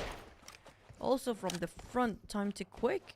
There's also Enigma. Well, Enigma, they should worry about Enigma. Like, Harame Bros should be worried about Enigma. I'm not talking about... Okay, I'm gonna be... You guys can bash me, I don't mind. It's not about their firepower, but about how random they can get for Enigma sometimes, you know? It's so unpredictable. If you're the teams that are actually on the top, you have to be worried about Enigma decision making because you cannot read them out. Yeah, it's either they will do something that allows you to gain points out of them, or the other way around. Yeah, it can go either way. It can go either way. But so far for Enigma, yeah, it's nice to come up with things that probably other teams don't expect. But then again, you still need to make the decisions that will put you in a better advantage than the ones that we have seen before. That's true. Exquisite, you way, Nathan. I have a bit of a pause here. There's gonna be some, you know, having a good vacation day for PBE. Just taking and soaking in the panoramic view. The fun on the dam. It's gonna be TQ or the quarter. Thank you so much, Cloud. The quarter seems to be repositioning himself, but oh Wow. my god! Oh, you know what? If they move slightly to the left, we get to see Patona. But yeah, not gonna see Patona, but still, I'm not gonna complain with this kind of circle. It feels like, oh, every final of the same map, we get an interesting circle. Okay, I'll take this circle. I think this circle. 40% of water in it, so a lot of teams will not have that much space to play with, but expect the hilltop on the north side of the circle to be crowded. A lot of big teams heading towards the direction, including Playbook Esports and also Osha Esports, I believe. But Playbook Esports definitely took the high ground of the circle, a good spot to be in. It's just that they need to prepare themselves for the defense. The fact that other teams want to take that place over. It's either you go super late or super fast or super early for the rotations here. For the teams that's too far, I mean, best bet it's gonna be them taking it as slow as they can when it comes to rotation. Might as well just loot first. But for time to quick, they spot out Myth Clan. Unfortunately, Myth Clan, it feels like they... okay, is it just me or I haven't seen any initiation or engagement of fights where Myth Clan start the fight first yet? Definitely haven't seen much of that. I mean, the fact that they are number 16 just indicates that they have been eliminated early for the majority of the rounds. That's why we don't get to see much of Myth Clan. But I do hope to see them putting up a good challenge, especially the fact that you don't want to end the campaign or the season at number 16 just to give something back to the fans at the end of the day. But you wanted some action from Myth Clan, and it was Joseph who got knocked down. Now, without us being able to see what happened to Myth Clan, they got eliminated just like that. We want some action, not that kind of actions, by the way. Unfortunately, Myth Clan, I don't think they progress as much when it comes to getting the head start points early on. So this is gonna be rough for them to starting off for tomorrow as well. So this is going to be the end for their run of the day. At least YG, they are in the middle pack, right? But if you being eliminated this early at the very bottom, at 16 plays at that, tomorrow they have to slap their faces to make sure they're waking up. Because if not, that's going to be trouble brewing by end of day number 2 for Myth Clan. Yeah, I mean, games are running by, and that's the whole sprint thing about the grand finals. 3 days, and that's about it. And we are towards the end of day one. But for Exquisite, okay, still trying to keep up the pace, but the next opponent is going to be MFG, who is pretty close with them in terms of overall points collected. But this is what we kind of expected as well. But hey, this is not something that we expected. Still, about 40% of water circle. Here we go. This is going to be the challenge for the teams at the very top. Can they adapt to this sort of circle? SMB circle in Erangel, they're having some tough time. Can they actually do this? We're talking about Osja Esports, I remember bro, as well as YG. Well, YG couldn't, obviously, they're being eliminated early. And also one more is going to be, who was it? They're always the top 4. I remember bro, Osja, YG. What's the last one? They always like to vote for the casters, by the way. Genesis Esports. G, yeah, G. Yeah, but so far based on the circle, I do know that the top for a second, and Enigma now fighting back is the fighting with Esports, knocking down KH. So 3 more to go, and Zuki takes an off angle, but now he will reposition himself. And for Enigma, they have to win this fight because Title Quick Esports does not want to let this one go. Half a kilometers away from the circle as well. 400 meters apart. But Enigma, can they surprise us this time? Time to quick, not quick enough. And this is what's scary about Enigma here, because they are unpredictable. Sometimes they're just so good at taking fights too. Well, looks like they're doing well so far, but the next challenge is going to be overcoming the circle. Quit goes down, leaving Zuki alone as the last member standing for Title Quick Esports, and it's now bail time for him. Bailing out for TTQ. Zuki just can play the survival game and hoping that he will not bomb into another team. But we do know, Cloud, there's so many teams here already. I have a feeling he won't last as long as we hope he would be. But Osja Esports might pass through some teams here, including See You Soon, who's resorting to swimming. It's such a rare, extremely rare sight to have a swimming scenario in Miramar. Oh yeah, being that had a lot of plans. Facing by all these teams. Now MFG, nice side shot here by Unknown, putting a lot of pressure on the Osja Esports. Oh, they are bleeding here, another team right in front of them. Unknown, trying to get something out of this. And Sky is now down on his knees, bleeding out with about 20% of health left. He needs to have his teammates to save it, and not he will be out. MFG, 2-2 formation, they're trying to spread about. But look at the swim so far. Zuki! He don't want to be part of this land people anymore. He's just gonna go and convert to merman all the way. He's not human at this point. But MFG for the Osja Esports, they kind of got themselves in a sandwich scenario. Here comes the entirety of MFG. They're trying to go in for the rush with only a couple of small shacks to take covers with. They're hugging themselves into the corners of the walls. But Gooey, he tried to make a comeback here. If they don't spot out Gooey will be the change maker, but not gonna be enough. What's going to go on the other side? It's going to be Red Bull! Unknown! What a good push by Unknown!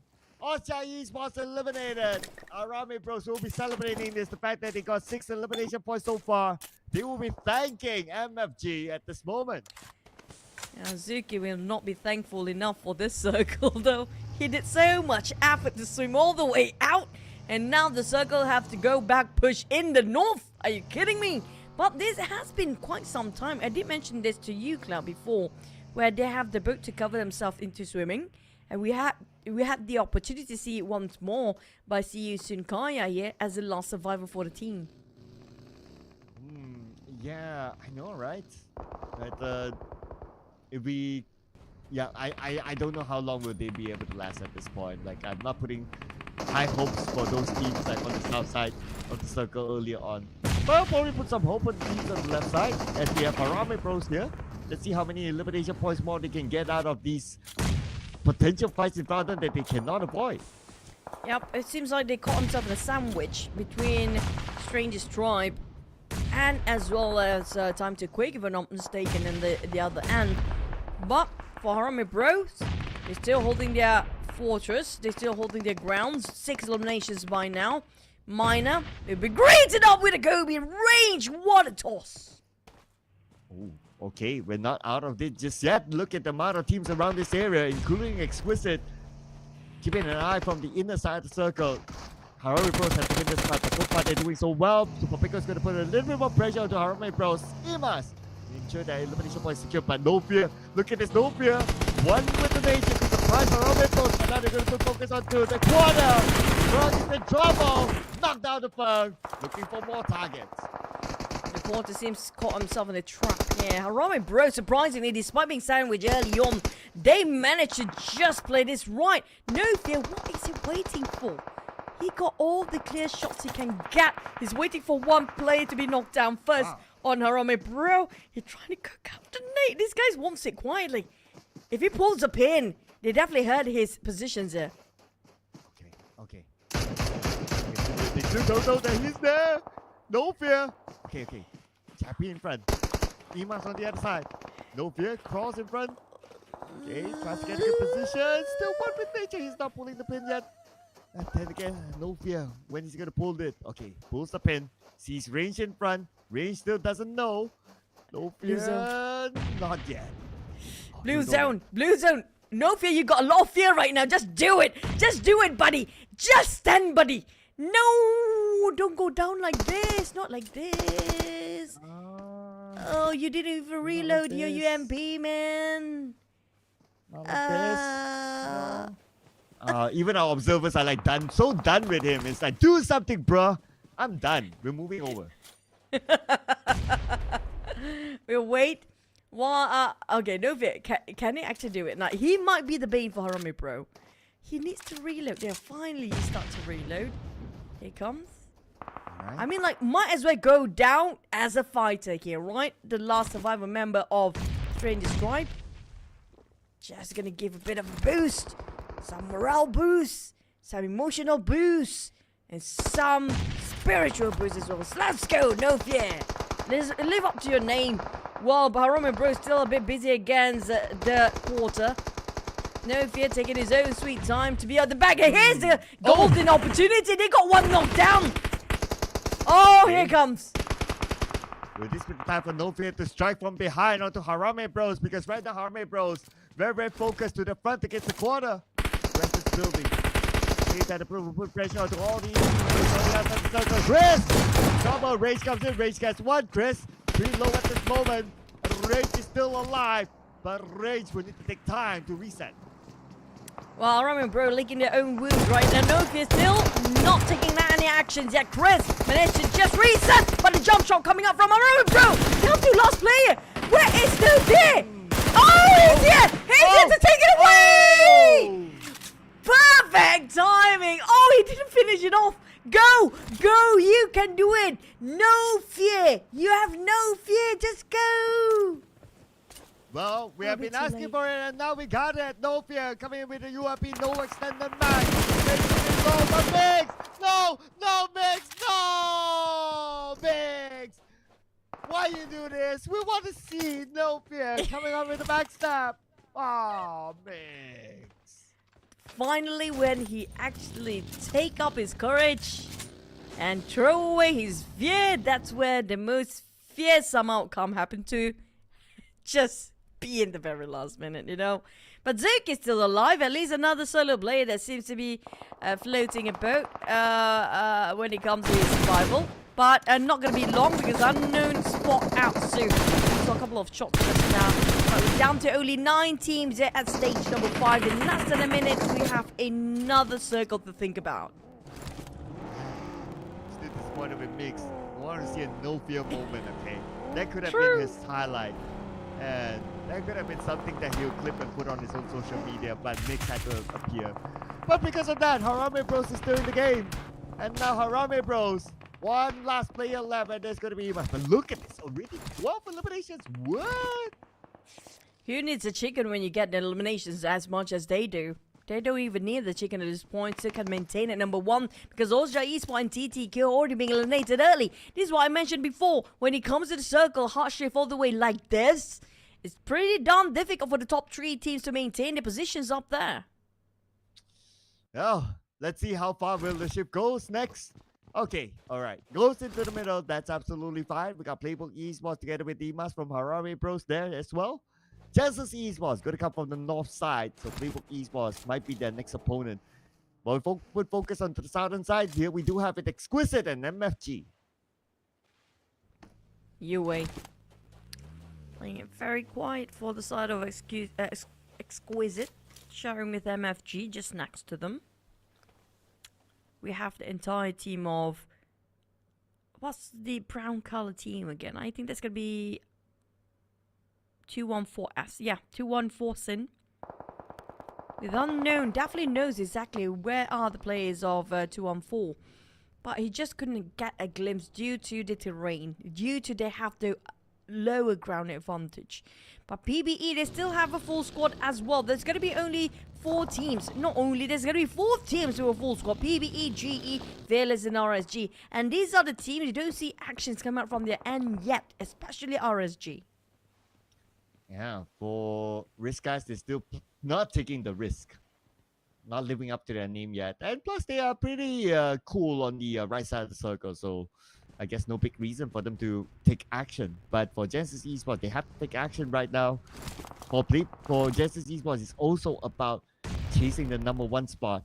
And they have to collect points. Next is probably going to be Playbook Esports. And here we go. Nate Sanhok to Emas. Ooh, they know he's there. Feels very dim now for Emas. Another Nate. Oh, slowly chipping down his HP one by one. Is down to 30% of his left rank. Keeping spotted out by GE. Manay spraying from the long shots. Exquisite MM down on the ground and being finished off by blanks as well. And that's going to be the last of Exquisite. We're down to 17 with GE still having a full squad. And here we go. Genesis Esports. When are they going to start getting their first elimination point? They must be wondering as well.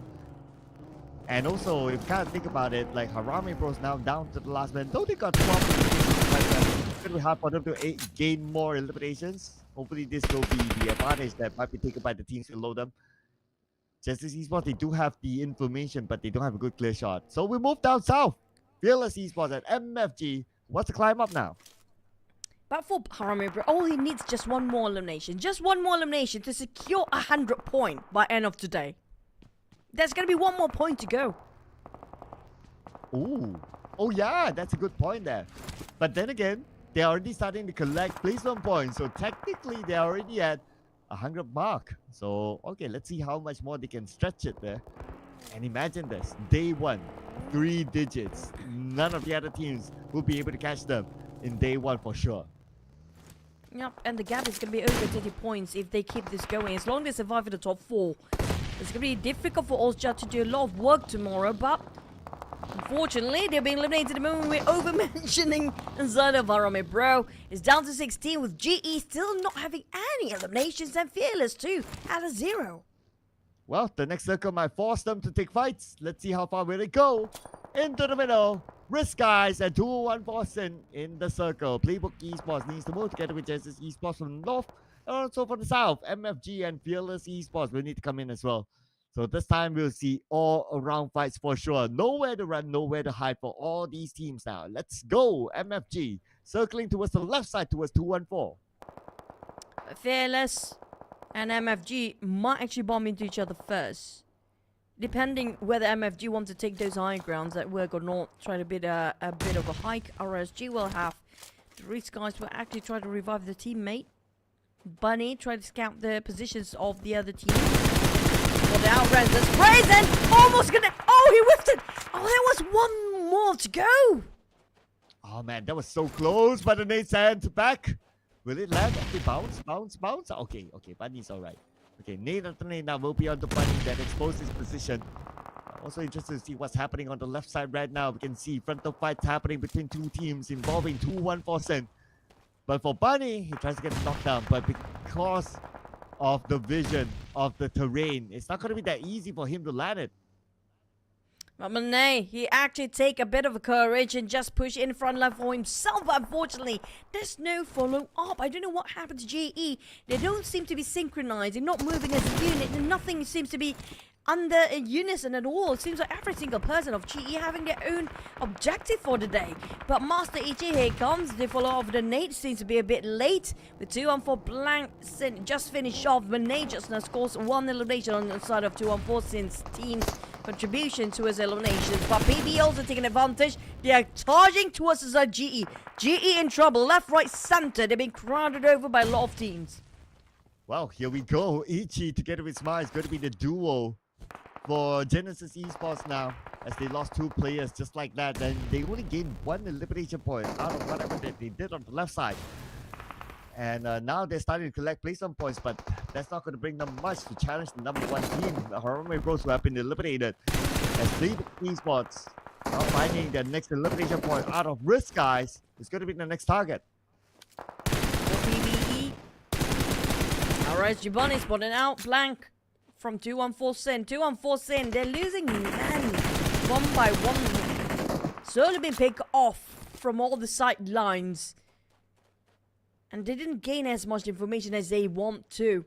But for the side of PBE, their focus for the day is not overtake the number 1. Just shrink down the gap in between.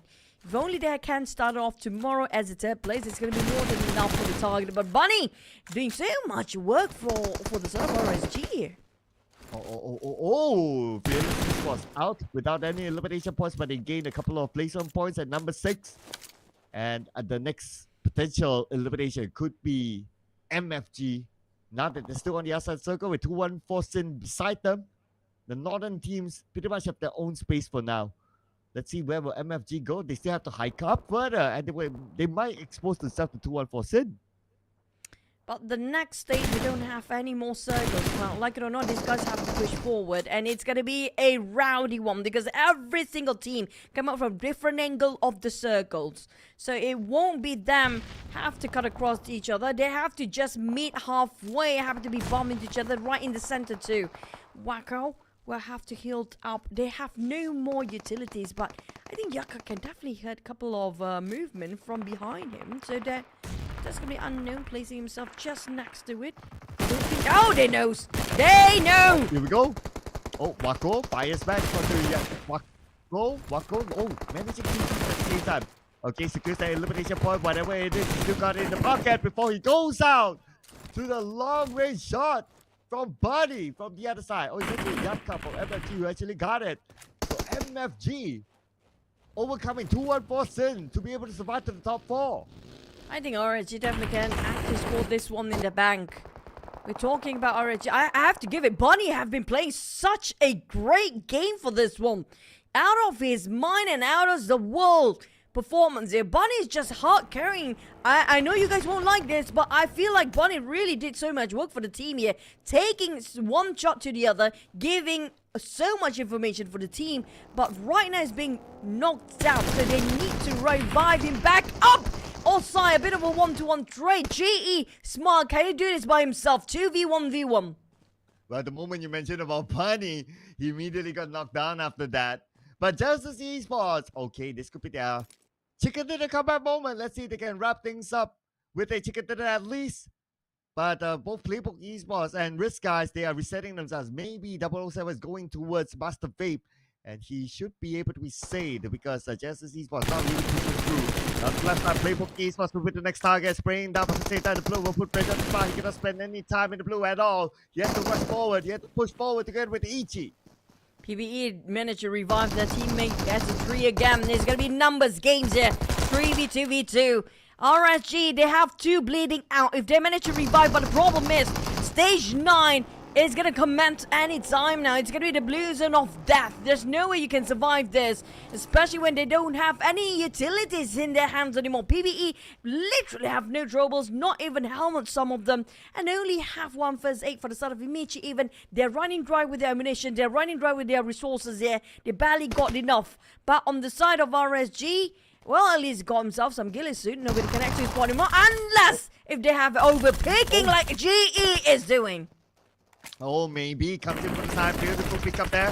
But now he puts it down to the lower ground. And Playbook Esports putting him out of it. And now she's Playbook Esports and Risk Guys. Risk Guys now pretty low. Playbook Esports should be able to wrap things up at this moment. And they will not let go of this chicken dinner. Playbook Esports scores at home. After such a long day of them trying to chase the tails of all the other teams, finally PBE, can they secure? I think they're 100% secure in the top 3 by end of the round just now.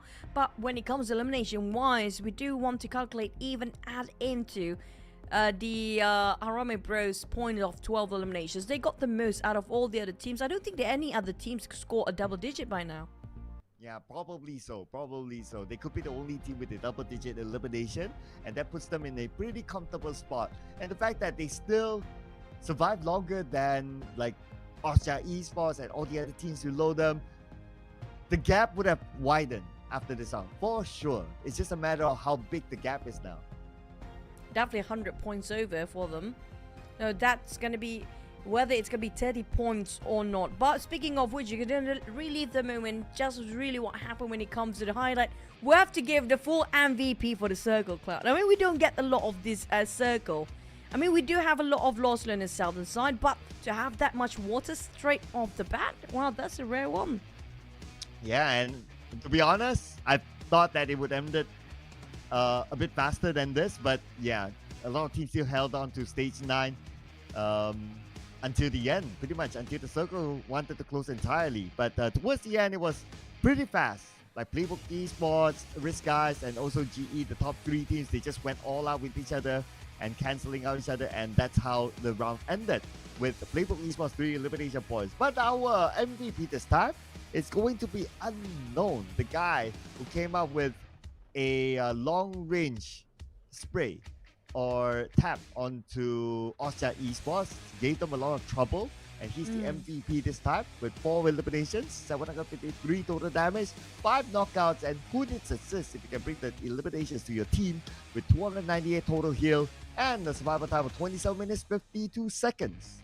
I agree. When it comes to Unknown, that was a huge clutch and a beautiful one against Austria Esports just now. He actually saved the entire team from calamity when he actually just secured that clutch.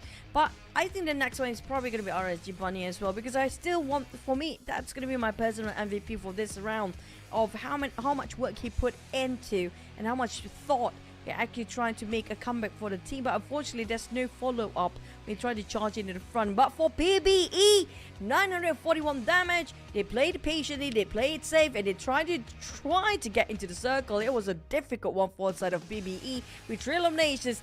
Didn't score 1000 over damage, but still enough to secure themselves that chicken dinner. That's what's most important right now. With 4 total knockouts, assists, and heals, it shows that they have been playing alongside with the blue zone, but not being aggressive in the last few fights as well. Yeah, with this sort of circle, I guess they'll be pretty happy to just be able to get the chicken dinner, regardless of the amount of eliminations. So, still great work for them to navigate in the circle. They started off pretty much in the middle of the circle, and then when the circle kind of shifted away, they played around the edges of the circle to come in, avoiding unnecessary fights at the same time. So great work here, Playbook Esports. A lot of time, they spent a lot of time on the northern side of the circle, even after Genesis Esports, and a lot of fights happened on the left side and on the southern side. So they kind of avoided that. So they still got the chicken dinner at the end of the day once other teams cancel each other. But this is the most airdrops looted in day number 1, 5. And most total heals for today, thanks to the zone. A lot of players also being finished off by the play zones. Hence, we got ourselves 58 total eliminations, 8,400 kills with 5 airdrop. I think that's too much time in their hands while waiting for the circle to make a decision whether it's still going to be around the water area or not just now for the team. So might as well just get themselves looted up with the nearby airdrops.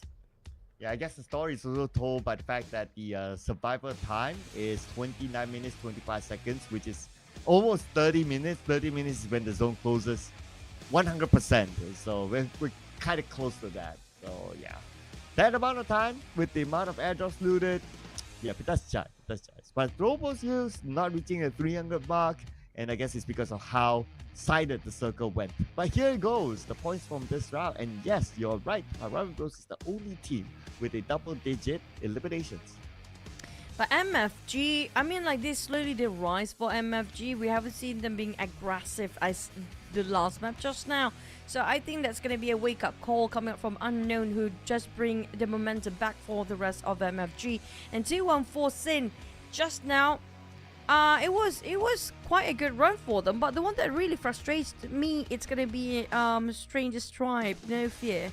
He got every opportunity he can get, but unfortunately he just... Personally, I feel like he would just overthink himself too much. Well, unfortunately, Myth Clan, we still haven't got to see much of them today. The only team without any points at all in this round. And even though we saw them on the elimination feed, but we didn't manage to get them on screen and they were already out by that time. But here it is, where it all matters. So Harame Bros officially breaks the 100-point mark to be at number 1 with 100 points. Austria Esports behind them by 20 points. Playbook Esports 67 points. So that is 33-point gap between Playbook Esports and Harame Bros. That is a whooper there. And Title Quick Esports and Genesis Esports, wow, 44 points and 42 points respectively. Look at the gap between the first place and the 8th place. There's already more than half, by the way. It's a lot of work to do for, especially when it comes to 4th place to 8th place. But if Myth, I mean, this is 10 times. This is 10 times. Harame Bro, this is going to be rough for Myth Clan tomorrow, by the way. For the quarter and Enigma... I mean, like, it's doable still, but there's so many conditions to be met. We're talking about you still have day number 2 and day number 3. Now, there's one of the biggest condition. It's going to be hoping for Harame Bro to drop a couple of balls tomorrow, but I don't think they will actually do that.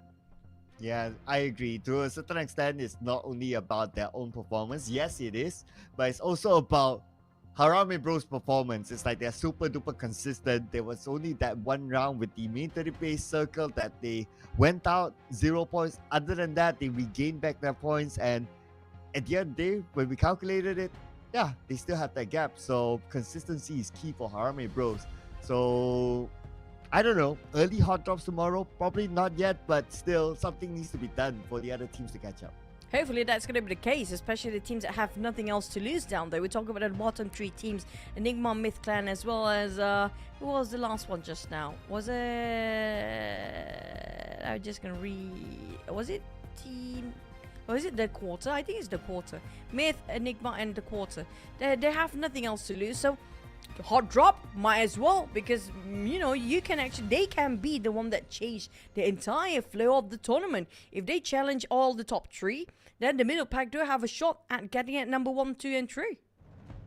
Yeah, that will make things a little bit more interesting. But speaking of interesting, tomorrow is still going to be an interesting one because it's only day 2. So make sure you're back with us tomorrow, same time, same channel, wherever you're watching this. My name is Sir Cloud, together with Choo Choo. We'll be seeing you again tomorrow. Bye.